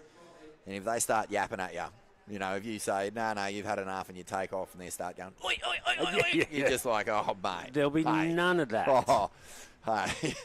Well, it happens here at Snapper, like on the kind of smaller days, the grommets will sneak back up inside of you, and it's the I lippiness. don't know, the lippiness. That's what you got to watch out for. And I always look, and I mean, there's a you got to take your turn, and if someone's been waiting in the grommet, you might let them do it once, and if you don't like that particular wave, you let them go, and you can let them do that for an hour long. But as soon as a better one comes, and they're going oi oi oi, you're like, hey, get out of here. Oh mate, I would never have said oi to an older guy when I was a Grom. Holy smokes! See, that's when I got. That's when you get your slap. Back in the day, anyway. See that was Kiyotara making a pretty good decision there. Oh, nice little turn there from yellow too. Yeah, that's Jet. And Jet did you see Kiyotara there? Oh, he didn't have priority, and instead of surfing behind Jet, he just went left. He just went, get out of the way. Don't mess with that. Yeah, because he committed to the ride, so he could have blown it. Yeah, he could have. Yeah, just you don't want to cross that line at all. Is that the old Luke Egan spray? Remember that Luke Egan spray from way back in the day? It is, isn't it? It is that the photo of him at Pipe taking that free fall drop on that board. He had that. He had a blue and red one. No, the red board was Pipe, but he had a cover of Tracks magazine in Europe with a white Wetty on that pink and yellow spray. Yep. Yeah, this is my brain just. You're good. Gurgling You up are the good. surf Oh, here media. comes a wide wave. The Grommies have had a look. They want to go. Do they want to use their priority? Oh. Yep. He actually is straight back into it. Ashton has timed this perfection. Crackock. Buckets here. Nice. Oh, he's using that foam ball too to really stay with it. Jeez, that was well done. He ran around the point and just got straight out there and Straight paddled into the it. wide I one. guess he didn't have priority, but Blue had to make a. Oh, what's this score going to He's be? going all the way to Rainbow Bay. That's the longest way we've seen since my stint in the booth, and here we go. Priority is white, and he's using it. Nice little turn there from him. Trying to deal Kiyataro's with this having chop. no luck out here, Rocky. He's just, No. He keeps going left. He's like a goofy. Well, he had to make that choice, and he had priority, and he let Ashton? He let Ashton go, and it was a good wave. Yeah, it was. And Ashton is running back around. It looks like there's going to be a running race Another again. one. The kids are very got the fashion dialed in. It's heating up here, Vaughan. It is. So that last wave, Ashton, Wow. the 6-point ride. White just flew by. Hey, look at the sand. Oh, look how far off the rocks it is. That's Look, you're going to have to ask Rab about this when he comes Yeah. in, as he's seen as much, because it looks like you could almost walk around to Froggies on the low tide. so. Okay, look, we just saw Ashton before jump off the sand straight into one of those little growers. Yeah, Like, would he's you back there. would you actually stand on the sand and wait for something to come in if you were surfing one of these heats, based on what you just saw? Because he got a 6.9 for that last one, Straight from the beach. straight from the beach. Well, if it was any chillier, it could be a tactic. Hey, check this out. So, Kiyotaro, who has had to go left a couple of times because he's been out of position without priority, he had to go left. He left the door open there. Archie used priority perfectly to jump into second place. So, Kiyotaro's been busy but kind of not put himself in the right spot. No, and he's been knocked down to third. But, yeah, good point you make, Vaughan. You know what you could almost do, like the skimboarders do? You could run across and catch a wave. You wouldn't even have to paddle into it. Oh, dream scenario. Because it's so close right now. This is how we love snapper when it's breaking that close to the beach. You know it's going to be hollow when we get swell, which we have got a little swell on the way. And the bank's wait. just set up perfect. It is. The beginning of the year has been cooking for waves on the far north coast, southern Queensland. Southern Queensland, far north coast, New South Wales, like absolutely cooking. How much vision have you had out here over start of this year compared to all your years living up here? It's been a good few years. It Vaughan. has been, hasn't it? Really has. I mean, it was cooking, but I don't know. I don't want to shut you down, but for us, it's kind of been a bit slow. Oh, classic! Because I saw so many photos and so much footage of you just parking it in behind the rock there. Yeah, I guess. I mean, we had the swell that lasted for 16 days, but before and after, it was a bit slow. Okay. And I don't want to complain, but just previous years, over those, the COVID years, it seemed to really pump. I mean, I don't know. It's just hard being a surfer when you surf every day because your memory gets so short that you can't remember. Yeah.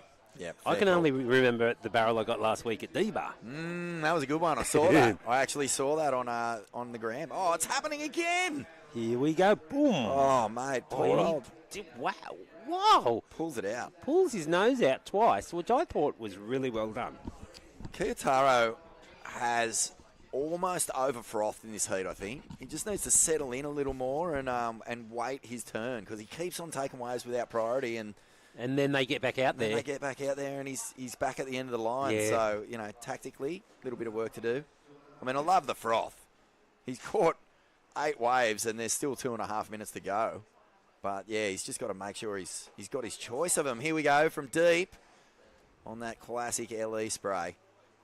Luke Egan, fellow JS man, Yes, yep.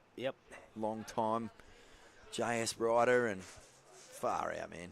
Louis, he's having success as a coach. One of your mates who's yes. on tour, and Yeah, I was talking about Respect. mates on tour, and like Doc Marshall's the other one, but yeah, Caroline had that good win in the last event, and I believe she's still going in Brazil is. too. So wow, Yeah. She could go back to back. it's an exciting year. That's worth it if you're like traveling as a coach when stuff like that's happening. yeah, for sure. But if it's not, it'll be hard yards. Oh man, well, it's funny. I've been for some reason, G-Land 97's been popping up in my just conversations a lot Yeah, lately. I don't know yeah. why, but it just keeps popping Oh, up. and- the year Luke won? yeah, Yeah, but that I was was his caddying for Luke. breakthrough win after 10 years on tour. Oh, it was 10 unbelievable. 10 years before he won an event, and then he just went nuts. Yeah, right. I mean, yeah, we were staying, we stayed together everywhere, and we would, kind of coach and caddy for each other, as you do, as touring professionals. You always buddy up with a mate. We were obviously riding for Billabong, and Yep. we used to do that. He helped me a lot to get that world title. I won in Tahiti. He was caddying for me there, Yep. and Fiji, and and Mundaka and everywhere. So, and that year was my chance to repay him. Even though it was before, my stellar year, so it was, it was unbelievable. G-Land that year. I think I got one of my only 10s. I think it was that year, and it was all mainly down at Speed Reef because it was big. So you couldn't surf up the top. It was always kind of waiting for the tide to be right, and it was always the heats were down at Speed Reef. And this wave is like, I still call Speed Reef almost the best wave in the world. I mean, I haven't surfed everywhere. I haven't surfed Namibia, which I want to, and I haven't surfed deserts, which I want to, but G-Land at high tide. That wave Speed Reef is unbelievable. Yep. And I was in the water, saw all Luke's barrels, and I think I maybe even got him disqualified. I think I might have taken a wave during that heat. And I think might have got a little fine, but didn't get Luke disqualified. Thank goodness. But and there goes that heat. Congratulations to these two. That was a good heat. Ashton Crowley, mate, no way. And the Japanese. Kiyotaro He got Shinbutsu gets it done. Well done. Wow. Well, just ignore Vorno from now on. He had his tactics and they paid off in the end. paid But off. wow, Ock, that was great. Hey, little factoid before we go to the break. Oh, yep. Do you know how many 10s were awarded in that G-Land comp? Oh, it was that comp? How long? 14. 14. 14 10-point rides. There's been one in the whole tour this year. One this year. Yeah. It's just because of those gold Yetis they don't want to give away, right? No, exactly right. Yeah. Anyway, everyone enjoy the event. I'll be back once a day. You won't get too much of me because I can be a bit much. No way, mate. But yeah, I'll do like a couple of heats every day around this time of the day. And I just want to say thanks, Vaughan. Thanks, Rab and Stace, Liliani, for doing the commentary. It's the first time we've had a broadcast, and it's obviously the first time it's been run at Snapper. It's the 18th year from, D-Bar was a great location. This is better, especially for the kids to get some practice for that Challengers Series event. And thanks to Billabong, thanks to JS and Surf Lakes. I'll be back tomorrow, and I'll be watching you guys from home. Can't wait to see Minding you. the kids. Thanks, mate. On your legend. Thanks, We're everyone. going to have a quick break, folks. We'll be back in just a moment with Stace and Rabbit Bartholomew in the commentary box. The Occy Grom Comp 2023.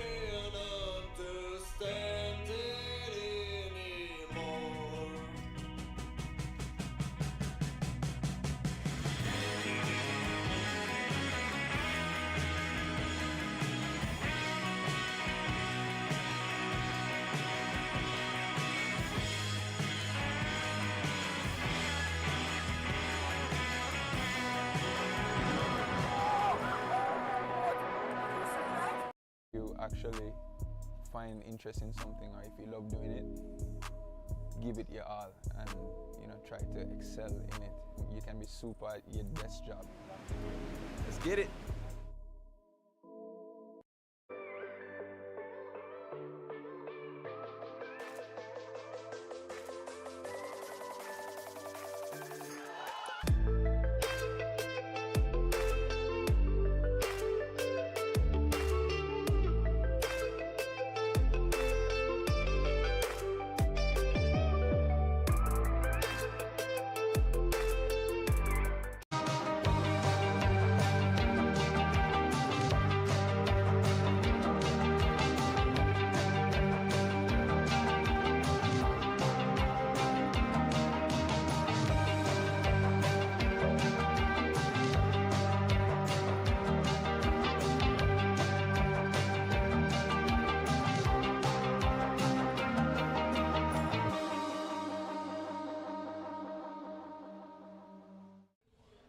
Welcome to the jungle.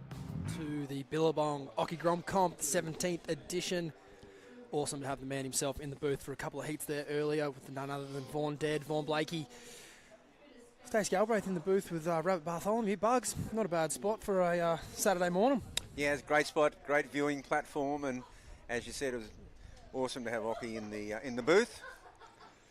And we got him standing over our shoulder the whole time and overseeing operations. I'm glad they've got him in the wetsuit in this cutout. There's a cutout getting around at the board rider's office that's got him in some sort of Speedo-looking numbers, which would have been a bit daunting to have, just looking over us. But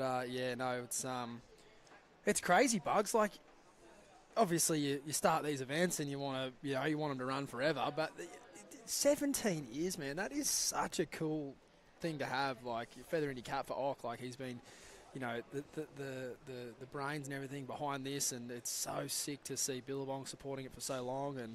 And like Ock said, D-Bar has been a great venue over the years, but to move over the border into Queensland, into Snapper Rocks, I think all the kids are absolutely chomping at the bit, and it aligns really well with the events that are being held here. Obviously, the World Tour has had a long tenure here, and then the Challenger Series now, and of course the 2032 Brisbane Olympics. So it's for these kids in these 12s, 14s, 16s, they're not thinking about it, but I know the administrators of the sport are, and it's a great call as we see Joey Silk up and riding here in a nice combination of turns. He's unwinding all those backhand belts from a recent trip to G-Land with a bit of a dosage of Snapper Rocks here, Bugs, and obviously Silky, legendary dad, great bloke, and it's good to see the guys up for this event.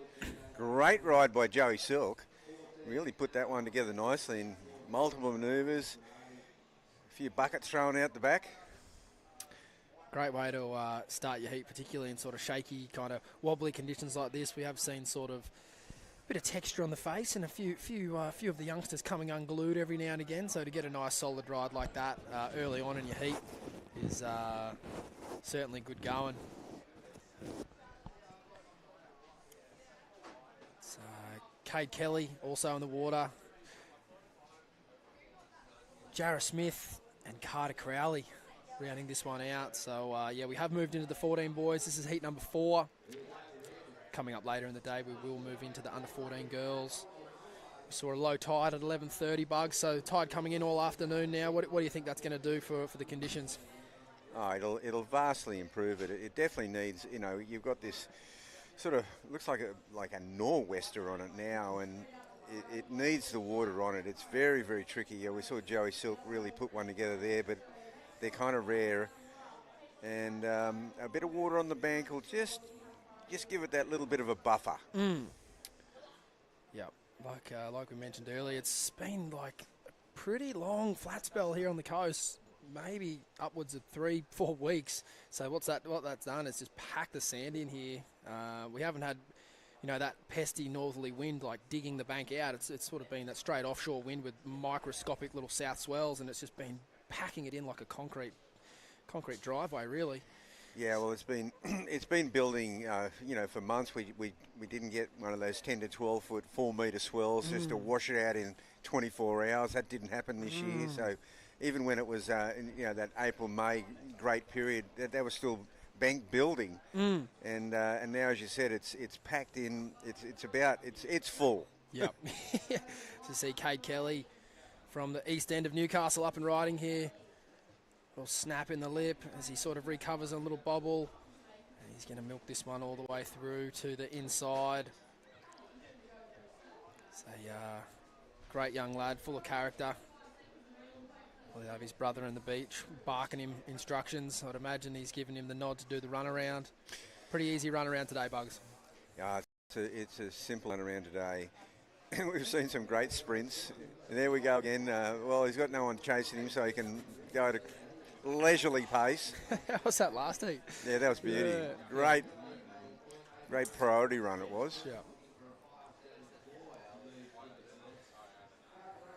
But it's tricky conditions. Definitely, I think we're going to get more favourable wind in the coming days. Yeah. Which has been, again, not only the swell hasn't been favourable, but even that wind direction's been pretty tricky, even if we did have a swell. A lot of west wind, and I think we're going to be blessed with a bit more wind from the south over the next couple of days, which is obviously going to be perfect for snapper.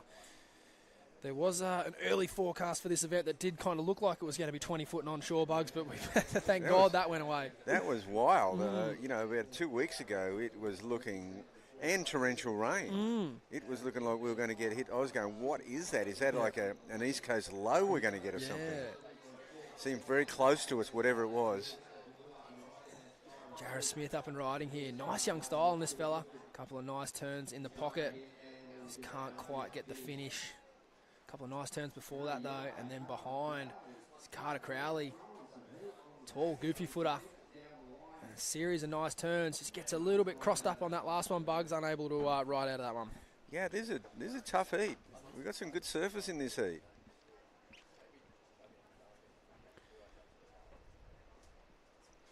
Joey Silk got well rewarded for that earlier wave. Cade Kelly also looking solid. And Carter, well, it was a good ride. He still banked a few points on that one before he came unstuck.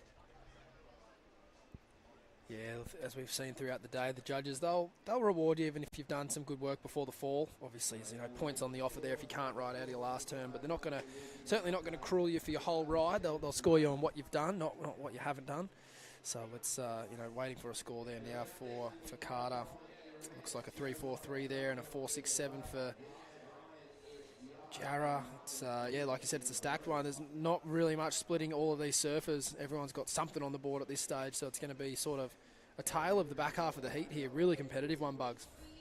Yeah, it's a competitive heat. It's we've got a good level of surfing going on, and about halfway through. So it's not a bad start. I mean, tricky conditions, but still some good scores going on. There you go, 5-6 for Carter.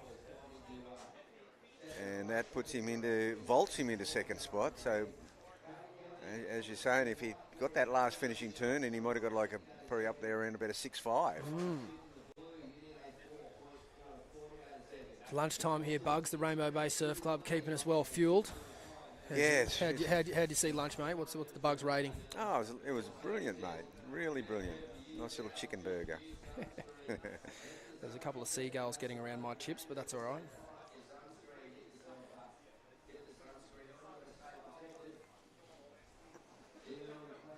So as we mentioned in the earlier rounds, there will be priority for all these youngsters, and it is a pretty narrow takeoff spot at the moment. So you will see the priority get exercised throughout these heats. Early in the round, early in the ladies' round, I should say, actually, was Leihani Zoric, showing competitive nous beyond her years, even looking to sell competitors on some inferior waves, which I think, Bugs, is a skill you see learned a little later on in people's surf careers, but kids these days are picking it up quick, aren't they? They are, and they're watching the pros, and they're watching all the webcasts from the CT Challenger Series. We've got into kind of a situation here where, normally with this kind of wind, you'd pretty much bank on getting a reverse rip, but it's not happening. Yeah. There's still a bit of south, so you can see there's movement from the south. And the current can be a precursor to something a bit more substantial arriving. Yep. Jarrah Smith here is looking to get a bit more points on the board after that wave early. He's certainly got a nice style. He's got a great variety of manoeuvres. Just needs to find a bit better of a wave. He's got a great little style. As I was saying, this heat's pretty stacked. I mean, all 4 of these kids can surf.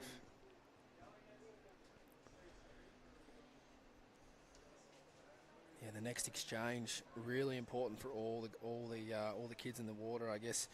Most important for probably Joey Silk. He's sitting in the box seat at the minute. He's sitting out in the lead with that 6.5, but he doesn't really have too much else on the board. And I can't get a look at the priority board, but my assumption would be he's either in first, if not second priority. So he's certainly got control of this lineup. Yeah, I think he's playing it pretty cool, and I'd say you'd be right.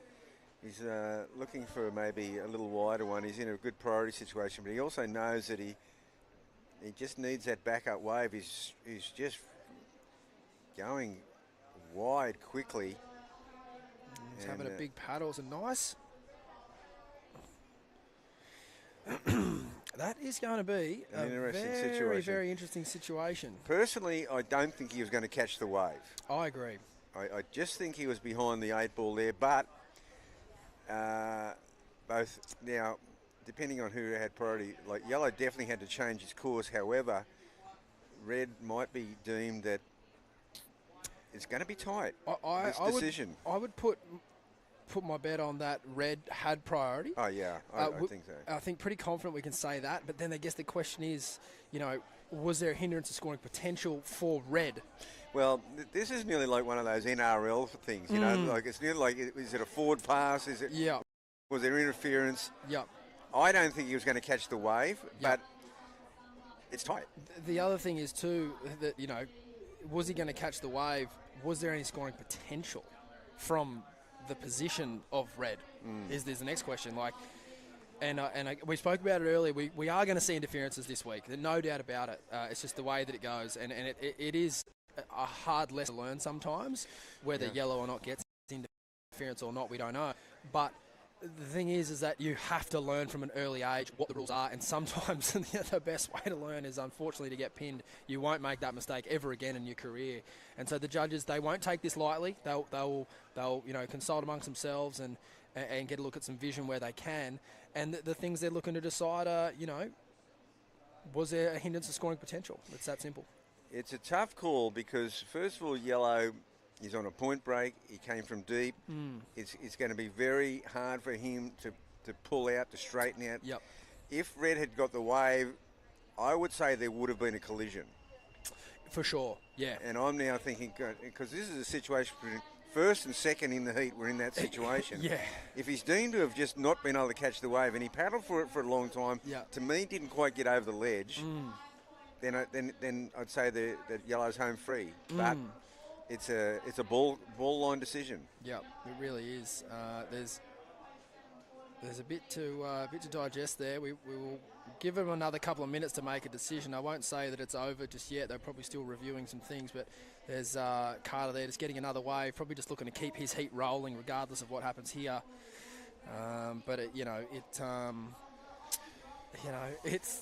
These are exactly the type of scenarios you see on the World Tour. Yeah, and of course we've got no influence on the judges. We're in our own little bubble here, so we can make our calls. Obviously, the beach commentator wouldn't be able to have this kind of introspection. Totally. Yep. So the thing here for Joey and any competitor in this situation is you still just have to kind of play it as it lies. There's no information in the water yet.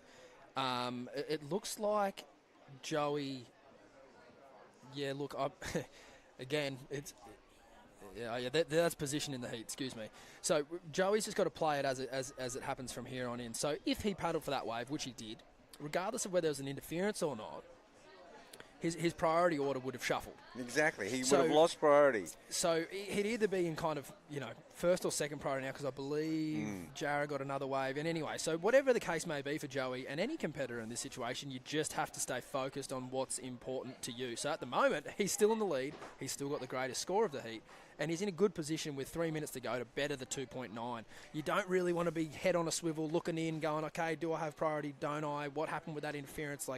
All of those things are sort of out of your control. You've still just got to surf out your heat with the information that you have. Yeah, look, at worst, he's in second priority.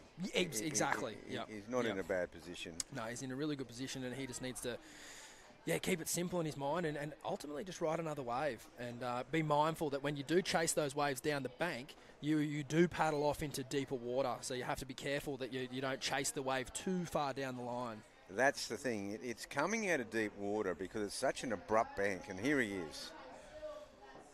Nice turn off the top there for Joey. Catch up with him as he goes down the line.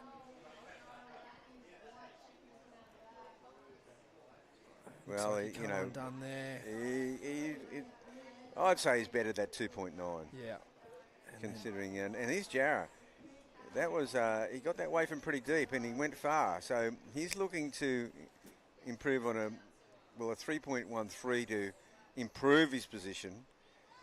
I'd say there's a good chance he's done that as well. There's 2 minutes remaining here. Frantic times for the Surfers. Yeah, in first, second, third and fourth. Like, this is still game on. One good exchange could blow this heat right open, and we've seen all these kids have got the talent to get a big score. Yeah. Yeah, Cade's still well and truly in this.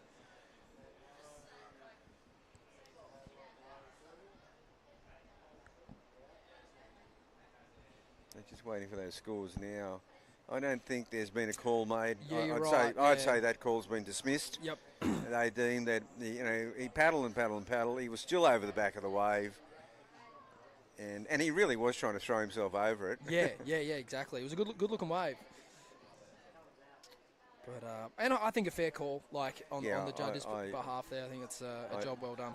I don't believe that there was any interference myself. Yeah. It's frustrating as a surfer, even in a free surf, when you paddle for a wave like that you think might be yours, and then someone's already on it or whatever. But if you don't catch the wave, you don't catch the wave. It's that simple. Well, the risk was with Carter because that was he would have had to sacrifice that second section. He had an amazing first turn on that wave. He did. You see, he'd set up a good first turn, so very difficult at this age to make that call going, as a safety call, should I straighten out? He took the risk. So we got 30 seconds on the clock here. Doesn't look like much is happening, but it doesn't, does it? I think we're still waiting for scores. The Jarrah Smith score is the critical one from where I sit, and here's Cade. See, all four of these kids are capable of stringing these waves together. This wave's sort of really fizzling out badly for him, but no, he didn't get that next turn. Yeah, you can tell a little bit of body English there. Wasn't stoked, but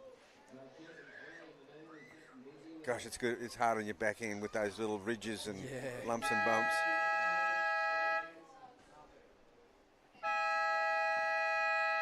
And it was one nice turn there for Cade Kelly on that ride, but I don't think, judging by his body language, there was a turn before it.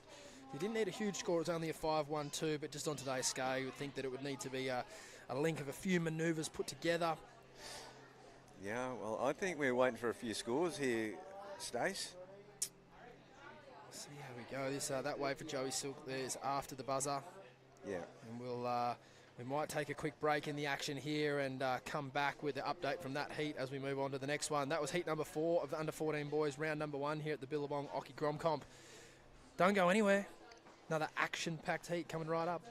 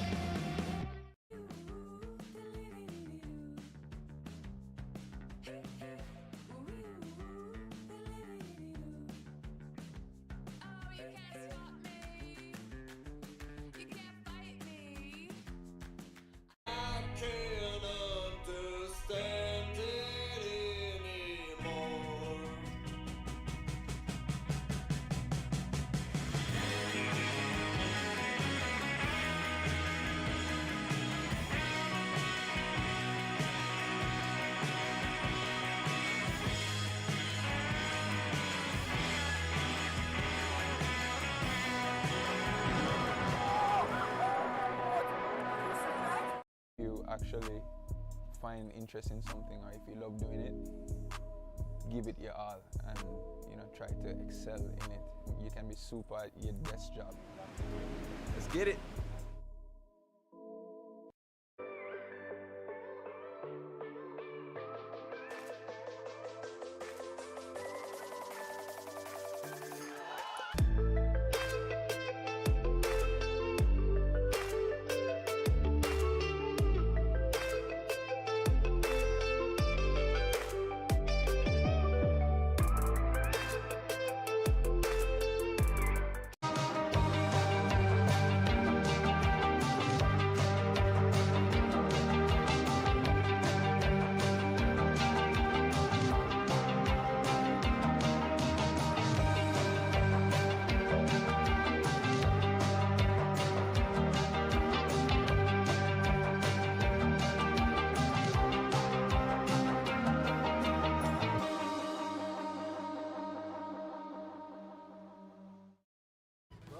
the jungle.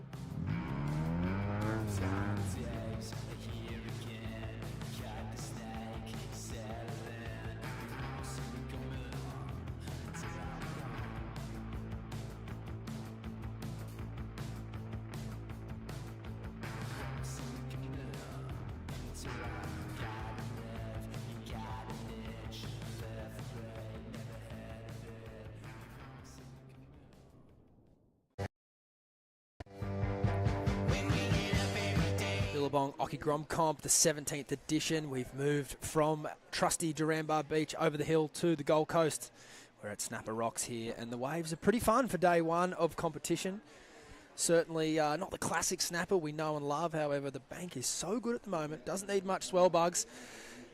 Stace Galbraith with the call alongside 78 world champ Wayne Rabbit Bartholomew. Thanks for tuning in, and Bugs, thanks for your time, mate. It's great. I mean, just saunter down the road, and Yeah. whether it's over the D-bar, it's all pretty close, or a snapper, it's all pretty close. Yeah, it's tell you what, we're fortunate enough to kind of spend our lives in this part of the world. But I tell you what, for the kids travelling to this wave today and to have no one out, again, it is not firing. But for the kids, it's super fun. 2-foot little runners, bit of a northerly wind, fluffing up. We're starting to see the youngsters loosen up the fins a little bit, and even at this size, snapper with no one out, you take it. Yeah, you definitely would. I mean, this is a classic situation, an opportunity, and as I was saying earlier, the big prize is to get through and get another heat of snapper. Yeah, absolutely. That's more a prize than anything. Yep, no, definitely. Obviously, making the final and getting a trophy would be awesome. Free JS surfboard is always cool, but I tell you what, a couple of heats out here with no one out, that takes the cake for sure. We saw a close heat in that last one. It was actually the two gentlemen that were kind of, in question about a potential interference actually got through in first and second there. It was Carter Crowley and Joey Silk getting through that one. Jarrah Smith, who had a pretty good heat, was in third, and then Cade Kelly, who had a good start but just couldn't find any rhythm at the end there, was in fourth. So a pretty even matchup there. Yep. Not much more than sort of 2 points splitting that heat up, which on one wave totals was actually really close. So it was all come down to the backup there, Bugs. Yeah, it did. It came down to that backup second ride, and Jarrah and Cade just couldn't quite nail it at the end. And we move into heat number 5 here, the round one of the under-14 boys, and again, plenty of action straight off the bat, and so we have up and riding here. Oh, excuse me, my bad. Kai Coleman. He's definitely looks pretty locked in on his feet, young Kai. And then in the blue, Marvin Freeman. In the white currently with a 417 is Joe Rocco Somerville. It's a good name, Bugs. Sounds like a boxer. It sure does. And Hemi O'Brien in the yellows out in the lead at the moment with a couple of smaller scores. So even though he's in the lead, I think he'd be looking to replace both of those scores by the time the heat is over. Joe is actually just sitting on the one score there of the 417. So Joe in the box seat at the moment. And it was Kai Coleman who just chucked a 3.27 on the board there. And Marvin Freeman looking to open up the account. Another classic name. I mean, that sounds like an actor. Yeah, I was thinking that too. Same initials. I was thinking of Marvin Foster. Did Marvin appear in any films?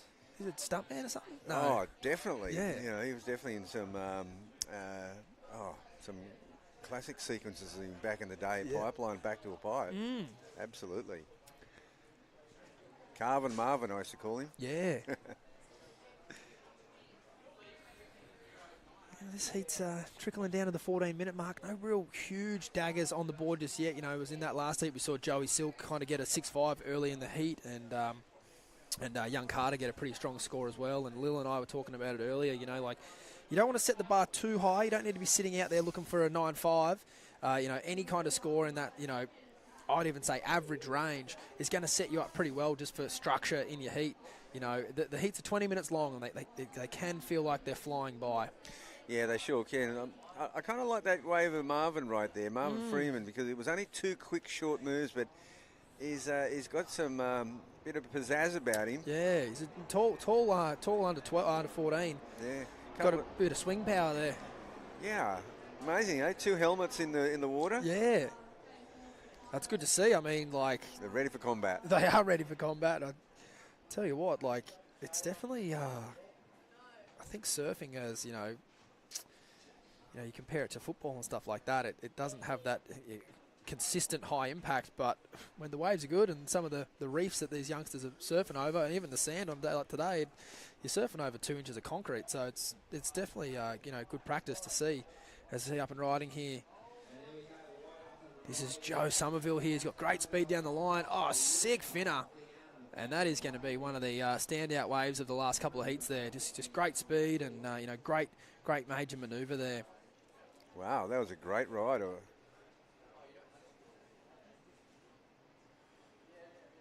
Definitely making the most of that sort of ruffled, sort of feathery conditions. I think, certainly what it's more conducive to today. Typically at Snapper we're looking for those long kind of flowing rides, but on a day like today we could see and we will see some pretty high scores just off, either single manoeuvres or maybe just a two quick sequence of manoeuvres like that last one of Joe. The wave's not quite running the whole length of the bank at this size, so it's a bit more like a beachy on a point sort of a vibe, particularly with this northerly wind on it. So yeah, I'm looking forward to seeing some radical surfing as the afternoon goes on, Bugs. Yeah, well, Joe Rocco Somerville just came in with a 5.1. Just boosted himself into first place. He's the only surfer at the moment with two sort of, maybe Marvin might keep that 3.9, but certainly Joe with the 4.17 and the 5.1, that's a great way to start your heat. Yeah, see, Hemi there is in second place, but he's only got those in those 2-point ranges, so it sort of looks good at this stage of the heat to be in second, but he's going to need more because he's actually got even the surfers in third and fourth have both got a higher first score. Hemi, pull in. Oh, that was a sick turn. Yeah, nice one manoeuvre turn. Red behind Kai Coleman. Nice turn there. Yeah, carves it back. Keeps his speed. Another nice carve. And there's a finisher, so there's 3 manoeuvres. He rides out of that pretty much. Yeah, the wave sort of just disappeared on him, but he had control over his board, so we'll see what the judges make of that one. But, well constructed wave there for young Kai. So we see Hemi making his way back out to the lineup after a short ride there. He had the one nice turn, so we'll see where the judges put that one in. There it is. It's his best wave of the heat so far at 2.97, but same again, not really quite breaking out of that 2-point range. So I think, by the end of this heat, you'd imagine that he would, you can tell he's got the skills to do it, replacing those scores. Just needs to find himself a wave with potentially, 2 manoeuvres on it, similar to, say, Joe's last wave. A bit more open face and a bit more time to really show the full repertoire that these gents have been working on.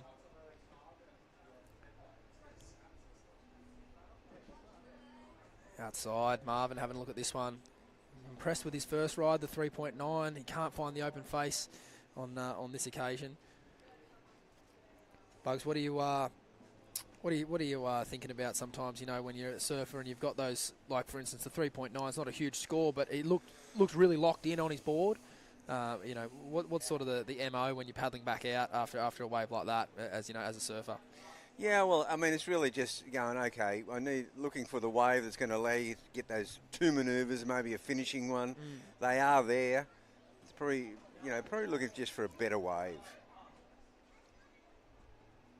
Wow, that's what you call just wrestling with that wave. Speaking of better waves, this is wave standing up for Hemi. Oh, wow. Unfortunately, unable to get the second turn there. And behind, this is Marvin on a good-looking wave, Bugs. Yeah, the goofy footer. Oh.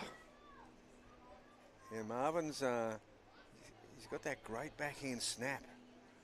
Cool bottom style. Turn, bottom turn, top turn, free-flowing. And then goes back onto that inside rail into the next section. Smart surfing. It's, Bugs, it's refreshing to see. I think we're just sort of coming off led by Ethan Ewing, we're coming off a generation of sort of grommets having a wider stance and looking to race down the line and perhaps launch an aerial, which is, obviously super entertaining surfing and obviously, a hallmark of our sport in the modern era. But it always is refreshing to see a youngster come along, like Marvin, who's sort of got that more knock-kneed stance, a bit more narrow and swinging the board around and, fading and using the whole wave rather than just that middle third. Yeah. It's, it's pleasing on the eye.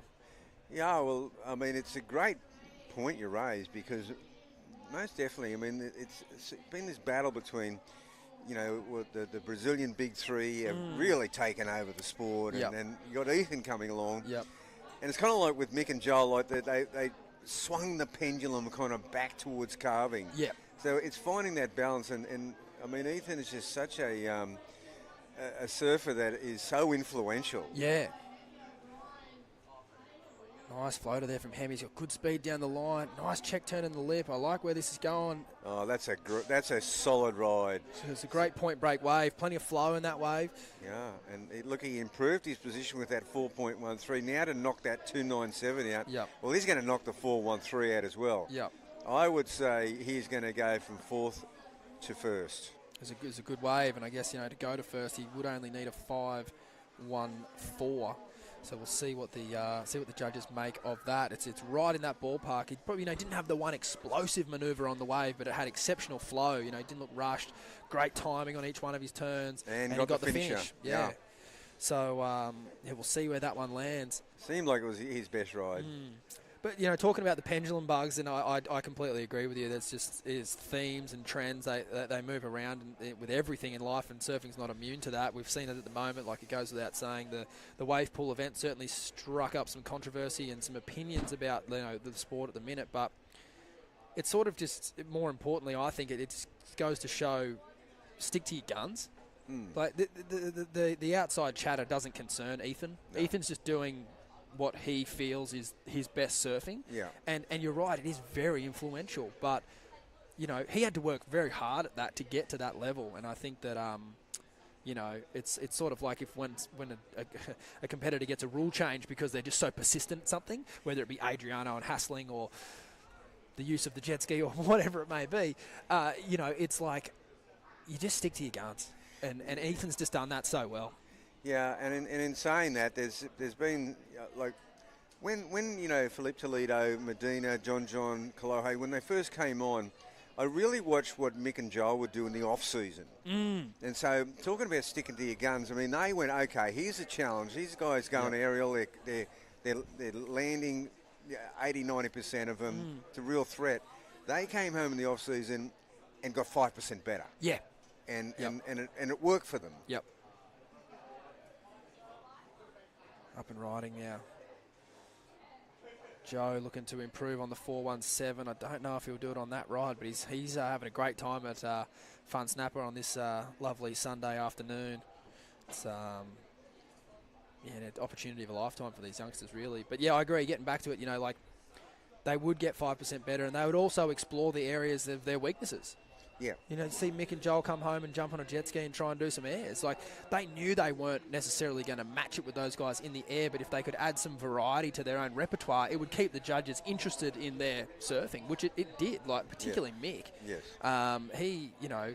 He had Dane Reynolds, you know, chomping at his ankles, and he kept him at bay, like, which is probably one of the hardest people to keep at bay, I'd say.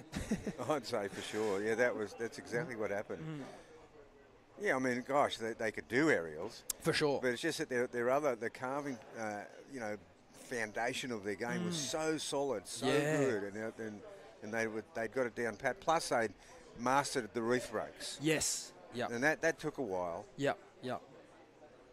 I mean, for two kids from the best right-hand sand bottom points in the world, they've got some pretty amazing backhand scalps to their name. They sure do. I mean, you know, when they first sort of broke in when they were 20, 21, 22, you know, Kelly and Andy were, you know, in such dominant form, and they just owned Chopu. They owned Pipeline. I mean, they were just so good. And you know, Mick and Joel just hadn't quite mastered that yet. But, you know, it was really in their late 20s they became exceptional. Yep. You see a lot of kids coming to events, Bugs, and doing the training at the event the week before. Obviously, money doesn't grow on trees, but I think that it's those things that Mick and Joel did well was that they would put in the time at other venues outside of a contest and really learn about those locations. Exactly. Beautiful turn there here from Kai Coleman. He's got a nice tempo, this kid. He's got a great style. He's got sneaky power, but unfortunately just come unstuck on that one. He was only chasing a 4.45. Yeah, He's well on his way. Here's that tide filling in, Bugs. We're going to see some sick runners this afternoon. Yeah. Hemi, a couple of lovely turns there. he sort of just fell a little short of that requirement earlier, Bugs, but he did improve. So his best score now is a 4.73, and now he's only chasing a 4.55 as we have race number 4 for the afternoon just taking off. Hemi, he's on fire. He might mow Kai down here. Yeah, well, Hemi temporarily did go into second place, but then Marvin Freeman came in with that 5.77, leapfrogged a lot of them. There he is again. Oh, nice turn in the pocket there. He's getting around this section okay, but, I mean, this last 5 minutes of waves has been some of the better waves we've seen all day, I think. Yeah, they've improved. And that is a really good backup ride to go to better his 3.9. This wave here by Joe Rocco. I'm not sure, we didn't see the start of it. The end was a bit lackluster from the wave quality point of view. For sure. And here's another run. Might go uncontested, that run. He's got a bit of a start on him. Yeah, now here he comes, though. It is all part of it, though, isn't Okay, it? it's on now. Joe Rocco comes in from the left wing. Oh, wow. And it's hiring. Oh, that's like black caviar and Yeah. Royal Randwick. Bit early for spring racing, but it's all happening down here. Yeah, It's and, Snapper Rocks. as we go past now they have a bit of a breather. Yeah. See, they can take it out of you, that run. You Oh, know. for sure. Like, just, the fitness element of Look at surfing that, on a day like today. They've slowed up, and now they're down to a canter. Joe could jump in front of Marvin here if he really wanted to, but maybe he's just being a good bloke. Well, That's, maybe he's just getting some air. Yeah, here we go, up and riding. Kai Coleman. Important wave here. He's had a couple of missteps. This kid, you can tell he's got the talent. He just needs to finish or ride here, Bugs. Yeah. Oh, not quite the finish he wanted, but you can see the potential. He's got a big carve on him. Yeah, Hemi's going from strength to strength here. Oh, nice turn in the lip. So he's owed a couple of scores here. Oh. He's keeping the judges honest. Yeah, well, Hemi has got 2 scores to come in, and he's challenging Joe Rocco. But Marvin Freeman, that 4.93, has got him into the double digits. So there it is. Hemi O'Brien, a 5.17 for his last wave. He does go into second momentarily because we're waiting on a few other scores from pretty much every surfer. So we will keep you posted there. There's only 20 seconds left, Bugs. Well, Joe Rocco's been in the top 2 the entire heat. Yeah. And in the last 20 seconds, has been knocked back to third. He's got a wave to come in, though.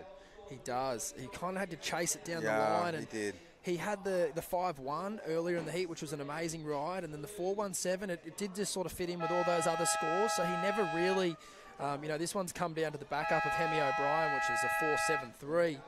So we won't make that one official yet, but we are, running the scores out on liveheats.com. So if you want to check out any of the scores, dive right in. We're going to take a short break here. Heat number 5 has just wrapped up. We're going to head into heat number 6 of the under 14 boys at the Occy Grom Comp. Don't go anywhere.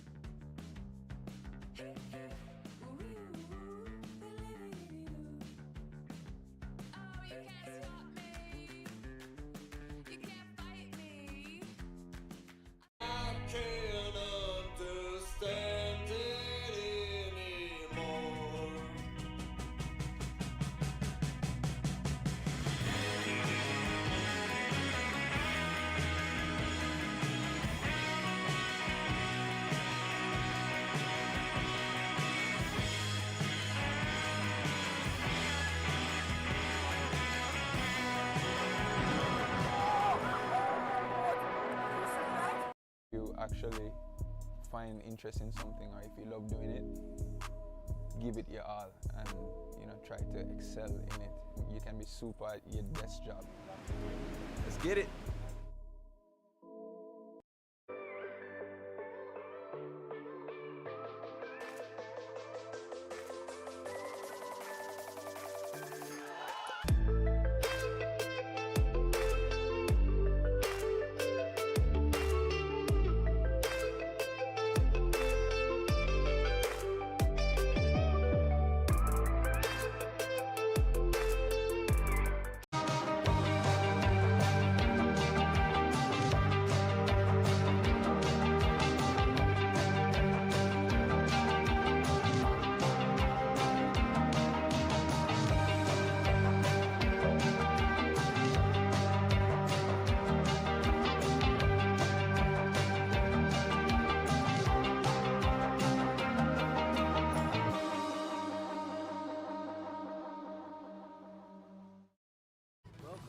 jungle. Occy Grom Comp live from Snapper Rocks on the Gold Coast.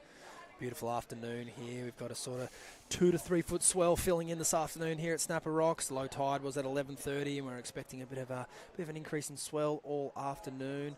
The sandbank is primed for perfection, and we're got a couple of big days of competition coming up. At the moment, we're in the under 14 boys. This is heat number 6.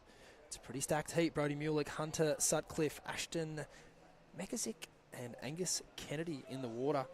Stace Galbraith alongside 78 world champ Wayne Rabbit Bartholomew, former top dog of this whole shebang. Bugs, how you been, mate? Yeah, good, Stace. It's nice to share the booth with you. We had a good run through the Australian leg together, Yeah, we did. That was a lot of fun. Yeah, no, it was. We're got pretty skunked at Bells, and then got lucky enough that some waves trickled in for Margaret River, and then Snapper was pretty fun. It wasn't as good as last year for the Challenger Series event, but still, I think if we compare that to every other wave around the world and what they've had, that Challenger event was amazing. And then Narrabeen got some fun waves as well. So we were pretty lucky on that front. It's a lot happening on the World Tour at the moment, Rabbit. Lots happening in the men's and the women's action over in Brazil. That'll start up tonight. I tell you what, if you're a fan of just sport in general, it's an absolute buffet for the Australian dinner time at the moment. We've got the Ashes. Origin's been on every third Wednesday. Yeah. Brazil. Surfing. It's all happening there. NRL and AFL are into the guts of their season and starting to prime up for finals. And, it's awesome to see young Russ there. Yeah. Giving us his well wishes for the afternoon. Classic.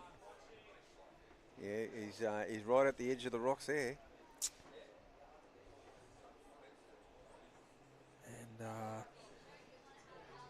for the daytime action, we're blessed with the Occy Grom Comp streaming live from Snapper Rocks. The first time this event's been broadcast, Bugs, so I know a lot of these youngsters are real excited to showcase their talent on the World Wide Web. And then, further to that, they get the opportunity to go home and watch the replays tonight on YouTube, so they can go and really, along with, mums and dads and whatever support crew they might have, shapers, they can go home and check out all their action and see how their peers are surfing, see how they're surfing. It's, it's a real great improvement to this event, Bugs. Yeah, well, obviously they're here with parents, but their nanas and pops are probably at home checking this out. Their friends, their club mates. So that's the beauty of the webcast. You don't have to be on site. But obviously, school holidays. These kids are up there with their parents, and it's a classic Aussie thing. It is. There's airport delays all around the country at the moment, so I'm sure there's a few crew at airports around Australia. What better thing to tune in and watch? probably trying to get to this destination, and unfortunately just having to watch it to the TV screen. But hey, at least they can get an idea for what the sandbar's doing. And what it's doing is pretty good at the minute, even though it's only small. It's ruler edge perfection. And we've seen a quick start there from Ashton. Even with little stumbles like that at starts of heats, I think that, there's still positives to take out of every ride, or maybe not a positive at least, but a bit of learning. And I think that, even on a short wave like that, I think Ashton could feel sort of pretty good about where he's at. His board looked really good under his feet. He just needs to find a wave with a bit more open face. As we see Hunter up and riding here, looking for a quick two-turn combo. What do you reckon, Bugs? Yeah, no, well, he'll get docked on that last turn and didn't quite surf out of it. Would have been a beauty. That first turn was a nice, crisp backhand snap. Yep.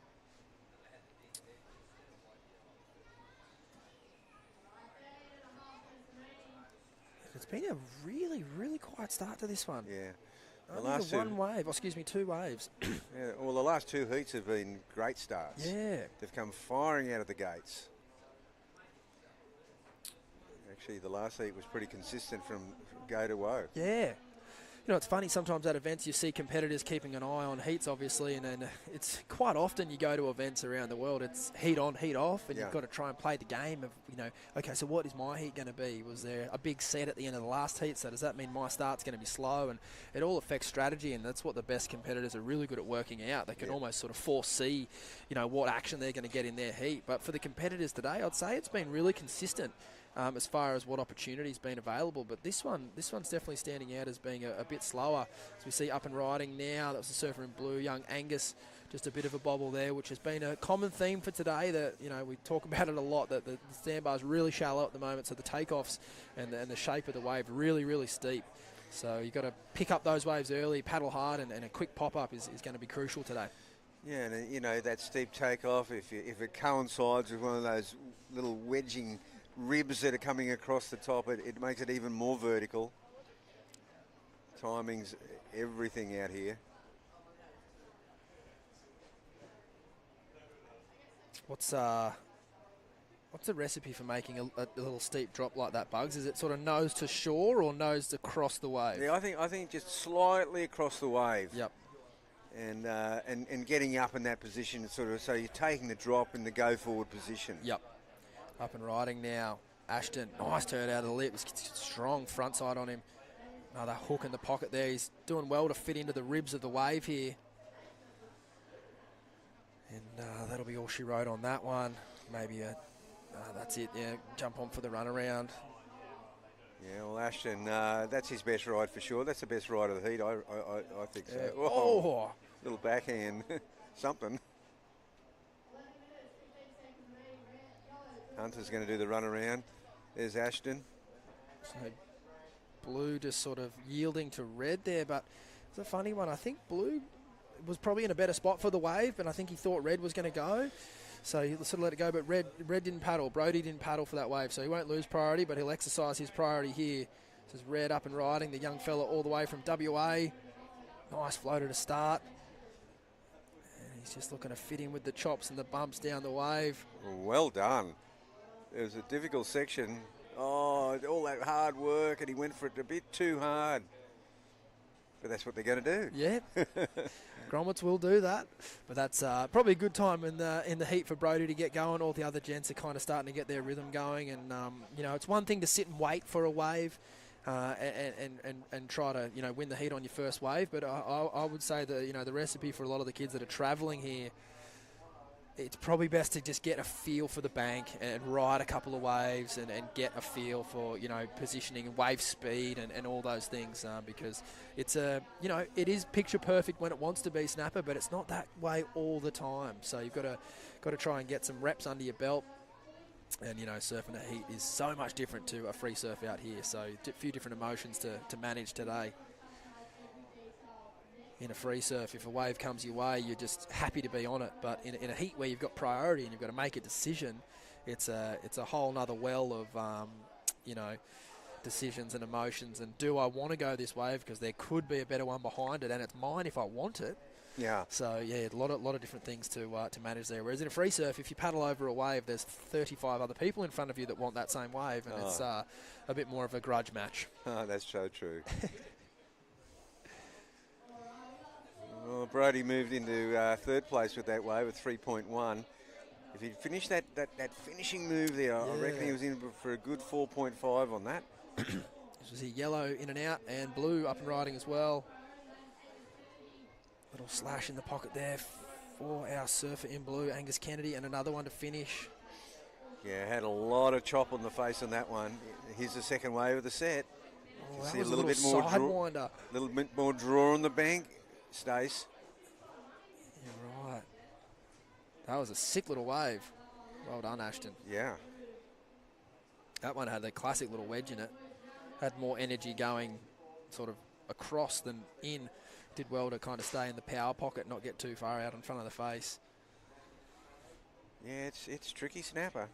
He really handled that one well, young Ashton. So Hunter Sutcliffe in and out.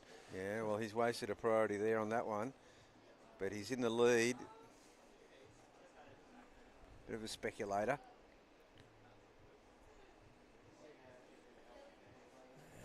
It's going to be the surfer in red now who's sitting out there in first priority. So, yeah, again, talking about the webcast, it's amazing not only for, friends and family that obviously want to follow along, but it's great for everyone else, like shapers and stuff, who might not be able to make it to the comp site. Obviously, friends and family that don't travel as well can tune in I know a lot of the youngsters that have travelled over from WA. I'm sure all their parents are tuning in. So, g'day guys to everyone in the west. It's a bit earlier in the day over there. Probably still on the second coffee. But yeah, different. This is our winter, which obviously could be full for summer at times, Bugs. Yeah, that's right. We've had some pretty decent days, that's for sure. Some lovely, but that's the thing. The weather's been too good. Yeah. Yeah, it's been picture perfect. We kind of want it to get a bit angrier. Yeah, you need a bit of weather. Yep. It'll be interesting to see if this El Nino takes shape, and it's usually not a good one for us. No. A lot of northerlies in the... Might be surfing with Ethan Ewing in the summer. Oh, I think so. Good call. As we see out the back here, this is Brodie. He's no stranger to a late drop. Coming from Western Australia, handled that really, really well. Super well. And then gets out on the open face. A nice slash there. It's kind of got the rib underneath it. Oh, that wave just did all kinds of tricks to him. It was a mysterious little wave, hard one to find the rhythm on, but you can tell how comfortable he looked in the lip there. Oh yeah, a lot of kids purling today in that section, but yeah, it's it's an awesome thing about surfing. Obviously, you're such a product of your environment, and the waves and the different variety that they get over in the west, certainly creates very, very well-rounded surfers. They don't get conditions like this too often, so this will be a good challenge for Brodie. See how he can match it with some of the other East Coasters who surf this every day. And Angus Kennedy, they're not finding any much love on that wave. But, we've seen Jacob Wilcox in recent times move over here, Bugs. Yep. And I'll be honest, it's worked wonders. He's number one on the Challenger Series. Yeah, he's on track to make it this year. Isn't he what? He's just missed out a couple of times now. Yep. But he is so on track. I'd say, he's a good bet to be on to make it this year. Yep. And it'd be good to see him on the CT. Yeah, he's certainly a surfer that would shine, particularly at the start of the year, those first two events, Pipeline into Sunset, Jacob growing up at Margaret River, his backhand in a big wobbly right, like Sunset will be, a real asset to him. And then a backdoor Pipeline, I don't really need to go into too much detail there. If you watch his video parts, you can tell that he's well equipped to do some damage at that wave as well. So I know the West Aussies will be cheering for another one of their statesmen to get on. As we see up and riding here, nice turn in the lip. And another big carve. Unfortunately coming unstuck there for Ashton, but I like the attitude. He was really going for it. Yeah, well, he's holding down first place. He was really trying to put this heat away now because we're down to within 5 minutes. So that would have sealed the deal. And he's still not in bad shape. He's paying homage to a bit of WA there with that Taj Burrow, Jack Robertson spray number. Yeah, there you go. Very popular at the moment. I think Caden Francis has run something pretty similar. Okay. Don't be afraid to do something of your own, kids. No, it's always sick to pay homage to some of the greats before us, and and currently, obviously, Jack doing amazing things on the World Tour. Not so much last night in Brazil, though. Unfortunately, he had an interference that caused some controversy, but that's just the way it goes sometimes. I didn't see it. Did you see it? I didn't see it, but I was bummed. Yeah. Yeah, the top five is wide open. Griffin, Philippe, Jiao Chianca, Jack Robinson, Gabriel Medina in fifth. Yeah, see, now where's Italo in seventh, lost. And Ethan? Ethan's still in third or fourth, and John Florence is still in. Okay. So, it's really those two guys could make a huge push, and they're going into events like Ethan into J-Bay and John into J-Bay and Tahiti. That's right. Where, they're favourites. So, any kind of extra points they can gain on those guys now is just going to be, amazing. And that's what's making the race interesting. For a while there, it was looking like a bit of a lock on that five, but totally. It's open right up now. Yeah, absolutely.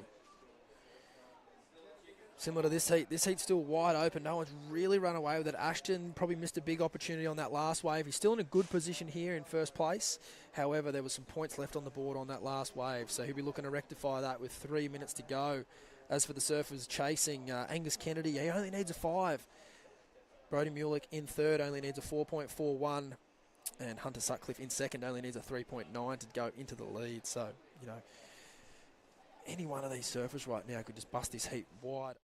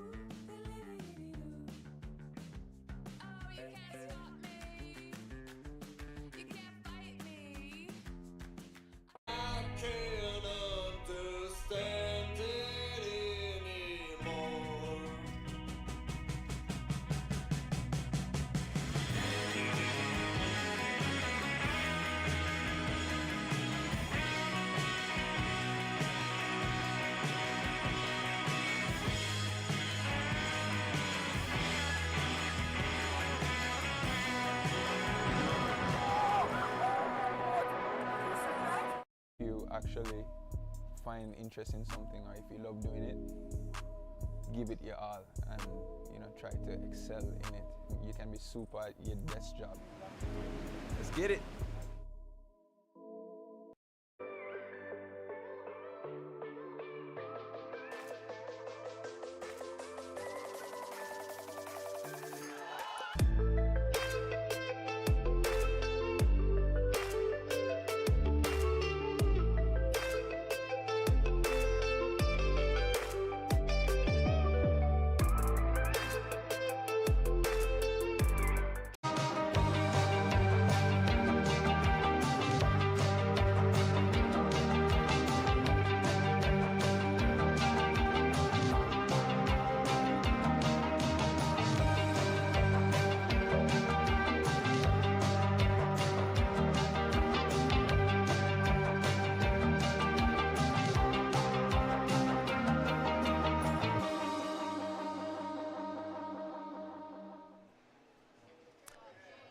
welcome back to the Occy Grom Comp. It's 2023. We're at Snapper Rocks. I cannot believe my eyes right now. I'm looking at empty Snapper, but for 4 extremely lucky under 14-year-old boys. There it is. Look at all that sand. Oh, my goodness. It is packed right in.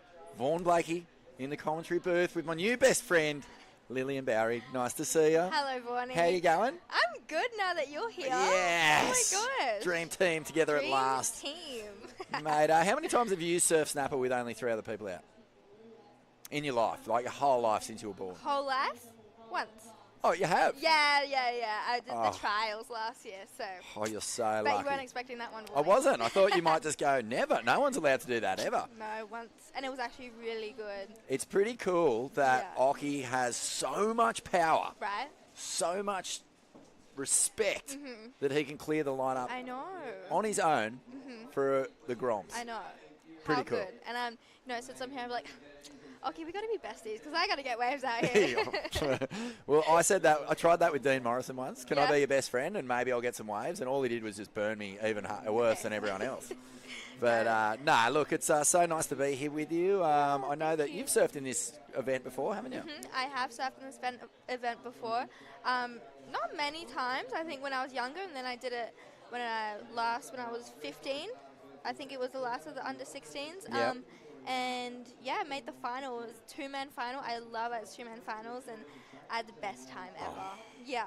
So didn't get the W. Didn't get but the W, but to me, I still won because I got to surf D-bar with 2 people. Oh, that with is- one other person, so Yeah. that's winning to I mean, me. any Gold Coast break just with you and a couple of other people is so fun. Yeah. Because it is heaven up here. Okay, here we go. Wow, he's getting it done on this almost nothing wave. This is AC Flynn. He's out there in the white. Rio Luther Bar in the red. Cooper Riley in the yellow. And Kai Clements in the blue. We're right into the thick of Grommet season right now, aren't we? We've got like a whole string Yep. of junior events sort of starting to fire up. Let me just ask you this, though. While, the whole surf world is activated right now. We've got the CT in Brazil. We've got the Challenger Series about to kick off in South Africa. Yep. We've got the Occy Grom Comp on here. There's stuff going on everywhere. Skull Candy next, straight off Skull this. Candy next. And we'll just keep an eye here. Look at these little runners. Oh, that looks fun. That is just Get it. full after-school surf, isn't it? Yeah. Just get out there, eat a couple of Wheaties or whatever and just smash it.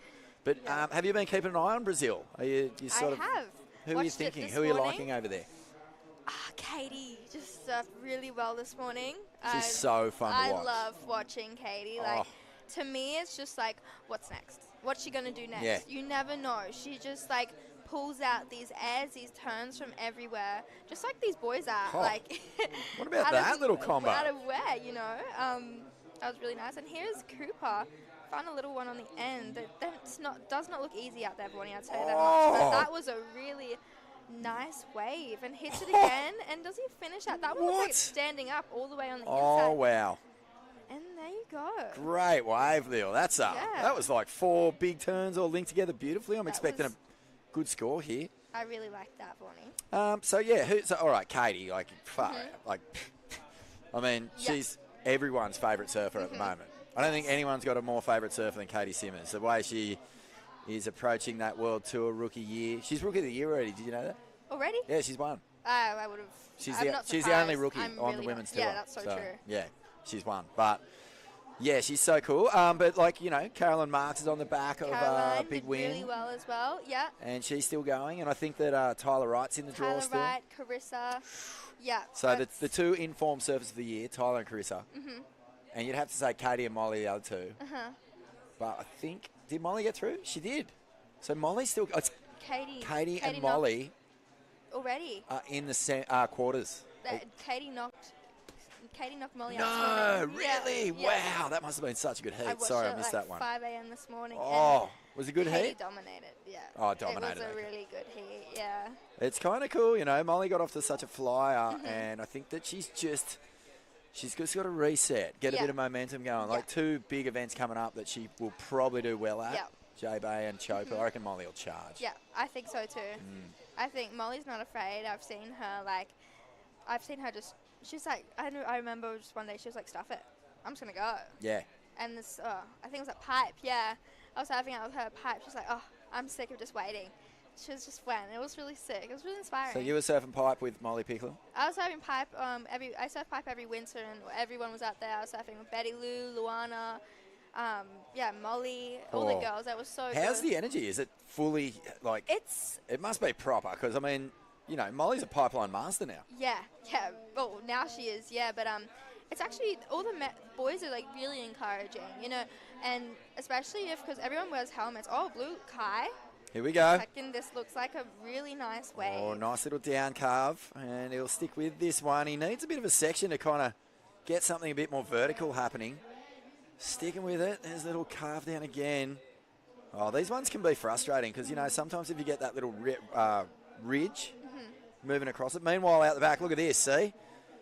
This guy, Rio, is in a little bit more of a flow state and getting a few more steep sections to rip it off. So this is a bit more like it, and he'll get a finish. Oh, he doesn't ride out, but he's out in front. A 4.83 and a 3.17. That last one at Cooper was a 4.93, so best wave from Cooper Riley so far in the yellow.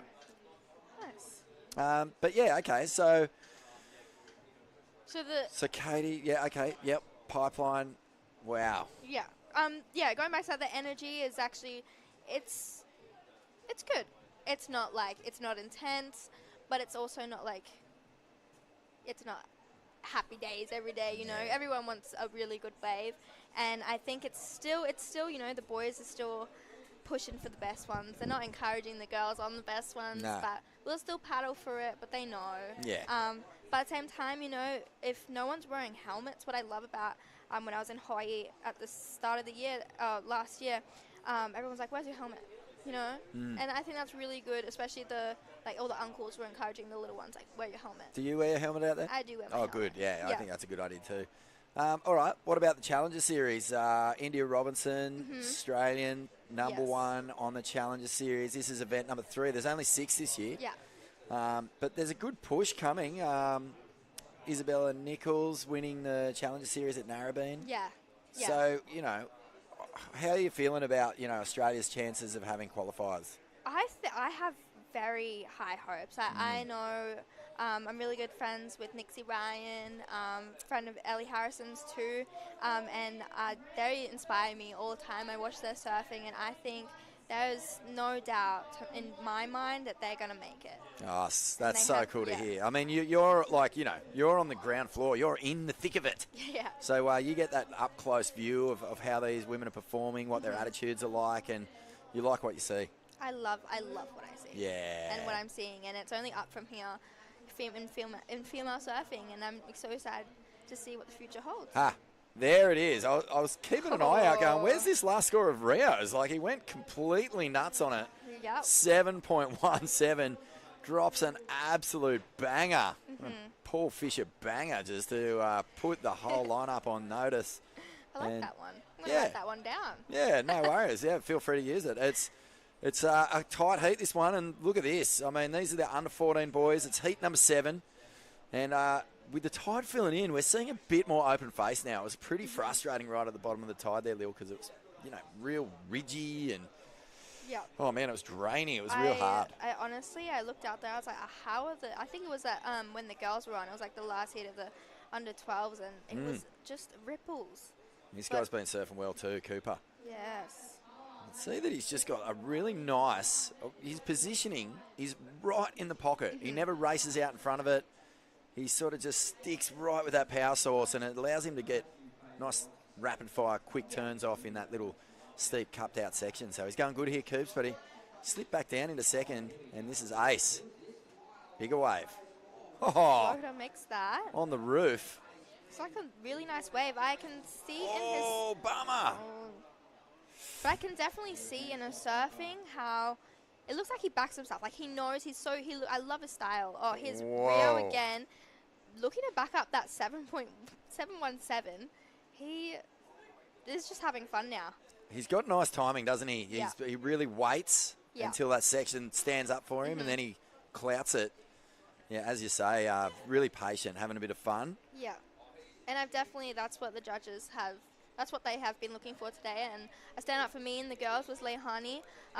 She waited for every section to pop up, and as soon as it did, hit it and was throwing away high 5s, 6s, 4s. Wow. And yeah, definitely today, those sections, once they present themselves, that's what's going to get you the money. She's starting to really mature into a pretty scary weapon. Yes, Leihani, I mean, absolutely. she's always got the biggest smile on her face, but she means business when she gets in the heats, doesn't she? And she's from down my way. I get to see her surf really? quite a lot. Yeah, wow. Sort of living down in that Byron Lennox zone, and always see Leihani and what's her little brother's name? Atlas. Yeah, he's ripping too. Yeah. So it's cool, man. It's like no matter what beach you go to in Australia, and probably around the world, but like one of the great things about having such a robust, junior series and junior development pathway is like every beach has an up-and-coming superstar. Absolutely. And it's the cool thing about it is every beach has someone to barrack for as those kids start to sort of mature and grow into the athletes that they're going to become. So, it's really cool. And this guy, Ace Flynn, he's got some good numbers on the board. You can see he's got beautiful tail release. I would love to see him on some bigger waves in general. Just, I could tell like you said, his tail release is.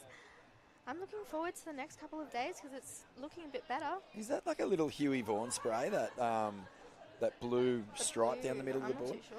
Because, okay, here's a question for you. In this day and age, when I was a Grom, a couple years the ago. Grommets weren't necessarily your heroes, you know what I mean? Like I was the same age as, say, Aussie Ride and, a bit older than Mick Fanning and Joel Parker and those kids. But, we looked up to guys who are on tour, but now guys who are like Huey Vaughan, who's probably only 2 years older than these kids, like, they love it. Yeah. They're looking up to him. He's a I hero. love Huey. That's what I mean. Well, everyone loves Huey. Yeah. But you know what I mean? Like, it's like.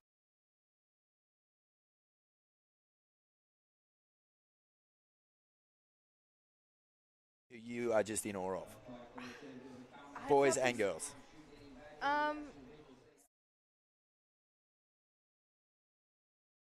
Especially in bigger waves. I love watching Willow and just how she just holds rail and really, executes everything just so nicely and smooth. And I think for the boys, I really like watching Lennox Smith. Oh, he's so good. Yeah. And he's cheeky as. He's so... He's so cheeky. I love him. Yeah. That's the other thing, like personality, character. You've just got to have it. You're surfing really... Oh, my goodness, this is a good wave. Wow. Wow. Cooper doesn't get the finish, but I think there's a lot of work done there. And Kai Clements as well, just while we were chatting, got a really sick one. So this heat, this is one of the closer ones we've seen between all four competitors. And this guy, AC Flynn. Ace is getting a couple of waves. I really love it. He's just trying to build the house, especially, or you have to kind of, when the conditions are like this. And I think especially there's priority in this contest, but the boys are really just going for whatever. Just catch the waves first and foremost. There's no point sitting around when anything could stand up on the inside and give you a chance. We are getting 3 nice turns, and I think this one's going to do something on the inside. Has he got a little low road here? He's going to stick with it. Yeah, a little finish and crack. And that was another nice wave by Rio. Wow. He did improve his high 4. He did get a 5.9. And, so he's pretty comfortable in first place at the moment. Yeah. And Cooper just got a really nice wave. He was only needing a 4.6, so we'll see within that exchange what's going to happen. The battle is well and truly on here, though, and nobody is holding back. Like, everyone's just ripping into whatever comes near them. So this guy, Kai Clements, nailed a 3.93. Not quite into the 4s, but he's back in contention here. A 5.6 is all he needs to get into second. Yeah, well, who else? Who else is sort of like on your radar in your age group that you're like, oh, whoa, like, I can tell that person is well on their way? I also love watching Sky Brown. I was just with Sky Brown in Cruy. She's such a legend. I mean, amazing skater, Olympian skater, but her surfing's really awesome to watch as well. She's incredible. Yeah. She's pushing that whole air game in women's surfing probably better than anyone. I mean, there's Erin Brooks, There's Sierra. Katie, there's Sierra, there's Bella Kenworthy. There's a bunch, Yeah. but Sky Brown is right there. Yeah. I love watching Sierra as well. I love Sierra. She's such a kind soul. She's actually teaching me. She's going to teach me how to play golf. I'm getting into golf. Oh, if you want to ruin a good walk, golf is the way to do it.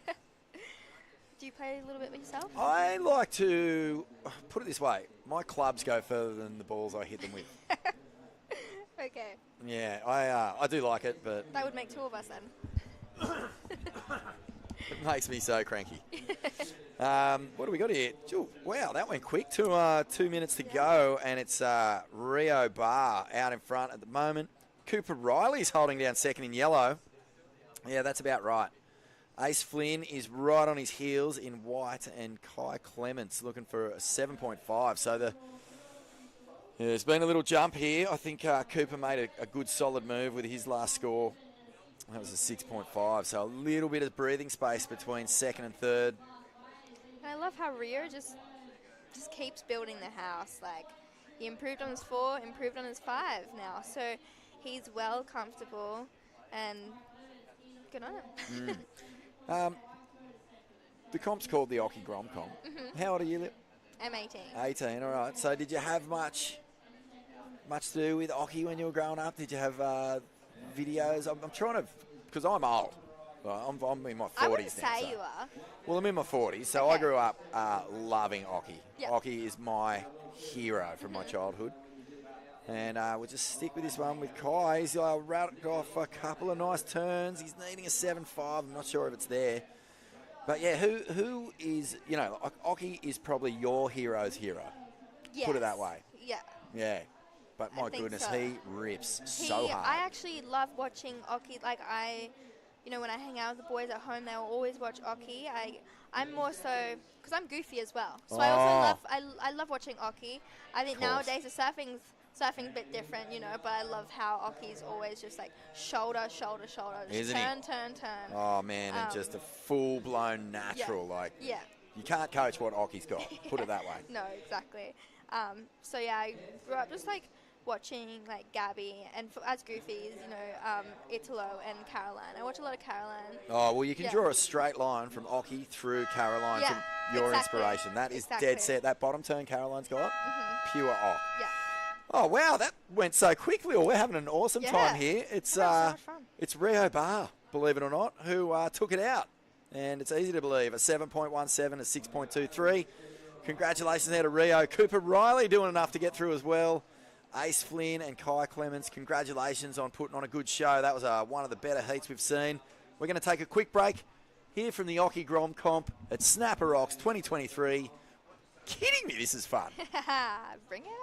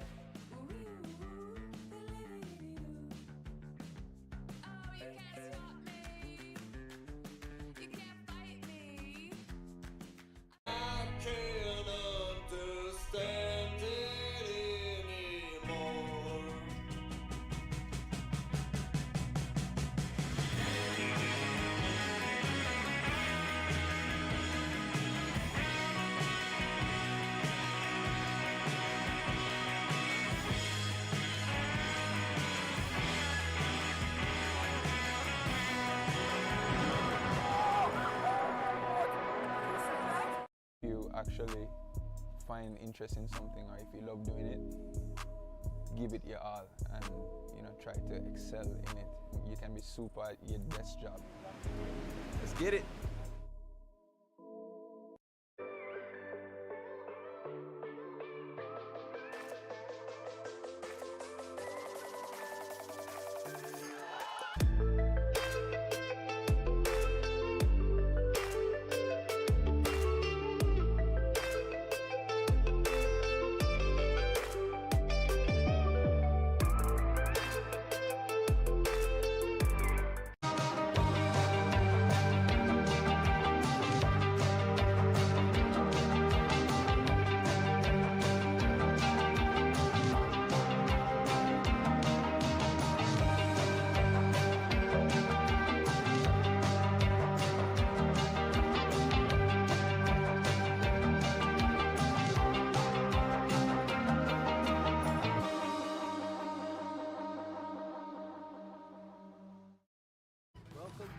jungle.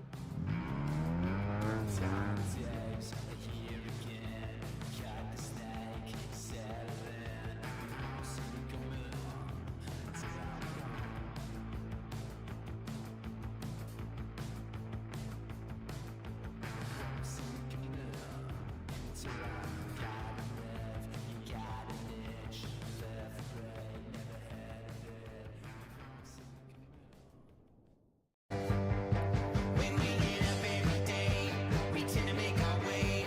If we got something to say, we could say or not say. And you won't catch us uptown, but we may be downtown, and we might just walk around and around and around. It's no surprise who's gonna get wise at it sooner or later. It's no surprise who's gonna get wise at it sooner or later.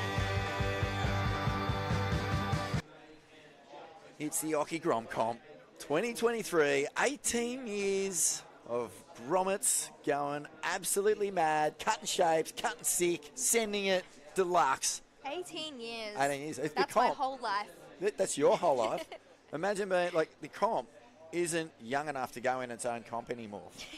It's like Seriously. it's older than everyone in the whole draw. This is the premier, number one, numero uno surf comp in the world for under 16s. Yeah.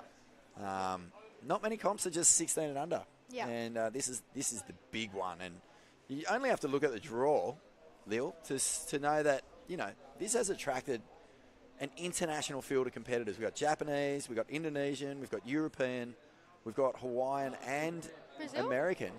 There has to be a Brazilian in here somewhere, Yeah. surely.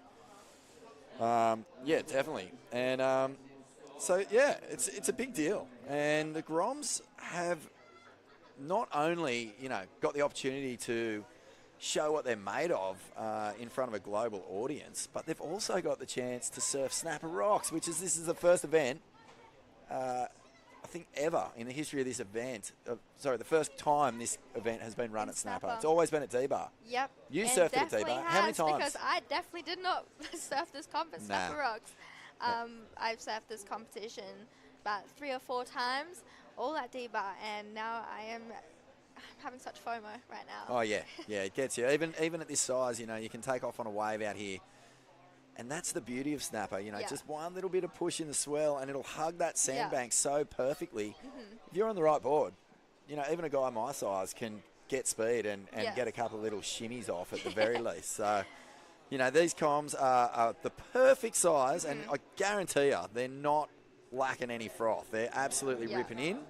And we've already had 6 waves ridden in this heat and a couple of good ones. This guy, Charlie Clark, is out there in the white. And this is Lakana Cullen. Wow, how well has he put this wave together? He's just got a beautiful read on an almost just dribbly little nothing. I also see a little Billabong sticker on the front there. Oh, Represent. there you go. So Jagger Phillips is out there in the yellow and Kato Mogi is out there in the blue. So look at this. Wow. Is this How another committed? wave, or is this the same wave? No, I think this is... Oh, wait. Did he just It's get a replay. No, that's a replay. Oh, we got the replays But going look on. how sharp he is. He's turning on That nothing. was really nice. Oh, I think he's got some game, this kid, Lakana. So he has already a 4? Yeah, looks like he's got a 4. Yeah, maybe that is his 4, actually. I'm not sure. But Charlie Clark opened with a 5, so he's got moves. Great start. I was talking to Stace earlier and said anything above a 4, I think, at the start of this heat is a great start. That's a really good call. And we've seen a few 6s and 7s, but mostly it's been 4s and 5s that have been getting guys through. With that high backup of 6s or 7s. That's right. Yeah. That's right. So, yeah, it's a good way to start, build into a big score, but really wave selection has... It's not even wave selection, it's just being there when the set comes. If you've got priority and you're in the right spot, you can get those ones that stand up and break a little bit wider. And speaking of, Lokana just did get a 6.17 for his last wave. Oh, there you go. So there we go. So Lokana goes into the lead. So many of these Groms are enjoying support from Billabong, other companies, to get sponsored. It's a bit of a buzz when you're a kid. Absolutely. Free stuff or discount on stuff. Yeah. man, oh man, I would have been happy with just a free sticker when I was a kid, but you know, it's all part of the journey, isn't it? You're sponsored by Billabong? Yeah, yes, I've been with Billabong for 8 years now. So how old were you when you first got your very first piece of Billabong clothing, and what was it? I was 5 years old, and it was my school backpack. Oh, I wasn't sponsored at the time, but I do have a photo from my first day of prep, and my school bag was Billabong. Oh, So I think that's just manifesting, like I'd say. that's so cool. You know what I used to do? I used to screen print. I used to get a cheap backpack, and then I'd screen print or draw the Billabong way. logo on it. Yeah, Really? for sure. I couldn't tell you how to screen print. Sorry, Bonnie. Well, I'll tell you what, it was called stenciling. You would trace the logo, Okay. cut it out on a piece of just regular old paper, Uh-huh. and then you'd get like a little roller and some just dodgy acrylic paint Oh, and just so it roll would it just be over on the the top. outside, and then it would be like white. Yeah, Oh, there you go. yeah. So, and then after I did that, don't tell Billabong this, but I started charging kids at school $5, and I started doing it on their backpacks as well. So We also have an entrepreneur on board. oh well, I was basically just running my own little copy, like bootleg Billabong company. Good on you. Yeah, it was pretty funny. I mean, the things you do when you're a Grom, like you just froth so hard for surfing Yeah. that, like, even just the idea of like having that, you know, that logo or that new mag or that new movie or whatever, it's all so accessible now. You guys are so lucky, man. Yeah. You know, I So had lucky. to wait a whole month for a surf mag to come out, and I'd jump on my pushy, ride down the Yeah, bike. wow. I'd have to save up all my pocket money, Oh, wow. buy the mag, and I'd cut it all up. I'd have to Yeah. buy 2 mags, one to cut up and stick on my wall, And then one to keep. that's it. Wow. Do you still have them? I don't actually. Well, I worked on surf mags for 25 Yeah, okay, years. So. fair.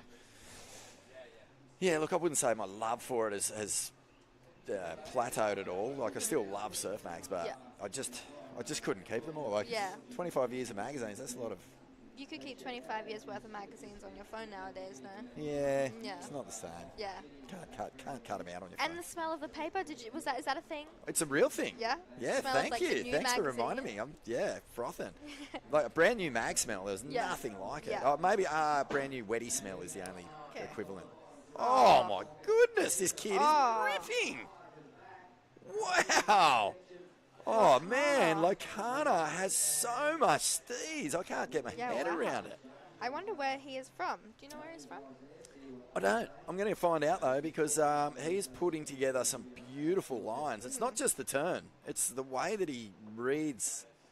You know, where to be on the wave, the speed, the drive. He's really got the flow going. So And he's the variety of turns. He ticking just a lot of pulled boxes out. there. Yeah. yeah. What was the thing that would froth you out the most when you were a little Grom? Watching Soul Surfer. That is And so Blue Crush. funny that you say that. I know the whole. I Like you could recite the script. Yep. Okay, give us just 3 lines out of that movie. Okay. So there was a scene where Alana Blanchard and Bethany is like looking at bikinis and like she was like, "What do you think of this?" And she goes, "This thing looks like an eye patch." And she goes, "Good thing it's on Rip Curl." It looks like an eye patch. Yeah. That's good. Oh, wow. Nice little style here from Charlie Clark. And moving through, gets a good finish here. Oh, don't tell me. Little bonus. Not quite, but a nice turn there. Yeah, it's funny that you mentioned that. My brother and I just started a little quiz show on our podcast. No way. And he was saying, one of the questions was, I know this is going to sound a bit simple if you're a big fan of it, but what was the name of Bethany Hamilton's Hollywood surf film? And I know, you're rolling your eyes, but, you know, might be people out there who aren't so familiar, but the impact that movie would have had on young girls would have been I think I watched it every day. believable. And I had a DVD. Well, here's Jagger Phillips looking to improve his exchange, improving a 3.4, 2.6. Look Not at much this. offering there for him. I mean, he's staying very busy. Just, you know, that's called absolutely juicing it. He's, when the orange peel, you've got your little juicer and You're going bzz, bzz, and Yeah. you look at the bottom of it and it's just white stuff. Yeah. Well, he's gone all the way Absolutely through, juicing it. right through the zest, back into his hand by the looks of things. He's just, you couldn't get more juice out of that one.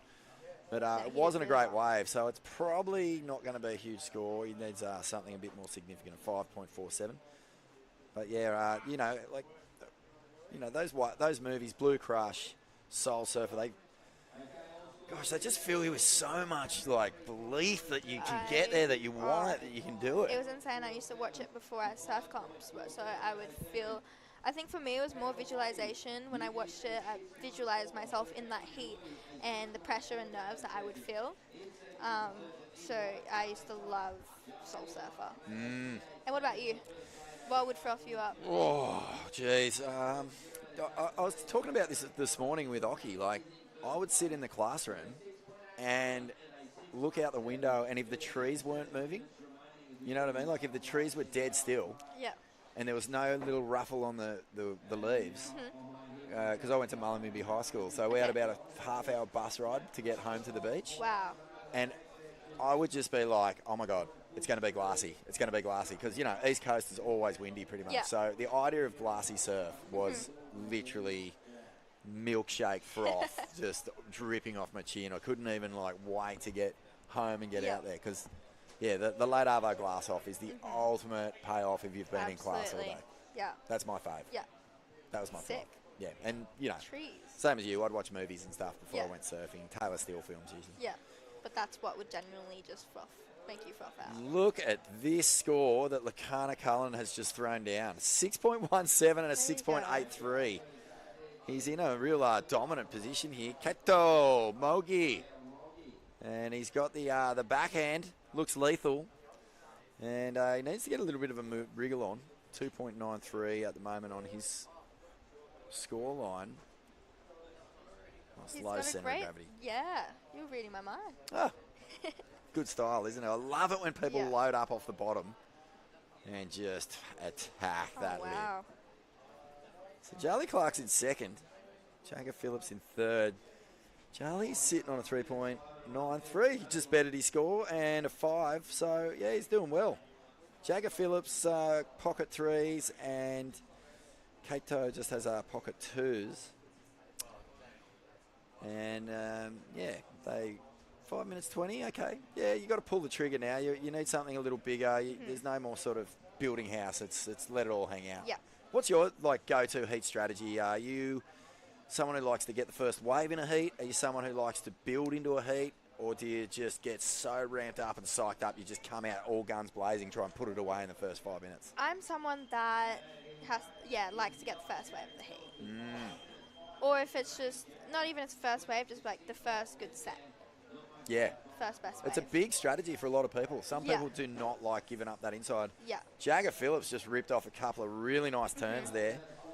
And he knows, I see his determination to get back out the back. Here we go. So the first one was a bit of a missed time, but this one looked good. Crack. There's plenty of intent there. I think is that a bit of a no-claim, you know, when you look down at your wax or you kind of like, I don't know. I felt like he was happy with that final turn. I think so too, but hey, at this time you got to back yourself. There's only 5 minutes to go, and the worst thing to do right now is panic. And it looks like we might have a big set. Here we go. Wow, out of position. But that's a good sign, Lil. That's look at these waves. Oh, see that double up? Yeah. That's the one. Look at this wave. This is wave of the heat. And Kato, is he in position? No. Oh, what a bummer. That was almost a little tube. Well, this is promising. Oh, Kato, here we go. He's behind the peak, and no. Oh, he was, you know what? That was almost perfect positioning, Yeah. because if he got around that little ridge, he could have just loaded up that little low center of gravity we're talking about and just Yeah. pocket blasted the heck out of it. But that's okay. There's still 3.5 minutes. In my mind, the last 30 seconds is the longest. It's still the longest time in the world to me. I feel like it's like Unless you're you're in fourth place. It's funny, isn't it? Yeah. For the guy in first, it just can't go quick enough. And for Yeah. the guy in fourth, it's basically Yeah. over before you even get yeah. to look at your watch again. But it's so important. still at the 30th second, like until it's 30 seconds to go, you just still got to keep back yourself. I've seen heats flip in the last 10 seconds, you know. Well, in this surf especially, like you can run up the sandbank and be out in the water in, 10 seconds. Yeah. Yeah, well, look at these waves. They're definitely starting to open up as the tide comes in, so good signs. And also, with a little less west in that wind direction, you can see the faces are starting to get a little more smooth. Yes. When the wind's blowing up the face, oh my goodness. Section presenting for Jali. Like I said, as soon as the sections present themselves, they got to hit him, and that's just what he did. This wave is awesome. Charlie Clark has just put it together, you'd think. Oh, I like the energy there from Charlie. Yep, can hear the cheering from the beach. Man, how cool. Like, first of all, he rips this thing to pieces, but feeding off the energy of the crowd and really letting the judges know that he wants that score. He wants that. How's that little turn? Right on the money, And there was such variety in that wave. This tail slide, smacked that in the pocket. Calves. That's what the judges like to see. I love that little staunchy look. He's on the LSDs as well. Wow. So, JS is, of course, a major partner here at the Occy Grom Comp. He's been looking after Occy's boards for a long, long time. World-class shaper, world champ maker. Parko rode the JSs to the 2012 world title. Oh, wow. Andy Irons was a big fan of the JS. Yeah. And that little tractor, it's just become one of the most iconic surfboard logos in the world. Yeah, that's sick.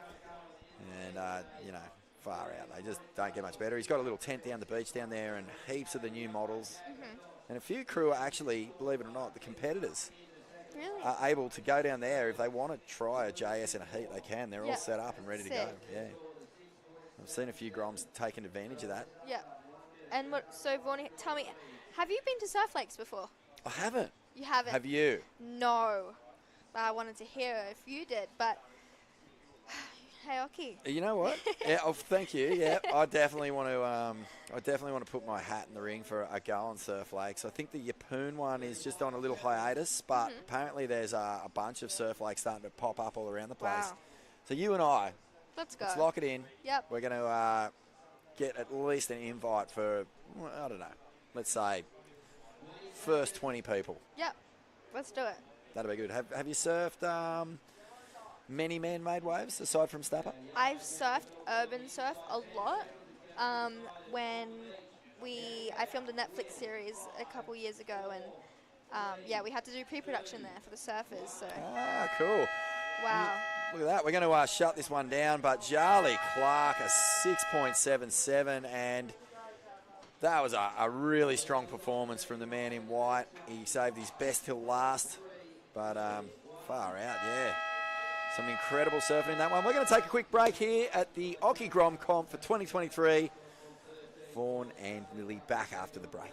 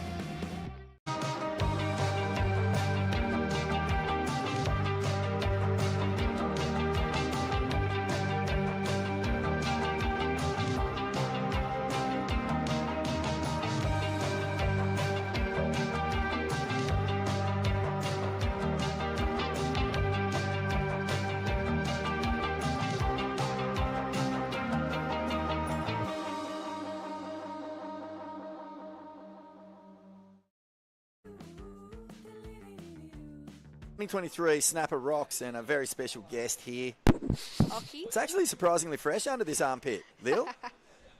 Vaughan Blakey and Lillian Bowery in the commentary box with our good buddy Occy. What an absolute legend, the 99 world champ, and he's put all that power and influence into creating the #1 under-16 surf event in the world. Absolutely. And here we are at Snapper, and look, these conditions may not look like much if you've just tuned in. It may not look like much out there, but keep this in mind. We've had under 12s, under 14s running today.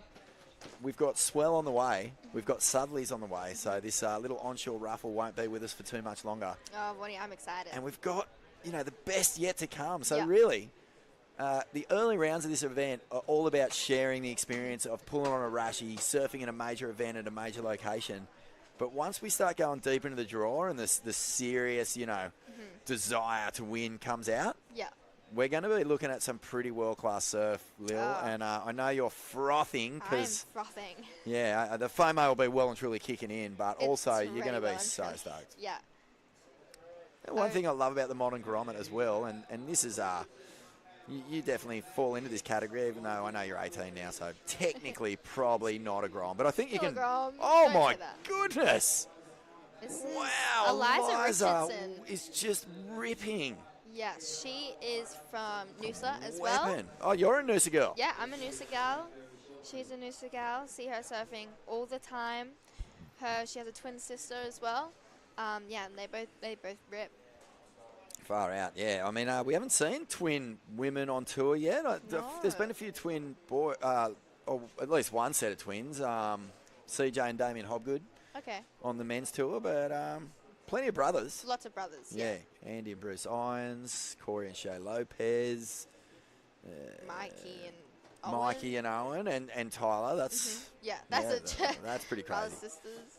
But yeah, one thing I love about modern groms is that they're multifaceted, they're multi-talented. Yeah. Like you've got this passion and skill for surfing, and like the potential career for as a pro athlete. A lot of them are insane musicians, Yeah. great actors, astrophysicists. Oh wow. Yeah, I mean Liam O'Brien, he yeah. studies astrophysics. Wow. So I couldn't even tell you what that is. like it's almost like just being a good surfer is kind of like, I don't know, boring or something. Like it's Yeah. like all you guys, like you're an actress or an actor. What do they say these Actress. days? Actress. Oh, Okay, actor. so They go by anything. Really. yeah, okay, cool, that's Yeah. good. What about like how did you keep both things going? Like did it require like more energy? Like Absolutely. yeah, okay.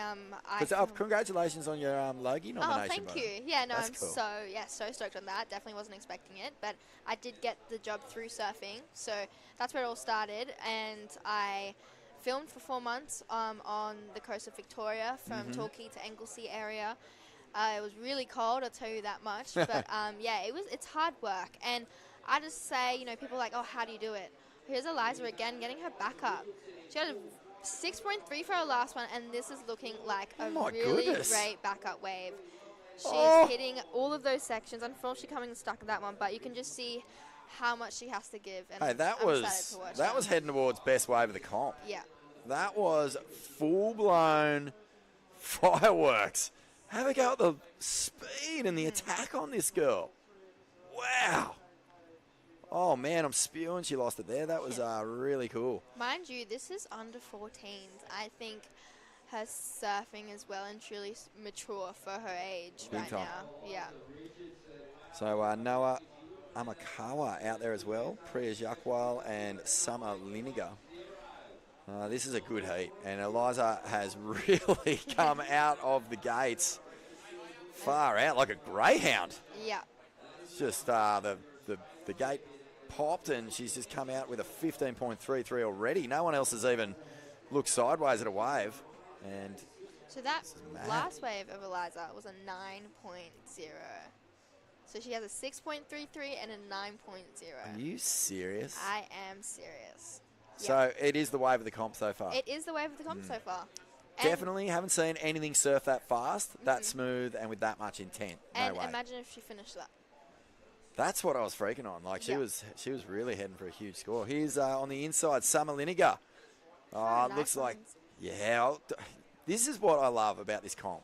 You know, these early rounds are giving everyone the chance to taste what it's like to be a young Steph Gilmore, a young Carissa Moore, you know, women who now are worldwide global icon heroes. Absolutely. And they all started right here at Snapper, getting the chance to pull on a Rashi and fill that lineup with no one else there. Absolutely. I was talking to Stace earlier and I said this competition is such a great opportunity to visualize what it would be like in, you know, one of the Challenger events or even just like a CT event here.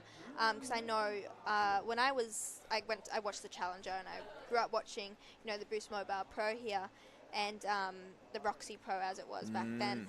And I remember always, every time I went to Snapper, I visualized that I was there competing.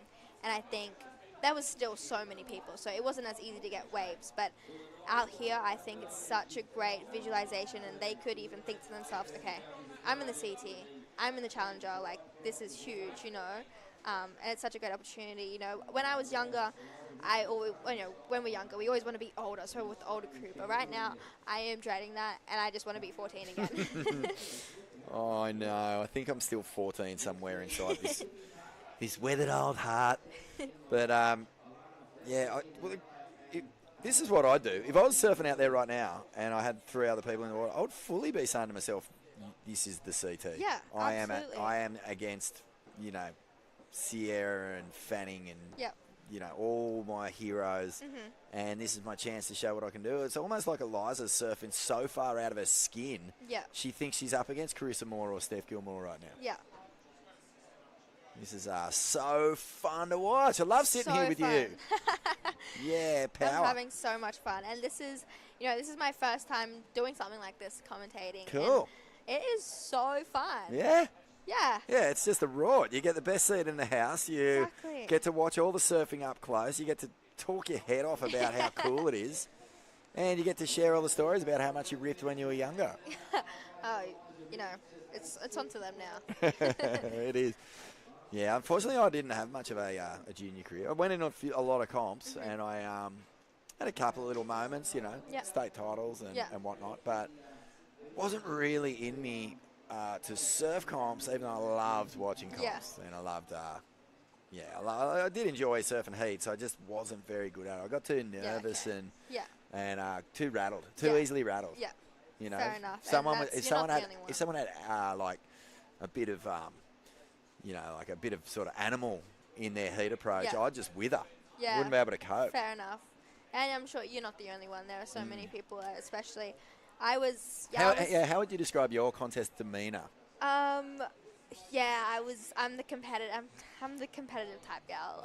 I won 5 state titles in a row in Queensland and made Aussies a couple times. Never got the dub at Aussies, but I was just happy to be there. I won my Grom stage. I did go pretty well. I think that was my peak. Did you ever have any like beef? Did it get heated at all? Because, you know, like one thing that people don't really, I don't know if they realise it, but the actual competitiveness of junior surfing is on par, if not more tense than the higher levels where there's this almost like, I don't know, there's this sort of space given to people because to get to the very top level, you've got to be good, you've got to be able to compete, you've got to like have all this stuff, and there's this certain level of respect that you get when you get there. Yeah. But in the Groms, no one knows anyone, and it's just full-blown. And at the same time, I love watching that, but being in that position is very challenging. Growing up for me, I was a menace in the water because obviously we all want it. I find it hard to believe. I really wanted it, you know. But I think there was no beef because I made sure everyone knew that for me, I'm not friends with anyone in the water. And see Carissa. Carissa's a great example. You know, she is fiery. She wants it in the water, but she's a living angel. Yeah. And, you know, on land. And you're like, how can you be like this? So I think I definitely learned from her as well. Like, you don't have to be mean outside the water in order to be mean in the water. You know? Once I think that you learn really quickly when you're in these divisions, these grommet divisions, just like what it is. You know, you can be best friends, but you've got to just, you've got to inhabit a little bit of professionalism Exactly. so that you can deal with the energy of a heat. Yeah. Like, it's quite intense. Yeah. So, yeah, that's really cool. That's beautiful insights. Thanks for sharing that. Because That's cool. we're all here for ourselves, you know, like, you're not here to please anyone. You're No. here just for yourself. You're your only you're your best competitor. That's right. So, yeah, I just stuck to what I wanted. I had a game plan, and I wasn't going to let anyone, you know, stop me from that game plan. I didn't say I'm going to do this to her, do this to her. I had my plan, and I just stuck to it. Yeah, and that's a good way to surf too. Good way to surf heats at least. You know, if you get concerned with other people, you're probably going to have your eyes Yeah, not where they need to be. But exactly. Noah Amakawa, she's holding down second. We've been so just bamboozled by Eliza in this heat that the rest of the women, the young girls here, are really, you know, struggling to find a bit of momentum. We're halfway through this heat. We've got Summer Liniger, Priya Jackwal, and Noah Amakawa all fighting for a space to progress. And I think Eliza did improve on her 6.33. It looks like it's just a bit higher. We'll have a look.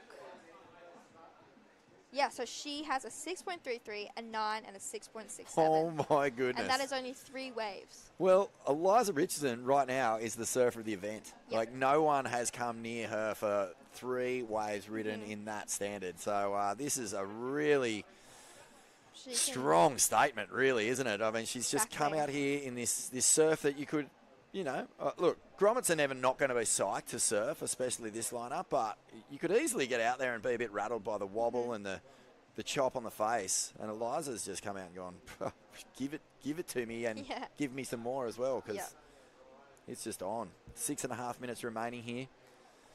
Yeah, it looks like it's super bumpy out there, but it's almost like Eliza's gone, I'm not slowing down for the speed bumps. Nah, Full gas. yeah, just do jumps off the speed bumps if you get confronted with one. Have you ever done that? Not in a car, but certainly on skateboards and push bikes back in the day. Here we are. This is Priya. Looks like she might have a look at this one. And cool. Oh, man, I thought she'd stick with that. Little ridge going across the face. It does look like Noah, Summer, and Priya might be getting, you know, their first taste of a big competition here. Yeah. And what a fantastic opportunity to just, you know, experience, as we said, a world-class location, Snapper Rocks. It doesn't look like much. I'm telling you, if you're out there, you're still having a blast. Yeah. All right, I got a question for you. Like, Always. grommets pretty much do 3 things. They eat, they sleep, and they surf. And maybe they might watch some surf clips on their phones or whatever. But what is your go-to post-surf feed? If you've surfed like 4 or 5, 6 hours, what is your dream smash? Like, are you going to come in and just scoff without even breathing? Oh, okay. It's Eliza again. Look, Yeah. same. It's just This- great surfing. I just see this girl already, you know, doing amazing things in the future. She has such perfect timing. And really a lot of the 11s and 12s on both sides of the boys and the girls division have not put waves together like Eliza. Yeah. Yeah, so what do you think? Come on. You've Okay, come so in, you're something's- absolutely dehydrated, your guts are just screaming at you, Okay. and you've got the dream. I have 2 things. Yeah, go. I love a good steak. Wow, didn't see that coming. I love a good medium well steak with some fries and some veggies. Just a big T-bone or Yeah. a sirloin or Yeah, a just ribeye. a sirloin and a ribeye. Yum. I love ribeyes. But that's something that's not so easily accessible. As we watch the replay of Eliza. That's not as accessible, but if I were just like, I'm going to get food, I'd get Oakberry acai. Oh, cool. Yeah. Yeah, Yeah. nice one. I love acai. Yeah, that's good stuff. That gets you just jacked up and ready to surf straight Yeah. away. So if you had a steak, you're probably not going to surf Yeah, for a few no. hours. So acai bowl for me, yeah. Yeah, nice one. William Bowery sharing some insights from the Grom life here at the Occy Grom Comp. And we're both excited because this is the under-14 girls heat 1 of round 1. We've got 3 days to go and swell on the way. And we've got legends everywhere all over this site. I've saw Darren Hanley this morning. And JS is down here. Wayne Rabbit Bartholomew, the 78 world champ. We got Mark Ocalupo, the 99 world champ. It's just, typical Gold Coast. You just, everywhere you look, there's just someone you just want to get their autograph. Yeah. And actually, when I was a Grom, that's another thing Groms don't mind doing when they're around comps, is chasing down their heroes and asking for. Who's your pride and joy autograph from when you were a kid? Did you get one? Ooh. Were you much of an autograph chaser? I wasn't an autograph chaser. I was too scared. Have you got like a signed poster on your wall, or did you get one from a surf shop? I don't, but I actually do have one from Steph from 2 years ago. Oh. I wasn't a Grom, but I still am Fanned out. a fan of Steph. Yeah, she's awesome. Yeah, I still ask Steph to, I sign love hats Steph. and stickers and stuff for me. Because I was watching this documentary, this series on Netflix that it's like Gold something, and they sell old sports things. And just a Michael Jordan card just sold for $3 million. So I'm just like, okay, Steph, Kelly, I need your autographs. Yeah. Good investment. Good investment. But you're right. It's pretty nerve-wracking going up to a pro surfer and saying, oh, could you sign this for me? Because what if they brush you? You just lie in bed going, oh, what did I say? What did I do wrong? But, I get, after Surviving Summer came out, I get so many Groms nowadays. It's more so photos. It's all photos. It is, isn't it? Yeah. No one asks for a signature anymore. They say, can I get a selfie? Yeah. The selfie is the new signature. Yeah, exactly. But, Vaughnie, I just looked at the scores, and there's 3 minutes to go, and Eliza Richardson got a 7.10. What? She has improved. Has she had anything under 6 yet? She's got nothing under a 6. Oh, my goodness. This is a full bell ringer from Eliza Richardson. Noosa represent. Noosa represent. Sunny Coast. Big push coming out of the Sunny Coast at the moment. I love those Reginatos. Love those guys. Love Sophie McCulloch. Yeah. Love Soph so much. She's beautiful. Just, so many, strong clubs. Absolutely. Strong clubs up your way. Noosa's a great club. We got Dean Brady. Dean Brady's Cooper a great Davies. surfer. Yep. Cooper's a legend. Cooper is She's a legend. Good surfer. Yeah. And then North Shore Board Riders, another majorly successful club up that way. Are they your mortal enemies? Oh, there it is. That's Eliza's first wave under a 6, I'm going to say. Yep. She saved it for the last 33. Yeah. She's going in reverse. She's chasing down scores under 6. Yeah. She's just having fun. It is what it is now. But she has comboed the field. Second place, Summer needing a 16.1 combination. And there's 20 minutes to go. So no doubt, Eliza. That's crazy, though. Look at these, the girls in 2nd, 3rd, and 4th. It's so close. Yeah. And it looks like Summer Lineker is going to hold this down. So a huge result for Summer. I really wouldn't be surprised if this is, her first major taste of a competition on this scale. So it's going to be a great result for Noah Amakawa and Priya Jackwell. Congratulations for coming down here and getting to surf snapper in the Occy Grom Comp for 2023. Lil, thanks so much for sharing the time and space with us. We look forward to seeing you over the course of this event. Bring it on. And we're going to have a quick break and be back with plenty more from the Occy Grom Comp in just a moment.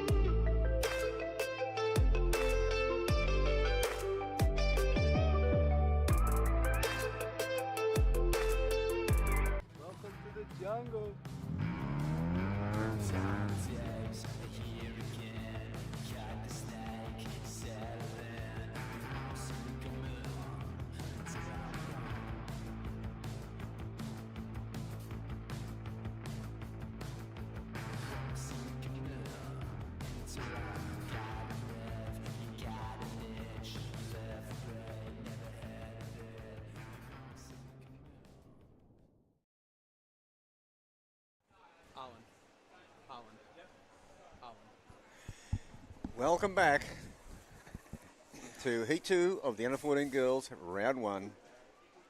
Talia Tebb, Pippi Taylor, Alana Fletcher, Halo Banfield and Stace.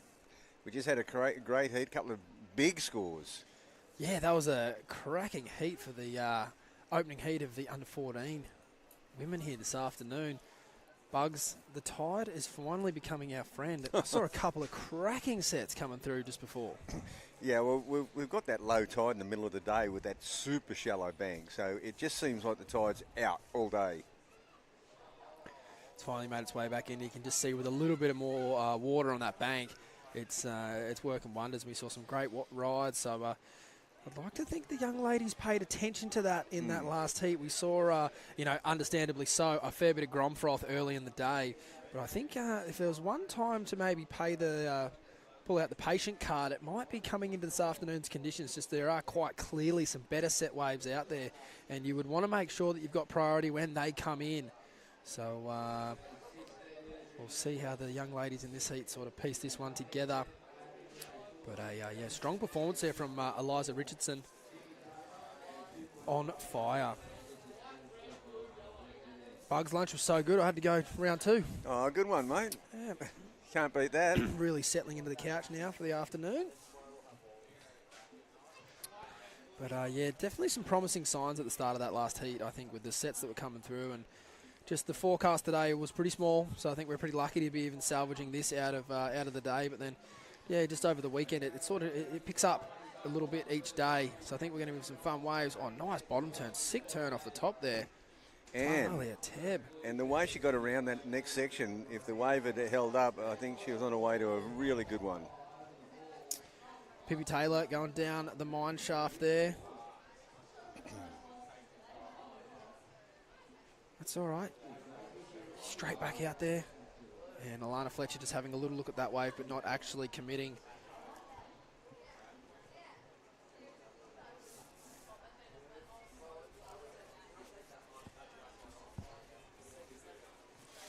Action replay. Wayne Rabbit Bartholomew, take us through it. Whoa, yeah, look at this speed. I love that. Two little scoops off the bottom. She got flying around that section, but there was nothing left. One great turn. Pretty pure bottom turn there, wasn't it? Wasn't it? Really impressive. And Alana Fletcher just bringing one through to the inside there. Yeah, that wave's really weak. And Pippi Taylor behind. She won't get around that next section. Yeah. Yeah, you've got to kind of look for those waves that are just, if you're going to go down the line, you've got to get down the line quickly. Yeah, exactly. And I like what you mentioned there about the wave just not having a lot of power in it. Without that power in it, it's going to be very, very hard to generate manoeuvres, as we see Halo Banfield having a crack there. Yeah, a bit of a ledgy takeoff. And I think she just didn't quite have the balance of the board in the right place. Talia Tebb. Beautiful opening. Get away from those fins. Yet away from those fins. Well, Talia's opened up a bit of a lead in this one already. 13 and a half minutes remaining, and she's out in front.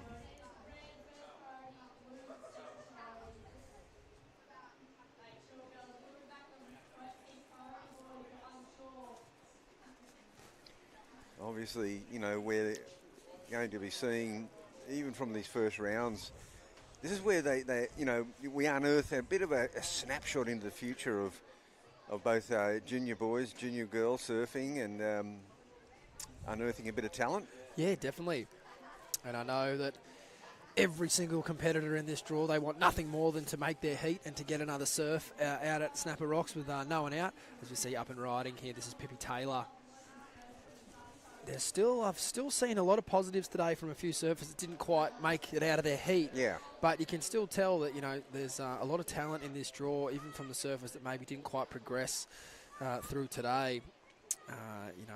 Obviously winning your heat and getting second is great, but there's still, was some individual manoeuvres that I've seen and some strategy stuff that I like the look of, and there's been, no shortage of interesting moments throughout the day, even in these sort of testing conditions. Testing conditions for us, though, but if you put this on at Florida or something, they'd probably be cheering. It'll be a national holiday. It's right. It's all relative. Oh, that's a late takeoff, well behind the section. There's so much sort of chop out there at the moment. That boat weight won't have any bearing, I don't think. No, not at all. Talia on another wave there. Oh, sick little finner on the end there.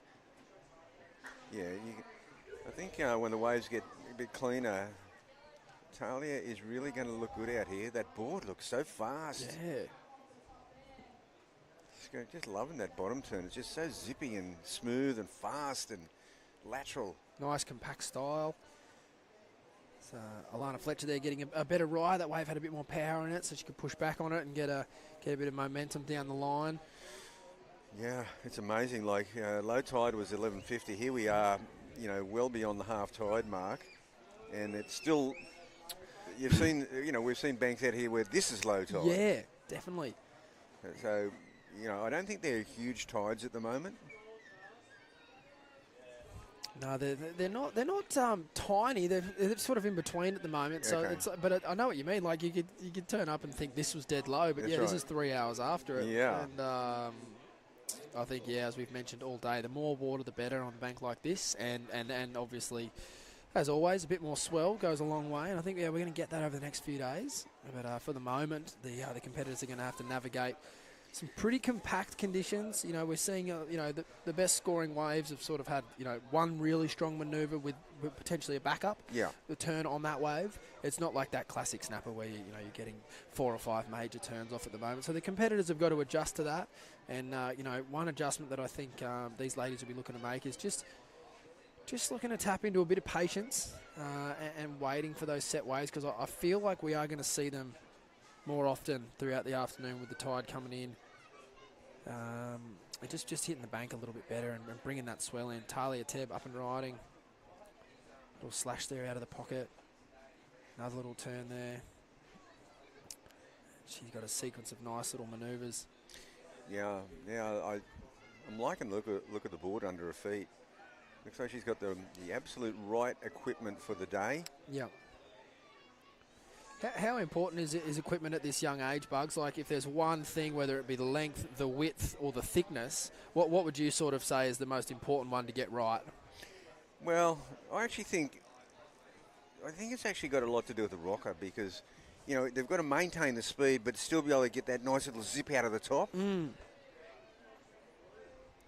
And every grommet wants to ride a 411 with rocker and everything, but it's like, I feel like at this age it's very important to take probably a more conservative approach to your equipment, just to help with your progression and I guess get a board that you're not fighting. Yeah, see, and that's the thing. Like that's why I like what Talia's got on under her feet. Like, she's getting that down the line speed, immediate, without much effort. Nice essing turns there from Alana Fletcher. But, you're spot on. She's not having to work too hard. She's putting the board in the right part of the wave, and it's helping her as much as she's wanting it to. And I'm liking her positioning. Like, she's not too much on the back foot. So she's on the front foot. She's got a nice stance, whereas we're seeing some of the girls trying to do that back, really back leg bottom turn, and they're not getting any drive out of it. Yeah. Sort of turning off the fins rather than the rail. Is that what you're talking about? Yeah, and it's not. This is not the day for that. Yep, small wave surfing is definitely a very, very fine art, and there's this very little room for error. The board needs to be in the perfect part of the wave. You need to be pushing at the right time, and it's very evident when surfers are matching up with their equipment and their technique, and everything's looking good, because they're still able to add that element of flow, whereas that's probably the first thing that goes out the window when it's this size. That's right, and the flow is important, because then you can go up, you can float over a section, then hit it, then find a little pocket. There's a better ride there for Pippi. If she can get another section in here. Looks like she has. And this way is really cooperating well with her. So this will be her best effort by far. Yeah, certainly got the opportunity to rattle off a few turns there. Yeah. Talking to Liliana earlier in the day, and her dad is a fantastic surfboard manufacturer up there on the Sunshine Coast, and always had her on a variety of boards as a youngster, and still now, longboards, twin fins, thrusters. I think that goes a long way for junior development as well. Yeah, that's true. Yeah, kids are really at that wave there for Pippi. That'll be her best wave. A 4.63 is the second highest scoring wave of the heat so far. So they've made a bit of a gap now. And of course, it's really hard to get kids to ride longer boards. You know, they're just so reluctant to do it. Don't want to do it. Yeah. Don't want to do it. Yeah.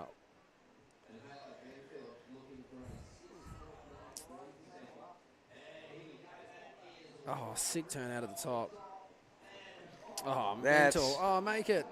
Didn't make it, but showing real potential here. This is that could really fit into snapper well. And here's Pippi. Whoa. This is a backup wave, so Oh, zapping. not quite getting the finish on those two waves, but there's some good work in the pocket. Yeah. And contrasting styles, I think it proves to your point perfectly, Bugs. Like nice evenly weighted here over the front and back foot. And Pippi at the back, really strong on her back foot, which does suit certain type of waves and certain types of surfing. As you can see, she's got plenty of power there, beautiful open face carve. But as you can see, that wave had the push in it, so she could push back, and a great wave selection from her. But I understand what you're saying there, Bugs. When the waves get a little bit smaller, you do sort of need to even up the weight on the surfboard. That's right. Whereas that wave worked well for Pippi. There was one great carve right in the middle, that snap she did. There's a few other moves that were a bit stabby, but she's just trying to keep busy, and Yeah. you know, she's really trying to make every little pocket count. Totally. And she did well to find herself on a premium wave, which we are starting to see a few more of them come in. You know, not that, you know, she didn't have to pump at all. The wave had all the power and all the speed, and she got to match it, which was great, rather than that sort of grovelling approach. So, yeah, some nice waves there from Pippi and Talia in the last exchange. Talia coming unstuck on her second turn, so that'll cost her in the score line. As we see up and riding here, Alana Fletcher out onto the open face. This will be one of her better rides. She's currently got a couple of twos. Yeah, that was Alana's best ride. She's going to have to back that up pretty quickly. You know, we saw that Pippi got one paddling back out, and Halo just struggling a little bit out there, Stace. She took a couple of bad ones where she took some free falls out of the lip, and might have just sort of rattled her a little bit. So this wave here, she's just linking the sections without getting any major manoeuvre in, but the linkage is going to help her out. So looks like a big score there. Pippi Taylor. 7 That's point 7. ride. That big carving snap in the middle of that ride was sweet. Yep, that would have felt good. It was a great wave, ridden well. Talia here looking to answer back. Yeah, Talia, she's showing a lot of potential without really putting a wave together. Like Yep. the kind of surfing she's doing, she should be up in that 6-point range, but she's not quite doing the finish off. Yep. The little, bow on the ribbon. Yeah, exactly. Yeah, but once you chuck the competitive rashi on and you throw your entry form in, there are certain parameters the judges do want to see, and that is completion is a big one. And here's Halo. This is a better wave. Looks like, if I was to say anything, it seems like she might need a little bit more leaserage in a board. Yep, it's sort of what you're alluding to earlier in this heat, and there'll be probably a few kids in the draw that we could probably say that about come the end of the week here at Snapper. It is the one thing that surfers they want, especially the youngsters. They want the smallest boards they can possibly be on for that that responsiveness feel. Yeah. But for development and practicing and everything like that, a little bit extra length, and I find it with a couple of kids around home that we coach, it's like a bit extra width helps as well. Yeah. Just to not have to worry about sort of generating speed. Let the board do it for you. Yeah. And then you can work on the the other side, the other fun stuff. Like where you're putting your turns and then where you're standing on the board and things like that. Because if you're spending your grommet hood just trying to get speed or momentum out of your board, it can be wasted hours. Yeah, no, that's for sure. And we see Halo there, and she just seems to lose. If the pocket's right now, she doesn't have that speed to get to the next section. I think that's got to do with the board. And it is hard at this age. They're all going through crazy growth spurts and getting taller and stronger and everything like that. So it is a hard one to to keep up with. And it's probably a great board at a home beach. Yeah. Oh wow, Pippi just cutting loose on that one, but going down. Yeah, it's a great point you make, like learning to travel with your equipment and making it work wherever you're competing.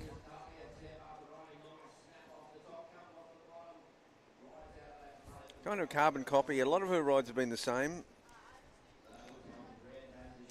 Just just nice, slick surfing, and I'd like to see her get away where she can really open up on. But I like what when she does put it together. Pippi Taylor here. Yeah, Pippi. She just got that little sequence where she got her 4.63, which really got her into the heat. On the way out, she nailed that 7-point ride. She paddled back out. There's that little bit of extra water there, and maybe the hint of a reverse rip right now. It's a pretty quick escalator ride back out there. Yeah, you don't even have to try sometimes. No. This heat's just flown by. There's only 30 seconds left on the clock, and it's Alana Fletcher and Halo Banfield chasing some scores. And if that isn't able to come off, at least in this last 20 or so seconds, they'll be trying to just get a ride that they can, come in on and, get the most out of this lineup essentially to themselves. So, we do hope there's one more wave each for everyone, but we'll see as the clock's counting down here. Just 10 seconds remaining. This is the interesting time of the heat where the heat paddling out just has to be careful that they don't interfere with the current heat in the water. And looks like it'll be all clear here. That heat will round out. It was Pippi Taylor over Talia Tebb, Alana Fletcher and Halo Banfield.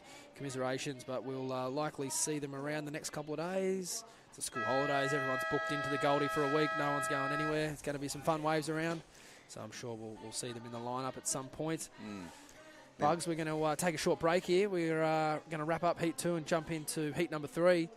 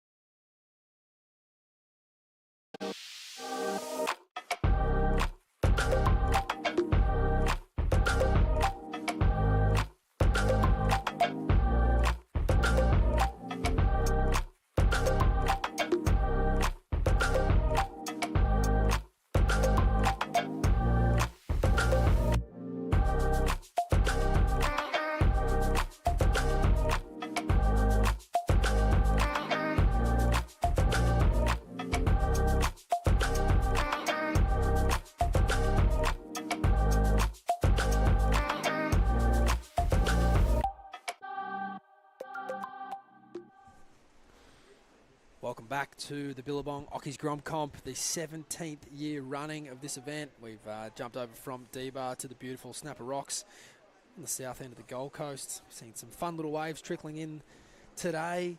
It's a bit hard over the low tide during the middle of the day, but we've seen a little bump up this afternoon, a couple of nice little double-ups running down the point here. We've got a light wind out of the north, and I've got the under-14 girls out there at the moment making the most of it.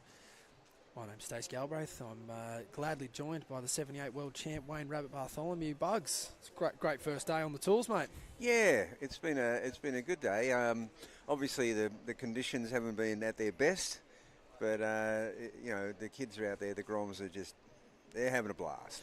Yeah, it's a good little ease into the week. I think throughout the next couple of days we will see a little bump up in the swell, and then we don't need to flick on Bugs' magic button. The sandbar is just perfect, so. There's no need to do anything there. We've just got to sit around, wait, cross our fingers, cross our toes, and hope that the swell fills in. We've got the Sunbum race going on down there. See plenty of Groms frothing about. Up and riding, this is Rosie Richardson. Nice turn out of the top there. And another to finish. Oh, she's done well to try and ride out of that, but just couldn't quite get in front of it. No, but she's showing a lot of potential. This turn, that's great. And the way she came out of that and transitioned, she just wasn't able to ride out of that second turn. But it's been tricky. It's been hard to squeeze that second turn in a short space. 3.73 moves her into second place in the first exchange. Plenty of great partners at this event, Sunbum being one of them. So plenty of Groms getting involved with their activation down there at the moment. And don't be fooled, kids, just because it's overcast. Make sure you get down to that Sunbum tent, get on some of that 50 plus. Yeah, I think we're not too bad, the Savo, for UV rays, but certainly even in winter up here. Oh, yeah. They sneak up on you those days, don't they? Yeah, they do. And I mean, particularly those overcast days. Oh, well, Charlotte and the other girls just had a look at that and went, well, you better not, just in case she gets around there and pops up. Yep. Safety first. Yep, probably a wise decision there. Just like what you mentioned, the wave does have a lot of down-the-line momentum, so even if you're caught behind one section, it doesn't mean you're going to be caught behind for the whole wave. You could easily get slingshot around it and make the wave quite easily, so definitely smart of the other competitors there. That one, let that one roll through, even though Charlotte didn't in fact get around it.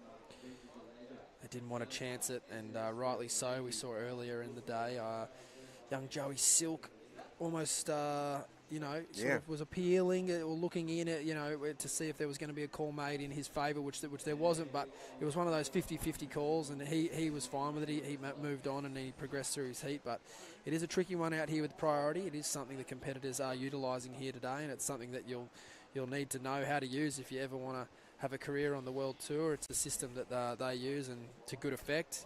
It's essentially gentlemen's rules, and reason behind it is we want to see surfing. We don't want to see, hassling is part of it at the start of the heat, but we want to see more of the surfing and less of the strategy, and we just want to see these kids ripping in. So it is, it's an important thing to learn how to use properly, and we'll see that here utilised over the weekend and into the week. Yep, we sure will. Medora Barton finding a long ride here. Just getting some speed down the line.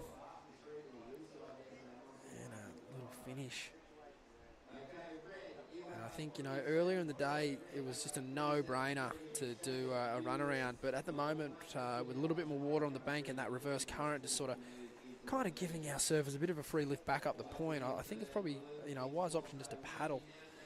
That way you might get yourself an opportunity of a wide set that rolls through that someone might miss up the top bugs. Yeah, well, that's right. It's worth having a bit of a, just sort of roving around the lineup when you're looking for a wave, incoming tide. So there will be some more wider ones lifting up on the bank, just a bit off the traditional takeoff zone as we see here, Charlotte. But that wave really had no power in it whatsoever.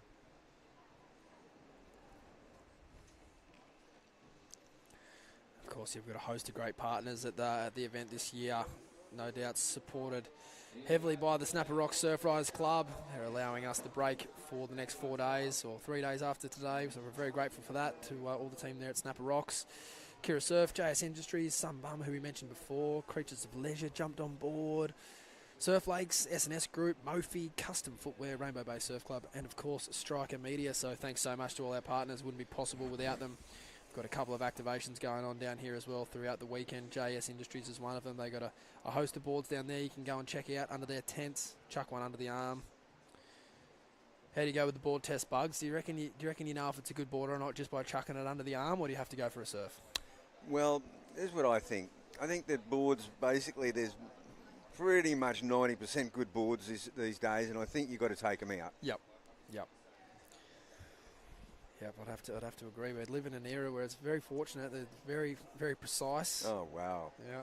You walk in and grab any board off the rack, and I think it's going to go pretty well for you. Yep.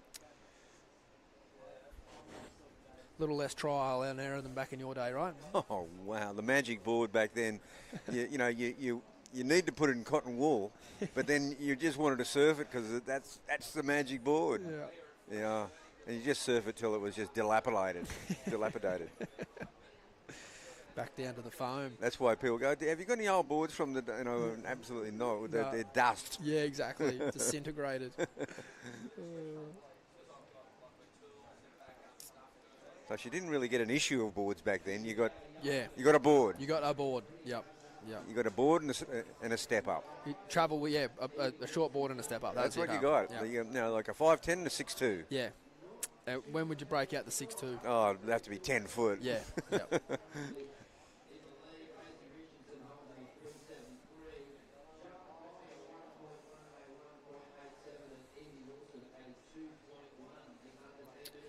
Up to the halfway mark in this heat here. It's a really tight heat. No one has chucked a landmark score on the board yet. Medora Barton out in front. Rosie Richardson in second. Charlotte Riley and Evie Wilson looking to open up their accounts. Yeah, I mean, the trickiest part back then was that, you're surfing a place like, say, here we go. We're going to see this ride first. Charlotte, better looking wave. Oh, she's just over, sort of cooked that one, Stace. So back to that point I was making that, you're surfing, say, 6 foot Burley Cove and, without a leg rope. Yep. It's 6 to 8 foot Burley Cove or something, and it's a different way of surfing. Like, you really, without a leg rope, you lose your board, goes on the rocks. It's destroyed. Yep. You're going to spend the rest of the day fixing dings. Yep. No one's going to loan you a board because, they've only got one. It was a totally different way of surfing. You had to learn this technique of being in the barrel and having your board get blown out the back with you. Yep. On the impact. Yep. The blowback. That was a technique. Yep.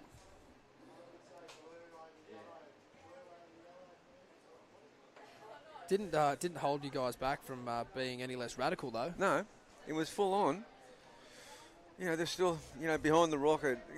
MP fading you behind the rock was a real thing. A real treat. That figure has that's certainly moved on through the generations. If it wasn't Michael, it was then probably someone else, and then someone else, and then and then a horde. Yep. Then there was a few of them. Then a heavy pecking order. Yep. And then the worst thing to happen to my generation was that Mick, Joel, and Dean all retired. Right. And then they were home all year. And went surfing. Up and riding here. Now, this is a situation where there was no looking back. Now, we don't know the priority effect there. If Yellow had it, I don't see a problem. Oh, there's a bigger wave. Nice wave here. Oh, nice Rosie. carve. Yeah, Rosie's got a good feel about it. Oh, she just overcooked that one, went to the base of the wave, didn't anticipate, just that foam ball. She had to just sort of bounce off that foam ball, go back down the line. She was still a nice ride, but on her way to a very decent score, and she's sitting in third, so she could have done with making a bit more out of that wave. Yeah. But she got a couple of good moves in. It's, as we said, so this situation here, we'll just wait on that one. I mean, look, you know what? It was a nothing wave. It'd be a real shame to lose you to get an interference on an absolute nothing wave. And here's the good one. Yeah, so now this second little carve she does here, beautiful, but then she just went too far with it. Yep. When you're looking at sort of junior surfers and how they're developing and any tips you might be giving them, if you had a surfer that, say, was a little too relaxed versus a surfer that might be a little too sort of antsy, What would you say would be the better foundation to sort of build on? Well, probably less chocolate.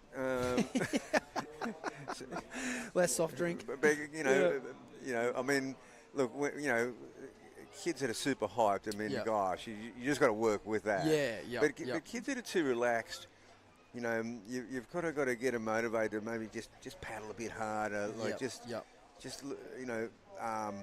be a little bit more theatrical on the ride. Not just leave your arms by your side. It's different. It's different. John Florence can do that. Yep. Is that what Joel was like in his sort of early years compared to, say, Mick? Oh yeah, Mick was so fast. I mean, the White Lightning nickname came pretty young. Joel just, Joel Parkinson had such a good feel for the ocean, such a good feel for surfing. I first saw him on, I was with his Uncle Darryl up on the Sunshine Coast, and when I first met him, he was only about 9. And, there's just something about him. Like, he just, I didn't even know he surfed, but you could just tell he had that laid-back Parkinson sort of aura, but he, the thing about Joel is that when you're in the water with him, that's when you see how fast and full-on he's surfing. It just looks like he's making it so easy. You look at him when you're paddling out, you go, wow, that was so powerful. Yeah, totally. And he is energetic in between waves. Yeah. Like, he's as hungry as anyone. But on the wave, there's a certain looseness and obviously relaxed approach to his style where you kind of think, oh, wow, is this guy even awake? Well, when he's definitely awake. When he's focused, he would target events. Yep. And when he was focused, you could see him coming. Yeah, and I guess my point there was just going back to, Rosie's last ride there. She's probably a little relaxed through the carving manoeuvres, but I think that's a good place to begin, and then you can work on adding a little bit of spice, as we see a nice turn there from Charlotte Riley. Yeah, and, Charlotte. This one's pretty cool. Giving her a few opportunities here to get a few nice turns. She's picked a great wave. Yeah. And she kind of knitted that wave together well, and she'll do the run around. Here's Medora now. Medora's been knocked back to 3rd place. Now, we're seeing an interference here. Yeah, so it's unfortunate. Now, on the point break, rule number 1, you've got to look back. Yeah. Always. In the priority situation, if you don't have that run of the thing, this is a good ride. See, again, this wave, a tricky situation, and she's just sort of knitting these sections together, and she's put her score on here, so she's back in the game. In fact, whoa. It was Medora that has to get back into the game. Yeah, that's right. And she's got the interference. And Evie needs something special. Just 5.9 for Charlotte. That's really it's a nice wave. Her and Rosie have really taken this now because Medora's in a really bad situation. Yeah. So for anyone watching at home that might not tune in that often and is watching this heat, a priority interference, you lose your whole second score. It's cruel. It's tough, but it's always been that way. It has, but when it used to be best 3 rides, it wasn't so severe. No. I nearly think it could do with a little bit of a tweak. Yeah. I do. I think losing. It's heat over. It's heat over. As soon as someone gets up into that double digit, it is heat over. Now look at Charlotte, 9:07.883 for. Medora needs to get a 9-point ride. Yeah, and obviously a wave could come and then that opportunity might present itself and Medora might find some rhythm. However, if you just look at the numbers throughout the day, we've not seen a score go anywhere near that all day. I think maybe one from Eliza Richardson earlier, which we didn't actually commentate, but there's not a lot of those waves out there. No. So it's a very tricky situation. Rosie up and riding now. Oh, nice patience off the bottom there and a nice turn out of the top. Just got a little out of rhythm, though, coming out of rhythm. Turn. She did well, though. She had to recover twice just about. Yeah. And then she went for it. There was a couple of nice turns, though. So she's looking to improve on that 3.73, though. She might do that, yeah. I'm thinking that she's still in the game on this one to get to the double digits. Yep. Maybe not a 4.9, no. There you go, though. Pretty well there. 9.5 heat total on 2 waves. But yeah, I know what you mean. Like, without priority, if you get an interference, it's half of your second score, which seems, fair. But once priority is established, and that's I guess there's rules upon rules, and for avid watchers of the sport, we would have watched Gabriel Medina drop in on Kai Obelli. And I think that is part of the reason why. That was a really unique situation where Kai didn't even have one wave totaling higher than Gabby's, so it would have never mattered anyway. But oh wow, that was an amazing turn. Yeah, but I see that as just pure gamesmanship. That was amazing. And I think that's fine. I mean, if your opponent gets in such a hole that you can pull that sort of number, then that's gamesmanship. That was one of the best things I've ever seen. Yeah. That was so good.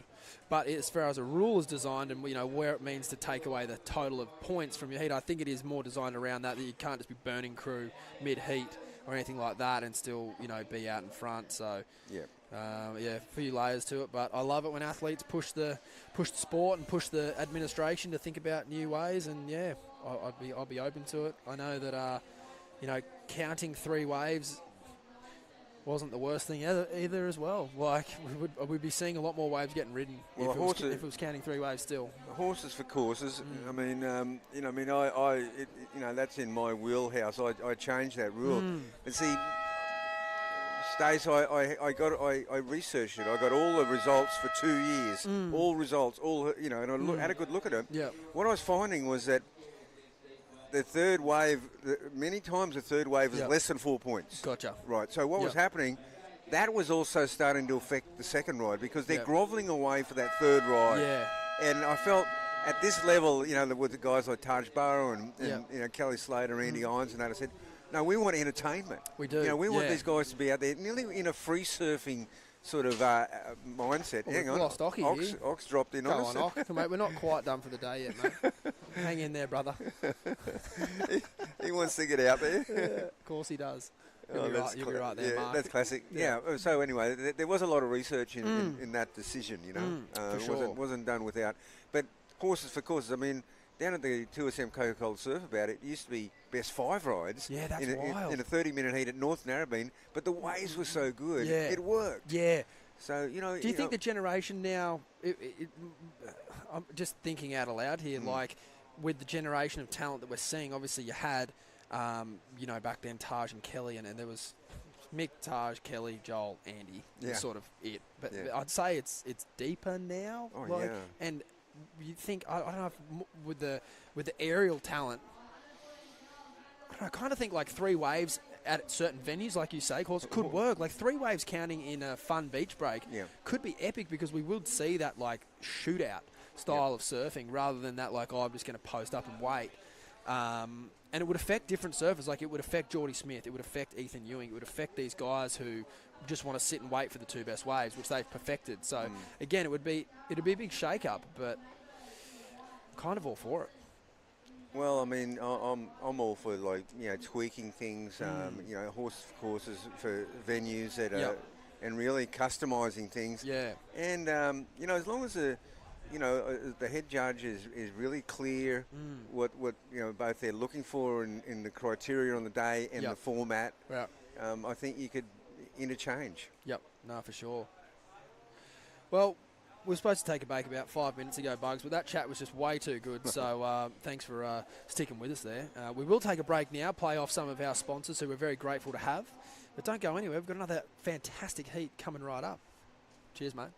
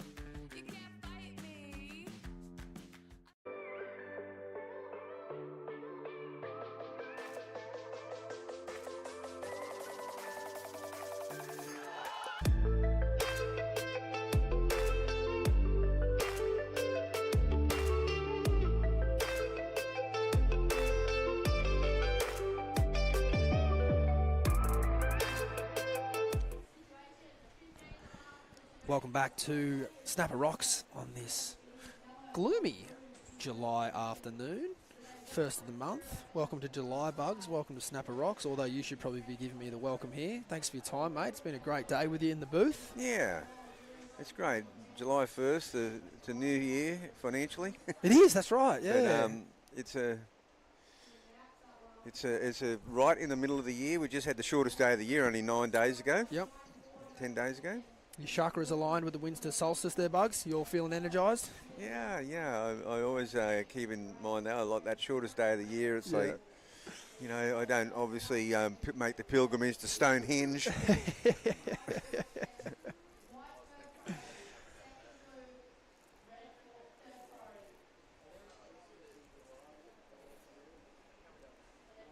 was pretty big pilgrimage when we were in WA for that eclipse. Oh, that was awesome. That was radical. Yeah, that was radical. In the middle of the day. I nearly dragged you up there for it. We had 4 days. I know. I was going, oh, that's a road trip. And I talked you out of it, I think.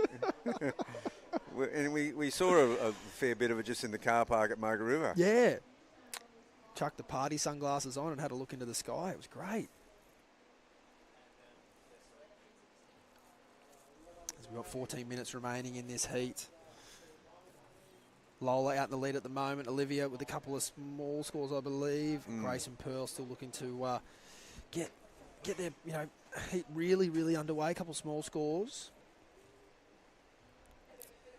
We did see, unfortunately, this is Grace Cook up and riding. Yeah, we saw a bit of an interference in the last heat, which was just a bit of a lapse in concentration there from one of our competitors, Medora. She just didn't have a look on the inside, which, look, you know, we're all human. We all make little errors like that, and it is a forgivable mistake on a day like today. There's all these little lumps and bumps, and you think someone might have gone the wave before, so you just swing and go on the next one. But, yeah, you just have to pay attention, make sure that no one is on your inside with a higher priority. Yeah, it's a golden rule on a point break. Yeah, up and riding. Nice turn in the pocket there from Lola, but just comes unstuck, unfortunately.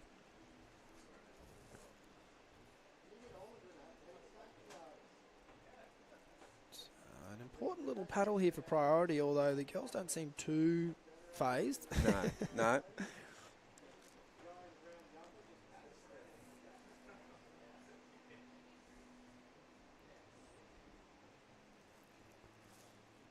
You've been getting in the water, Bug?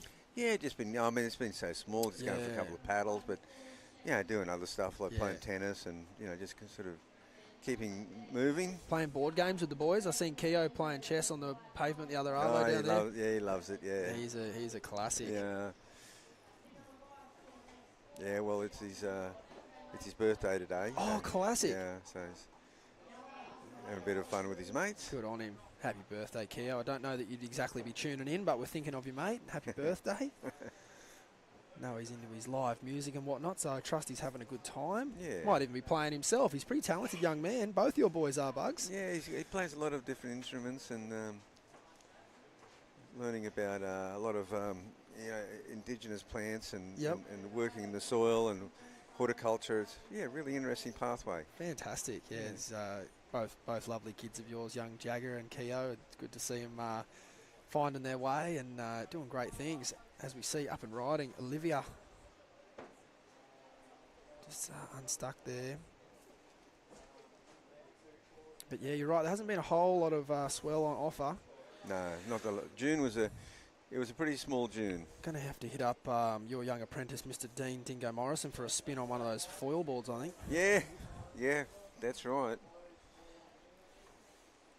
Yeah, he's way into that.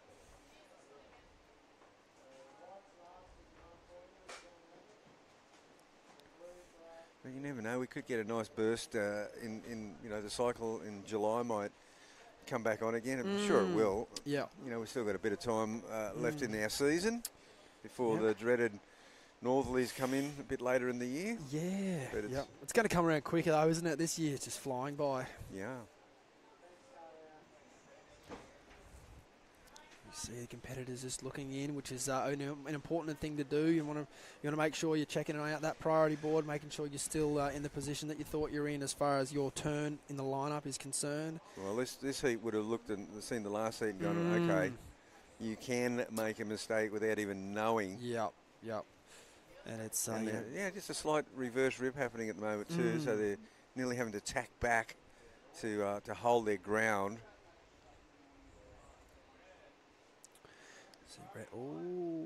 So here we go again, and well done. It's, wisely straightens out. So Yep. White with a nice snap there, Olivia, and not quite being able to turn out of that last manoeuvre.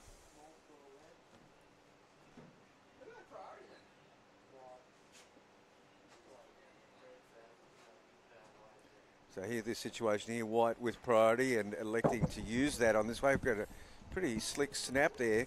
Now, if she could have just finished this one off here, maybe a slightly adjustment in a stance, a little wider stance might have helped there.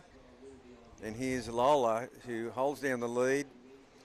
But we're in the second half of this heat. We haven't seen a sort of significant ride yet that separates.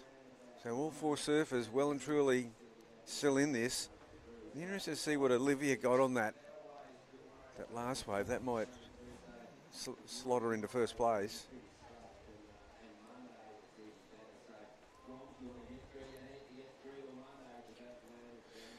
Here's a wave here.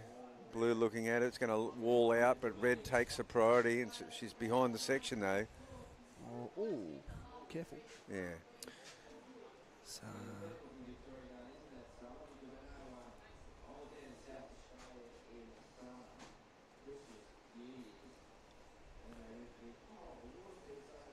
it's lots of good coaching going on around the country at the moment, and very young Australian surfers are very fortunate to have some of the best waves in the world, some of the best coaches in the world, or the judges. Although it's a thankless job, I believe they do a very good job most of the time, and it's very fortunate for these youngsters to be getting to practice their skills in conditions and locations like this. Even though it's not the best day of the year at Snapper, it's still one of the better days of most people's local beach breaks. So I know the kids would be looking to lap it up and looking to execute what they've been practicing in the holidays. And a lot of schools at the moment have really good programs, so yeah, it's good to see it all come together. As we've seen, the surfers getting the hang of using priority and how to structure heats with strategies and runarounds and where all that kind of different stuff. It's these events like this where you put it all together and you really find out if all that training's sort of been paying off and how you operate under the bright lights when they come on. And I'd say today we've seen a couple of great performances, Bugs.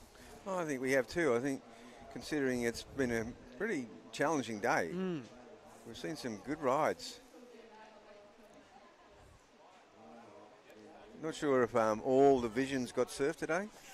I think we've got through the 12s and 14s, and then the 16s I believe will come on to the show tomorrow. Yeah, wow. But I've seen a few of them getting around in the car park, keeping an eye on things. Oh yeah. Which good competitors do. It's always handy just to keep an eye on the bank. Even if you're not surfing on that particular day. Well, always in the the Occy Grom comp, the Skull Candy, that 16s is the blue ribbon division. Yep. Where we really see some development. Yep, definitely. Talent coming to the fore. Yeah, we'll see a new champion in the 16s this year, the 16 boys. Landon Smales won it last year, but he's aged out of that division, so we will see a new name on the top of that trophy. I'd have to go and have a quick look at the winners list and see who took out the ladies last year, but it'll come back to me. I was on the beach that day. It was just sideways rain, and that's the one thing I can remember. And cold. It was freezing. And some pretty fun peaks at D-Bar, but I think we should see a level up in the conditions this year with what we've got on the forecast and what we're expecting here. And it should make for good viewing over the next couple of days, as well as today's been a couple of good moments, particularly in these last few heats with that tide coming in, a few more runners coming down the point. Well, this is a pretty low-scoring affair, and it's way open because of that. So, combined total of a 5.73 and a 5.5 is not too big a score to reel in if you're down the bottom. As we see Pearl, she needs to, but she's sort of fishing around looking for something to get her into the heat, really. Yeah, yep.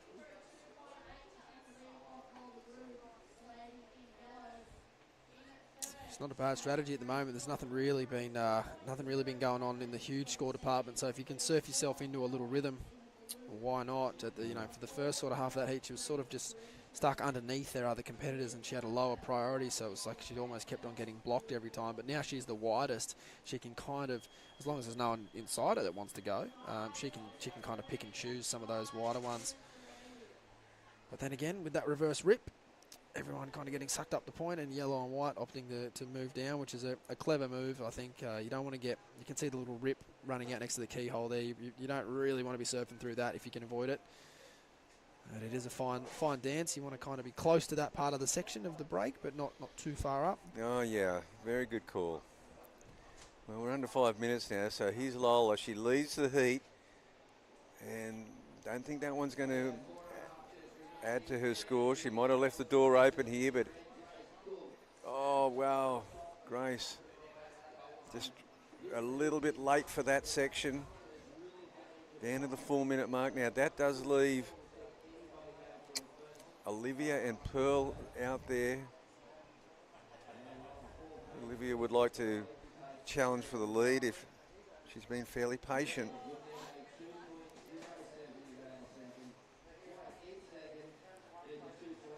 There hasn't really been too many great scoring opportunities in this heat. I mean, I've been talking about wanting the tide to come in all day, and I think I might have, hopefully, I haven't willed it on too much.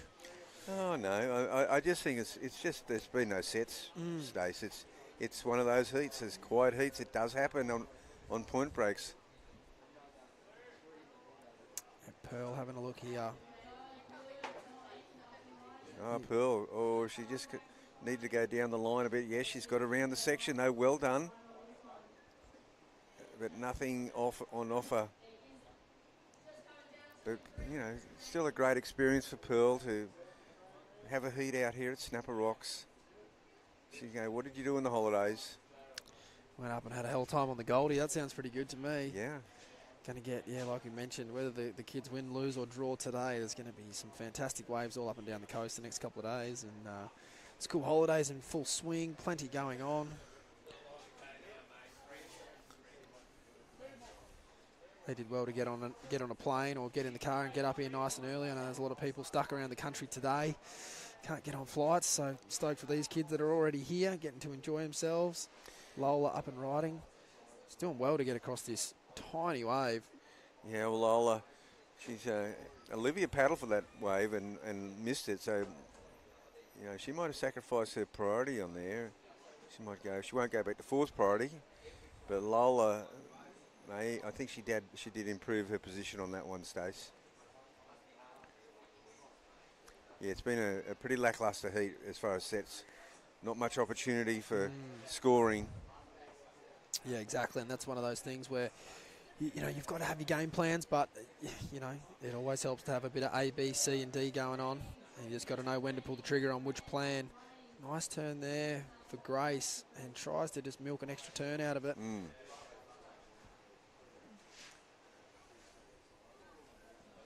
She's going to try and swing wide now, which is a good call, just to give herself a bit of separation from her other competitors and try and get something a bit more substantial down the line. So just coming down to 90 seconds left in this heat. She has a little look on the inside, but no dice. Yeah, just wondering if Olivia and Grace, who has priority? Well, Grace is... She's down here. Olivia's right up the point. So Olivia's the one. She's not far out of the picture. So Lola and Grace both improved their position. Olivia's been knocked down to third. She was sitting in second the whole heat. So with a minute to go, she really needs a wave to get back. And she doesn't need much. No, not at all. No, she's on the move now. So Olivia Shannon is having a look at this wave, and it looks like it might offer something. No, she's got caught behind the section, so it won't help her.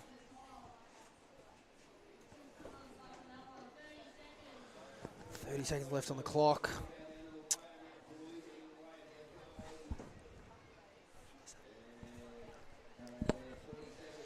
Bugs, it's been an awesome day to spend with you.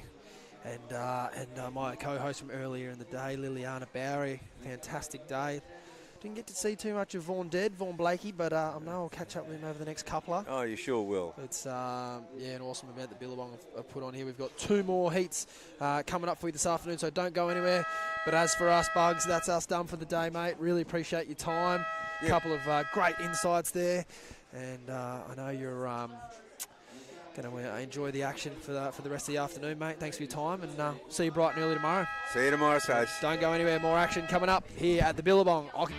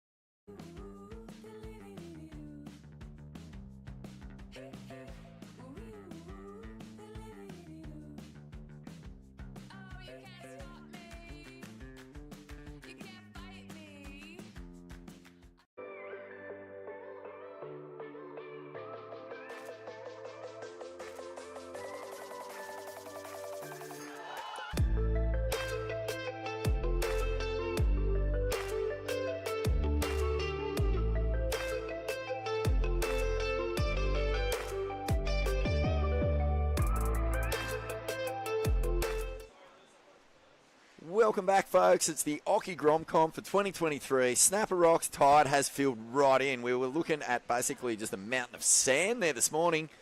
Now with the tide coming in, it's just a nice little, what is it, a nice little ripply lake or something. I don't know. But anyway, we're into the last 2 heats of the day. Vaughan Blakey on commentary with my good friend, Lil Young. Welcome to the booth. How you going, Lil? Yeah, good. Thanks for having me. Mate, you've been commentating all day. Who's been the standouts for you so far in this Occy Grom Comp? Because we've been through the under-12s and now the under-14s, and we're up to heat 5 of under-14 girls. There's been some standouts in the under-14 girls. Eliza Richardson, holy smokes, from Noosa. I didn't even get to see the wave. I was in the bathroom, but I heard all the screams from the beach, and I was like, oh, what's that? Scored a 9, like a proper 9, and it was in pretty tricky surf, just cut loops, and it was unreal to see. But I'll get your answer in a sec. Let's introduce our heat. It's Lucy Dara out there in the red, Malia Watson in the yellow, Miller May Berg in the white, and Savannah Riley. Is Miller May? Miller May was Burleigh borderized, but I think she lives on the Sunshine Coast now. But she's got 2 younger siblings that are so cute as well. And they're pretty good surfers as well. Well, yeah, there's some ocean-going knowledge in Miller May's family. And it's pretty awesome, isn't it? I mean, this has been a pretty tricky afternoon. The bottom of the tide really made waves difficult. But when they break, when we get those little pulses, those little sets, there's some pretty good opportunities out there. For sure. I was going to say it looks so much different watching it through the camera than watching it from the beach all day. Like it looks like What's sort of the obvious difference for you? just clearer maybe. Oh, yeah. Maybe It's my a lot. eyesight's gone a bit bad. But yeah, like even that one from Savannah Riley just looked a bit more rideable. Like I don't know. I think if I saw this on a Saturday afternoon, I'd probably go out. Oh, you'd definitely go out. Yeah. Man, especially with this many crew out. Ooh, nice. Little off the top there from Miller May Berg. And cracks that section. So 2 heats to go today. Kick things off this morning with the most beautiful sunrise I've seen in a long, long time. It just hung around that gorgeous orange sky. Now we've got this almost lilac, beautiful, just purplish farewell to the day. Yes. Only a couple of heats to go, but look at that. That's just gorgeous, isn't it? Look at those colours from that sort of turquoisey inside green to that lilac sky. And Looks like a painting almost, I think. Yeah. But I feel like I want to write a poem looking at that. a haiku. Oh, seagull, dear seagull, against the lilac sky. I can't believe, like, because I commentated this one last year and seeing all these girls' Groms come back, and it's like the level of and standards of surfing have gone up, like, Do you reckon? dramatically. For sure. Yeah. Eliza scored a 9 today. I don't think I've ever seen, like, in under 14 girls, a girl score a 9. Wow, that's cool. That's a good insight. I reckon there's been a huge shift, and I think it's on the back of, like, the new generation pushing through on the CT. You've got Molly, Katie, and then just below them you've got Sierra, you've got Erin Brooks, you've got Sky Brown. You've got, like, a huge youth push going on in women's surfing right now, and that's really challenging and lifting the game of your Carissa Moores and your Steph Gilmores, etc. And I just feel like it's really having a deep impact at this grassroots level where, these young ladies are starting to really fire up. I mean, you're saying you haven't seen a 9 in under 14 girls. Well, that was in the first round of the under 14s. Yeah. So, like, the very first round. Like, we're not talking deep into the draw here. We're talking, like, straight out of the gate. So that's pretty exciting. I'm hoping one of them throws a 10 in the final. Fingers crossed. On Tuesday, if the swell sticks around. Mate, I'll tell you, judges these days do not throw 10s out lightly. No. It is hard to get a 10. I mean, we've only seen one on tour this year. Nice style here. Good flow. I was saying before on the comms, I love watching, like, goofy footers on their backhand out at snapper. It's just so exciting to watch, and it's like, because I'm obviously from Gary, I sometimes wish I was goofy because I feel like it'd just be really fun on the turns and stuff, like not a lot of wait time. Yeah, just banking it, just sending it. Big Nooner alert. Crack the old vertical re-entry snap here. And this is a nice ride here from Miller, so far out. Cool little spray on that board. Yeah, it matches the wetty too. Same as on the blue rashy. So we've surfed under 12s. Any other highlights for you from the day? There were a couple of other good, like, boy surfers at the start of the day. I think Joey Silk surfed really well. And there were just a whole bunch of boys that were surfing great. And just little Groms as well. It's so cute to see, like, under 12s get into it, and, like, some, that are only 10 surfing up. Yeah. Like, Lahani Zorek is another one that was surfing She's super very, good. very strong. Very strong. Yeah, it's been a wonderful day. A fantastic opening. I think more than anything, the surf today was pretty much ideal for a lot of first-time competitors. Like, crew might have surfed in their board riders clubs, or they might have surfed a few heats here and there. But this is a major event. This is you've got Occy's name on it for one thing, the '99 world champ. You've got a world champion commentating in Wayne Rabbit Bartholomew. You've got legends and heroes all over the contest side. So it's a big, big deal to be a young surfer trying and pulling on that contest rashy for the first time. Yeah, and for sure. surfing out at Snapper, and I think the surf today was the ideal introduction. This morning was really glassy, heaps of open-faced waves. And nothing too scary, you know, like that's the last thing you need when you're a little Grom, pee-wee micro Grom, to turn up, and as well as just having to deal with the nerves of surfing in front of such a big scene, so we've got scaffolds on the beach, got the whole kit and caboodle, and just to paddle out and know that if you get like a nice little open runner, you can show what you're made of. So that's a good feeling, and I think as the draw goes on, you know we're in for surf, right? Yeah. There's waves coming. For So sure. that's going to be cool too, and I think that anyone who got that little bit of got through a heat, started to build a bit of confidence, then we could see some really good stuff in the next few days. I mean, I know we will.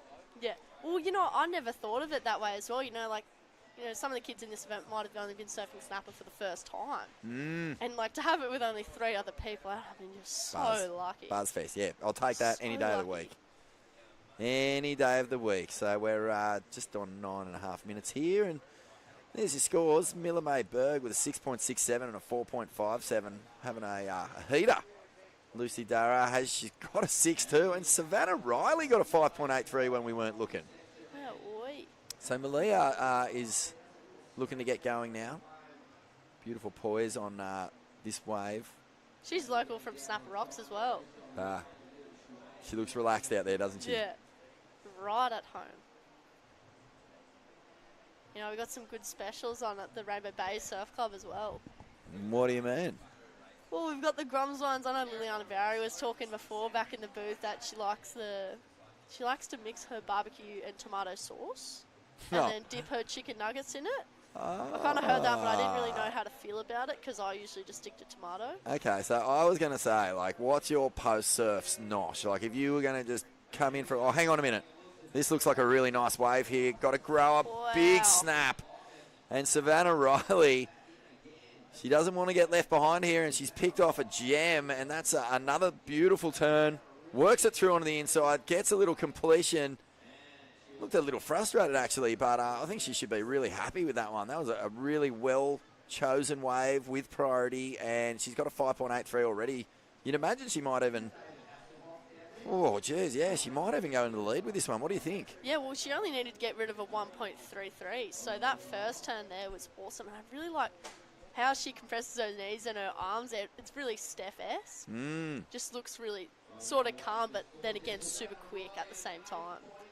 Wow, an 8.0. There it is, straight to the lead. It was all in that first turn, wasn't it? Very Steph-esque, as you say. And there's, it's been a beautiful day down here. We haven't really hit maximum froth levels just yet. I think everyone was keeping their energy just locked in. Yeah. Don't want to peak too early. And but in saying that, the atmosphere around the comp has been buzzing. It's a real lot of excitement. The world's biggest under-16 event. And now answering back, Lucy Dara. Got beautiful style here. Stays with the pocket. And it's just, really nice connections here. No loss of speed. No, having to regain energy. And that was a really well put together wave. For sure. I feel like Occy would be pretty impressed with that as a goofy footer watching. Such a big fan of this spray. It's I keep forgetting these are under 14s girls. It's so impressive to watch, and this is such a cracker heat as well. Like, you've got 4 really good surfers. Yeah, it definitely feels like there's a bit of an arm wrestle going on here. Savannah Riley, Miller May, and Lucy in particular, they've all got really good scores on the board, and they're staying busy. So it's Malia Watson who needs to just keep an eye on these other 3. She wants to get moving, make sure that next wave that she chooses is a ripper. For sure, and they're out there. They've been coming through, but mostly towards that end of the heat, I think. Yep, swell on the way. Lots and lots of sand. I mean, the bank pretty much couldn't get better. For sure. Couldn't get better. I don't think. I'm excited to see what it's like tomorrow, actually. Well, apparently Monday morning's going to be cookie. I might have to come out early. Yeah, I'm pretty excited about that. I reckon, as I said, we've had the introduction. Everyone who hasn't had a chance to surf snapper before has been out here now. They've had a little taste of it. 16s haven't hit the water yet. I know. I'm excited to see I know that tomorrow. they have definitely. There would be very few surfers in that 16s draw who haven't surfed snapper before. You reckon? I reckon. Yeah, okay. Yeah, I think maybe not empty snapper, but certainly, a lot of them would have come up here on holidays or or Yeah. down here on holidays and surfed it. Wow. Rapid fire backside attack here from Lucy. She actually took the lead on Oh that my last one. goodness, an 8.67. And here we go now. Malia Watson trying to answer back. She's got a beautiful style. I think she just needs to get a little bit more done on these outside sections. Look at these sets. I knew they were Lil. going to come through at some point. Yeah, you picked it. Wow, cracked that one off the top. That was Miller Mayberg. Oh, good bottom turn too. And Spraying, like, the arms are just in perfect position. And I just love how they try to go to the inside as well and try and milk it for what it's worth.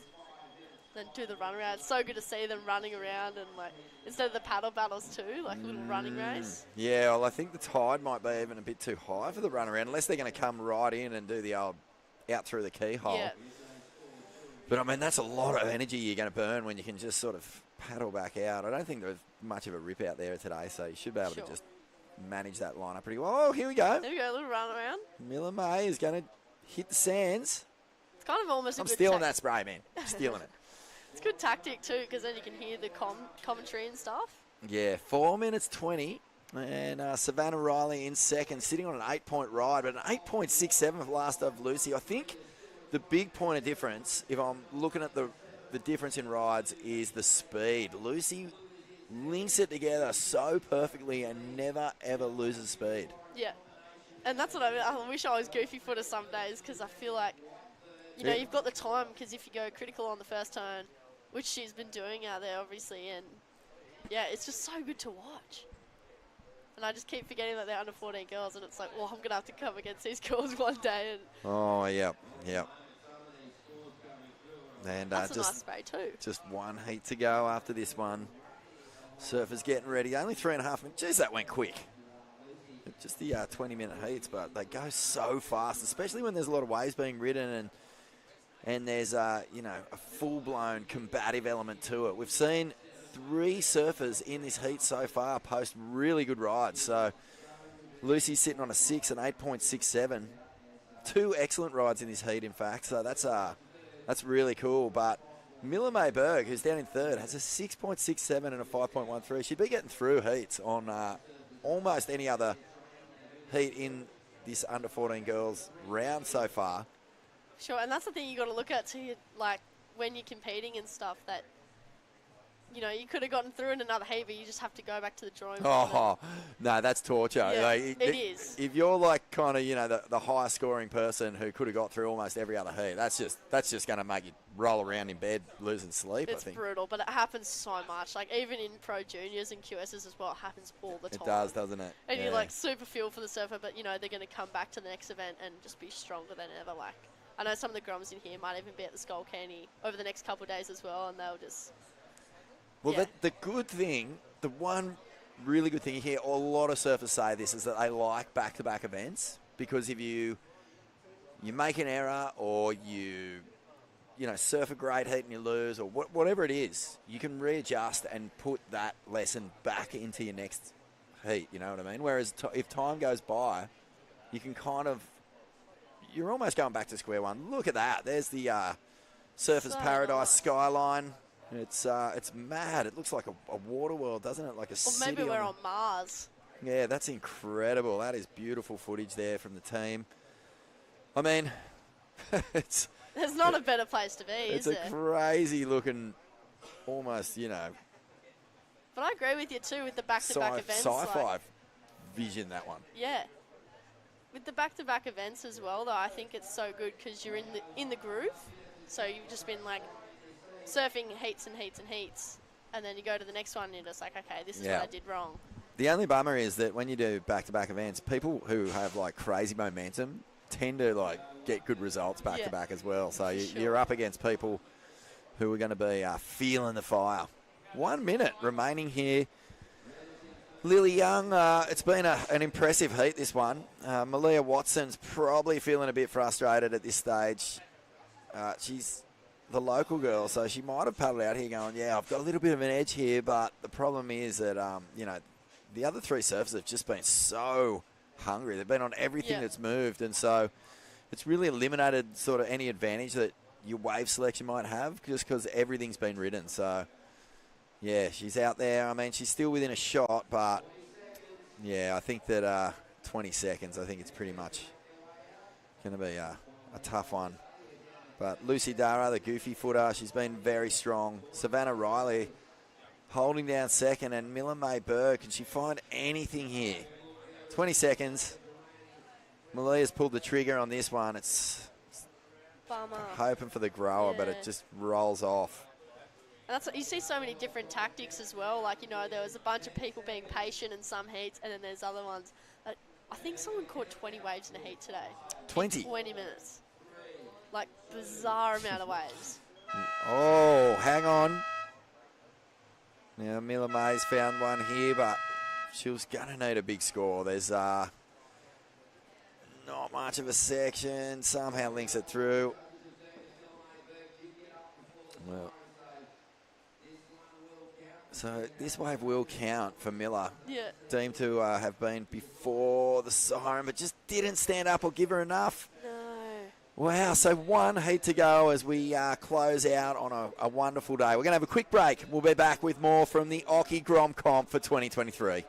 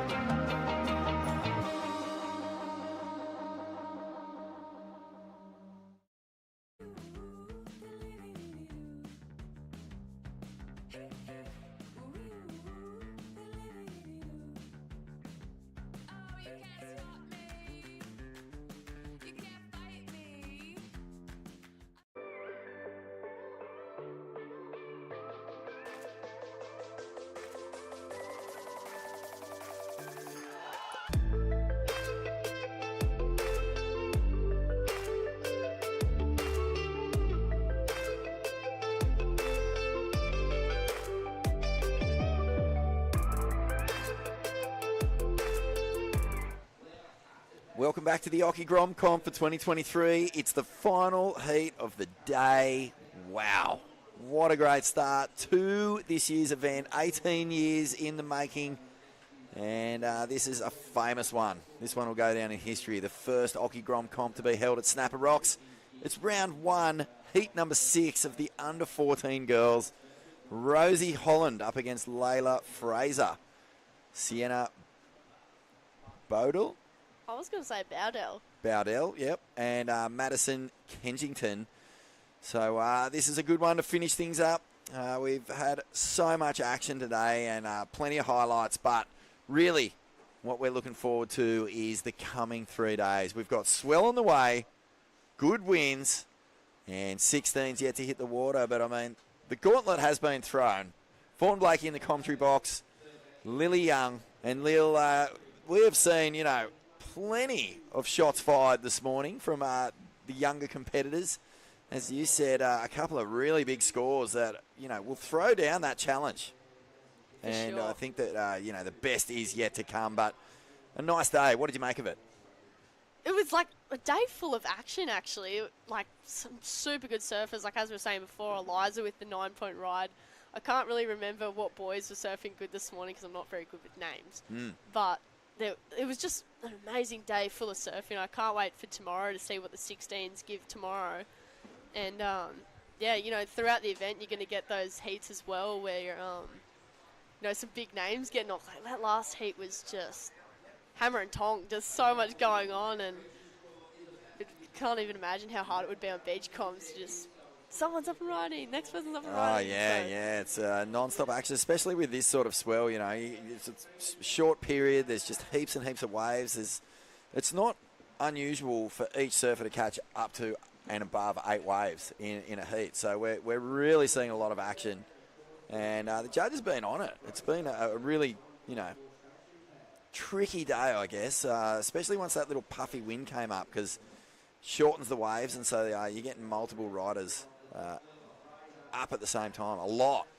But Layla Fraser there, already locked in a little 4.73. I don't know if that's 2 waves or 1, but we'll have those combined scores up in a tick. So this is a lovely way to finish things off for the Occy Grom Comp. Day 1. And so much surfing coming up at the moment. You know, the CT is going to wrap probably tonight in Brazil. And the Challenger Series in Bolito about to kick off. You were just saying before, you know, you competed on the regional qualifying series this year. So much surf, it hurts, man. Yeah. Oh, it's good that, like, back home for the winter this year, that was Madison Kensington. I love watching the goofy footers, so it's so good to watch. And then there's been a couple great natural footers as well. Just go, go, full go. action day. Oh, I love it. Wow, that was a super late roll in, and it actually put Rosie in a nice position to clout that closeout section. That was sick. Was cool. Madison, same sort of deal, but just slightly behind the lip instead of being put into the right spot. Just chasing it a bit, never really got off those turns that she wanted to get. Yeah. But That's what I mean. The judges would just be running them down, like the scores down. Like that was. That's exactly what. That they're was doing. all 4 surfers up then. So I've had a lot of board envy today. I keep looking at the boards in the lineup and like the designs everyone's got. Like saw a couple fluoro boards, like mini Sharkers. I've always loved their boards, the pink and yellows, and yeah, I need to start spraying my boards, I think. Yeah, I mean, far out. Just get the old Poscas out or the spray pens or the spray cans. Just go absolutely nuts on your boards. Oh, the only problem I had when I had pink boards, though, was they were so hard to sell. And I remember my dad would, like, sit in the surf shop, and I had a pink board up, and this guy went to look at it, and he was like, oh, yeah, that used to be on my daughter's board. And he actually put it back in the rack. He was going to buy it and put it back in the rack. Oh. So pretty funny. But, yeah, I like pink boards. They go faster, I think. Yeah, of course Definitely. they do. Of course they do. Look, that's Occy's board right behind you. That's a pink board. Or at least has a little bit of pink spray on it. Yeah. You know, I'm digging the new, like, Billabong stickers as well. I've been seeing a couple of those. That's go retro. around. That's from when I was a girl. Oh, so sick. That's the old Sons of Fun era. I think we need to get the Occy cutout in the interview as well. Yeah, that's not a bad idea. Love it when Occy's hanging out with us. Who's down here today doing a little bit of guest commentary. We'll get him in again tomorrow. It's cool having Ock hanging out. Oh, you're right. Even if it's not the real Ock, I'll still hang out with any version of Ock. Any cardboard cutout Ock.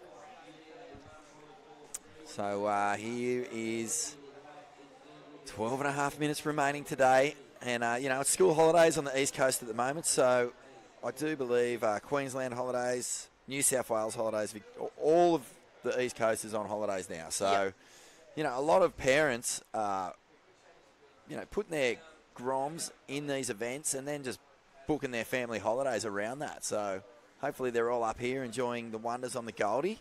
For sure. Hopefully we get another snap as well so that everyone can, you know, it's happening. We're getting waves. Monday, Don't you worry about that. Yeah, fully. So nice little roll in there from Layla. And this heat, you know what it's doing? It's having a little breather. Yeah. Because that last heat had non-stop action, and this one's just slowed up a little bit. Can happen around this time of the day. Yeah. Or maybe we'll wait to that 8-minute mark again until we call it out. But here we go. Even this one's lined up a little bit. Rosie sticks with it. Nice little 2-turn combo. Doesn't get the completion. And right at the very start of this heat, like right at the start, just as we were coming back from the break, a big set caught everyone out of position. And I was thinking, okay, is this it? Is this the first shot fired of the oncoming swell? Yeah. Because everyone had to duck dive it. No one even got near it. And it was some really fun little scooped out waves on it too. You know, I did see a couple spit behind the rock today. You did not, Yeah. did you? I promise you, I did see, and even on the inside at Little Marley as well. And Breathers. yeah, oh, it's so good to see you, and you kind of just going, oh, that no one caught it. Like, I Or mean, it's getting barreled. in between the heat, or Getting barreled is fun, right? Yeah. Getting barreled is the ultimate. Like, that's why you're sure. doing it. Let's stay here now with Maddie Kensington and just can't get enough power out of that wave to stick with it. But getting spat out of a barrel, you know, getting the big dragon breath, that is something else entirely. And, you know, it actually stings a bit. No one tells you that. yeah, okay. When you're a Grom. I and can't you, actually relate because I've never hey, actually been mate, spat you out wait. before. You wait. It'll So- happen, Lil. But, yeah, so you think that you're just getting showered in glory. It's, you know, you think of a ticker tape parade. You think, like, your barrel was so good, it's giving you a little parade at the end of it by going, here you go. But it stings. It's like it's like someone firing a sand, like, imagine, Sandblaster. no, well, imagine like a leaf blower blowing a bucket of sand into your face. Yeah, That's okay. what it feels like. Right. Yeah, it stings. But it's also like I don't know, you wouldn't know this either probably, but it's a bit like a tattoo needle. Tattoo needle. Yeah, it stings, but it stings good. Yeah, good sting. And then it's after where you're just like, yes. Yeah, you're like, but yeah. Got that natural Don't think, high. I'd be surprised if there was a single entrant in this competition with a tattoo. Oh, don't do it till you're at least 40 Groms. So here is a little bit of action in the lineup. Yeah, hopefully a couple little sets Oh, come do you through. reckon we'll see? I reckon guaranteed, will. without fail, we're going to see barrels during this event. Because I was talking to Rabbit about it. The bank is flawless, and it's only going to get better when the swell picks up. Yeah. And once we get the little bit of Sudley on it, it's just going to be as dreamy as anything. And I think we'll see more than one or two tubes. And that 10-point ride you were talking about could be on the cards. For sure. Well, even Tapper and I were speaking this morning, and we were saying, like, we've never seen so much sand at Snapper. It is ridiculous. You can almost walk around to Froggies. I know. Here we go. Literally, This yeah. is nice here from Maddie. No. See, I don't know what's happening here, but there's a bit of a flat spot, and it's almost like an air pocket. Like everyone just goes dead still on it and can't seem to ride through into that next little low road. Yeah. So here goes Rosie, holding down second with a 3.6, a 2.34. Hey, this heat is anyone's, and actually the top scoring ride is with Madison Kensington, and guess what? She's coming third. Yeah. And, you know, we've seen a couple of those today, too, because I don't usually look at this. Well, I look at the scores and stuff, but who's in, like, third with the best score. And but, Maddie looks pretty chill. She's got 8 minutes here and looking to get rid of a 1.4. So, yeah, she's looking very relaxed, I got to say. She's going to do the runaround. Just can't be bothered paddling back out. So she'll get around there and get out there with probably like 5 minutes to go. Yeah. And I'd say that, you know, oh, there it is. She got a 2.6, so she's moved up into go. second. And it's probably not a bad idea to just conserve a bit of energy, get back around there. You know what, that heat's gone so quick again. Like, it's so different from watching it on the beach comms and then watching it in front. It's like, it's almost like the WSL replay where you're watching it and it's just like, oh, it was only 10 minutes. Yeah. So, yeah, what a good way. Like, just what a good day it's been. Like, full of action, you know, good waves for the Groms. Like, you know, we're pretty lucky that it wasn't absolutely flat like a lake. Look at this. This has been a nice wave here from Rose Holland.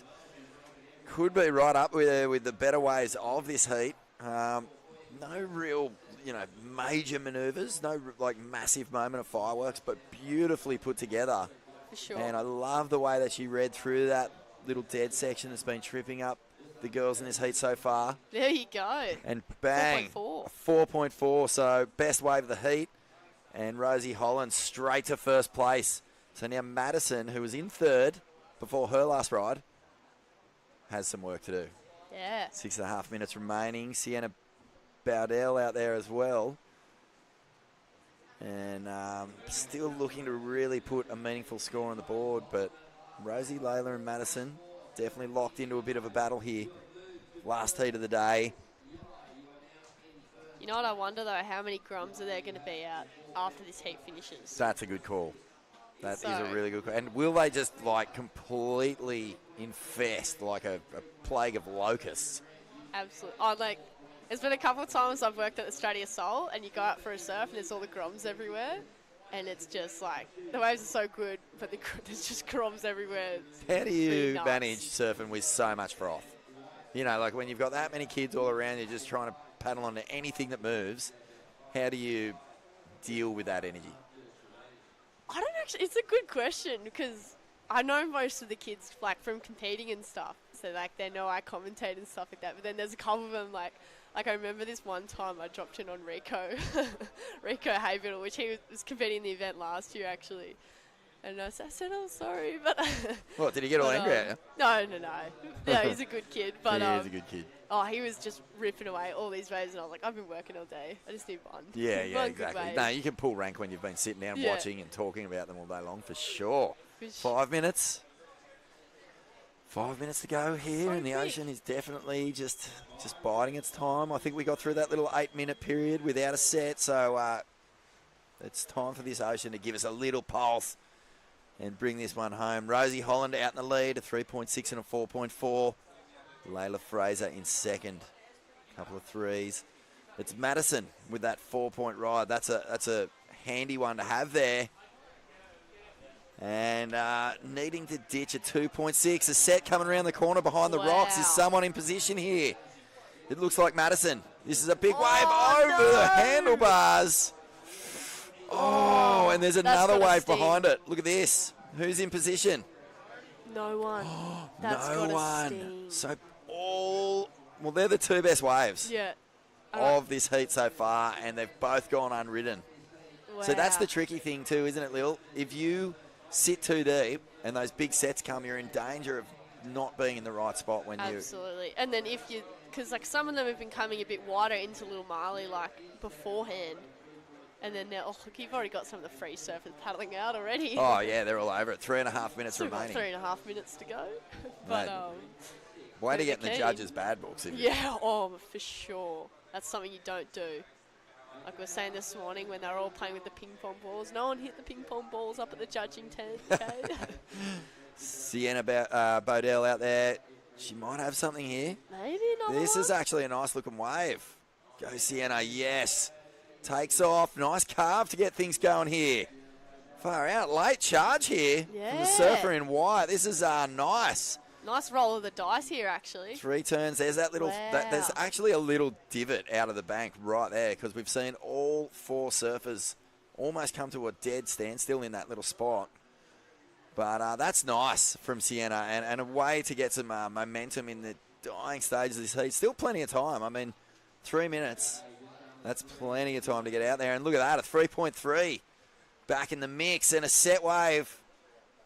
Look at all the Doesn't look Groms like it had lining much. up at the key. That Yeah. is crazy. Not a whole lot of wall. Have we got a grower here? Off the bottom, Layla. Wow. Nice off the top. Gets a second turn in. It's just 2 turns, but very was smooth. smooth, What do you yeah. think? A 3.33. I think Ooh. she'll get rid of that. For sure. Yeah, I reckon. I'm excited. That got me excited now. I think she's riding one of the CI Pros. I just ordered a couple, so hopefully it goes like that and I can actually pull some turns together. Wow, there you go. Top scoring ride of the heat, 5.67. 5.67. Judges, you know what they loved? They loved that it was a bigger wave and they loved that it was perfectly linked. Yeah. So 2 turns, one after the other. Combination score massive. A nice top to bottom as well. Exactly, yeah. Off the bottom, off the top, linked beautifully, no lack of speed, no wobbles. And the judges into it. Madison just so desperate to get rid of that 2.6. Wow. And here goes Rosie, looking to get rid of a 3.6. That's nice. Might have done it. If she can get a finishing turn here and she gets a little check, comes through on the inside. Oh, she would have loved a little bonus hit. It's going to be sure. close, actually. 3.6. rapid fire manoeuvres there. What do you think? I think she might have done it, I'm just trying to think. It's the size of the wave that Mike Cruller. Look at this. Oh, the infestation is about to begin. No. 1 minute 17. And So many crumbs out. anyone who's just pulled up to the car park who's over 16 years old just looked at that and went, no thanks. I know, I was going to say I was going to surf after. I don't think so anymore. 1 minute. 1 minute. Scores waiting. They may have even locked in, but Yeah. Madison was chasing down anything bigger than a 2.6 to get out. And here we go. Sienna is, it was a throw. It was a roll. She had to go something. She was probably at fourth priority. So just had to take off on something, give herself a shot. 30 seconds, Lil. It's been exciting. Look at this. Rosie Holland into the lead. Wow. So that last one, 4.83. Yep. So Layla Fraser still with the 5.67 high score. But Far out. Rose Holland. Wow. And Madison's been sitting out there with that 4 the entire time. Just could not get a back up. 9 seconds left. Great way to finish the day. The Occy Grom comp is on. We are fired up. And we've got 3 big days of surfing still ahead in a weekend and a couple of weeks coming up that's just full of amazing action. But that's the end of that one. Rosie Holland gets through. Layla in second and far out. What a way to start the day, Lil. Congratulations. What a great event so far. that was epic. Swell on the way. So good. Can't wait for tomorrow. It's going to be fun, isn't it? So, There he is, the legend. Thanks, Ock. Thanks for running a great event, brother. Don't leave me hanging, man. Don't leave me hanging. I'll give you a high five. Yeah, thank you. It's been a fantastic day. Plenty of highlights. We saw the under-12s. We saw the under-14s. 16 still to come. But also, we're straight into the quarters into a few of these divisions. So, so much to look forward to. But best of all, the swell is on the way. Oh, man, I cannot wait to see this bank. It is absolutely firing. But right now, we're going to wrap it for the day. The Occy Grom Comp 2023. See you tomorrow for plenty more action here at Snapper Rocks.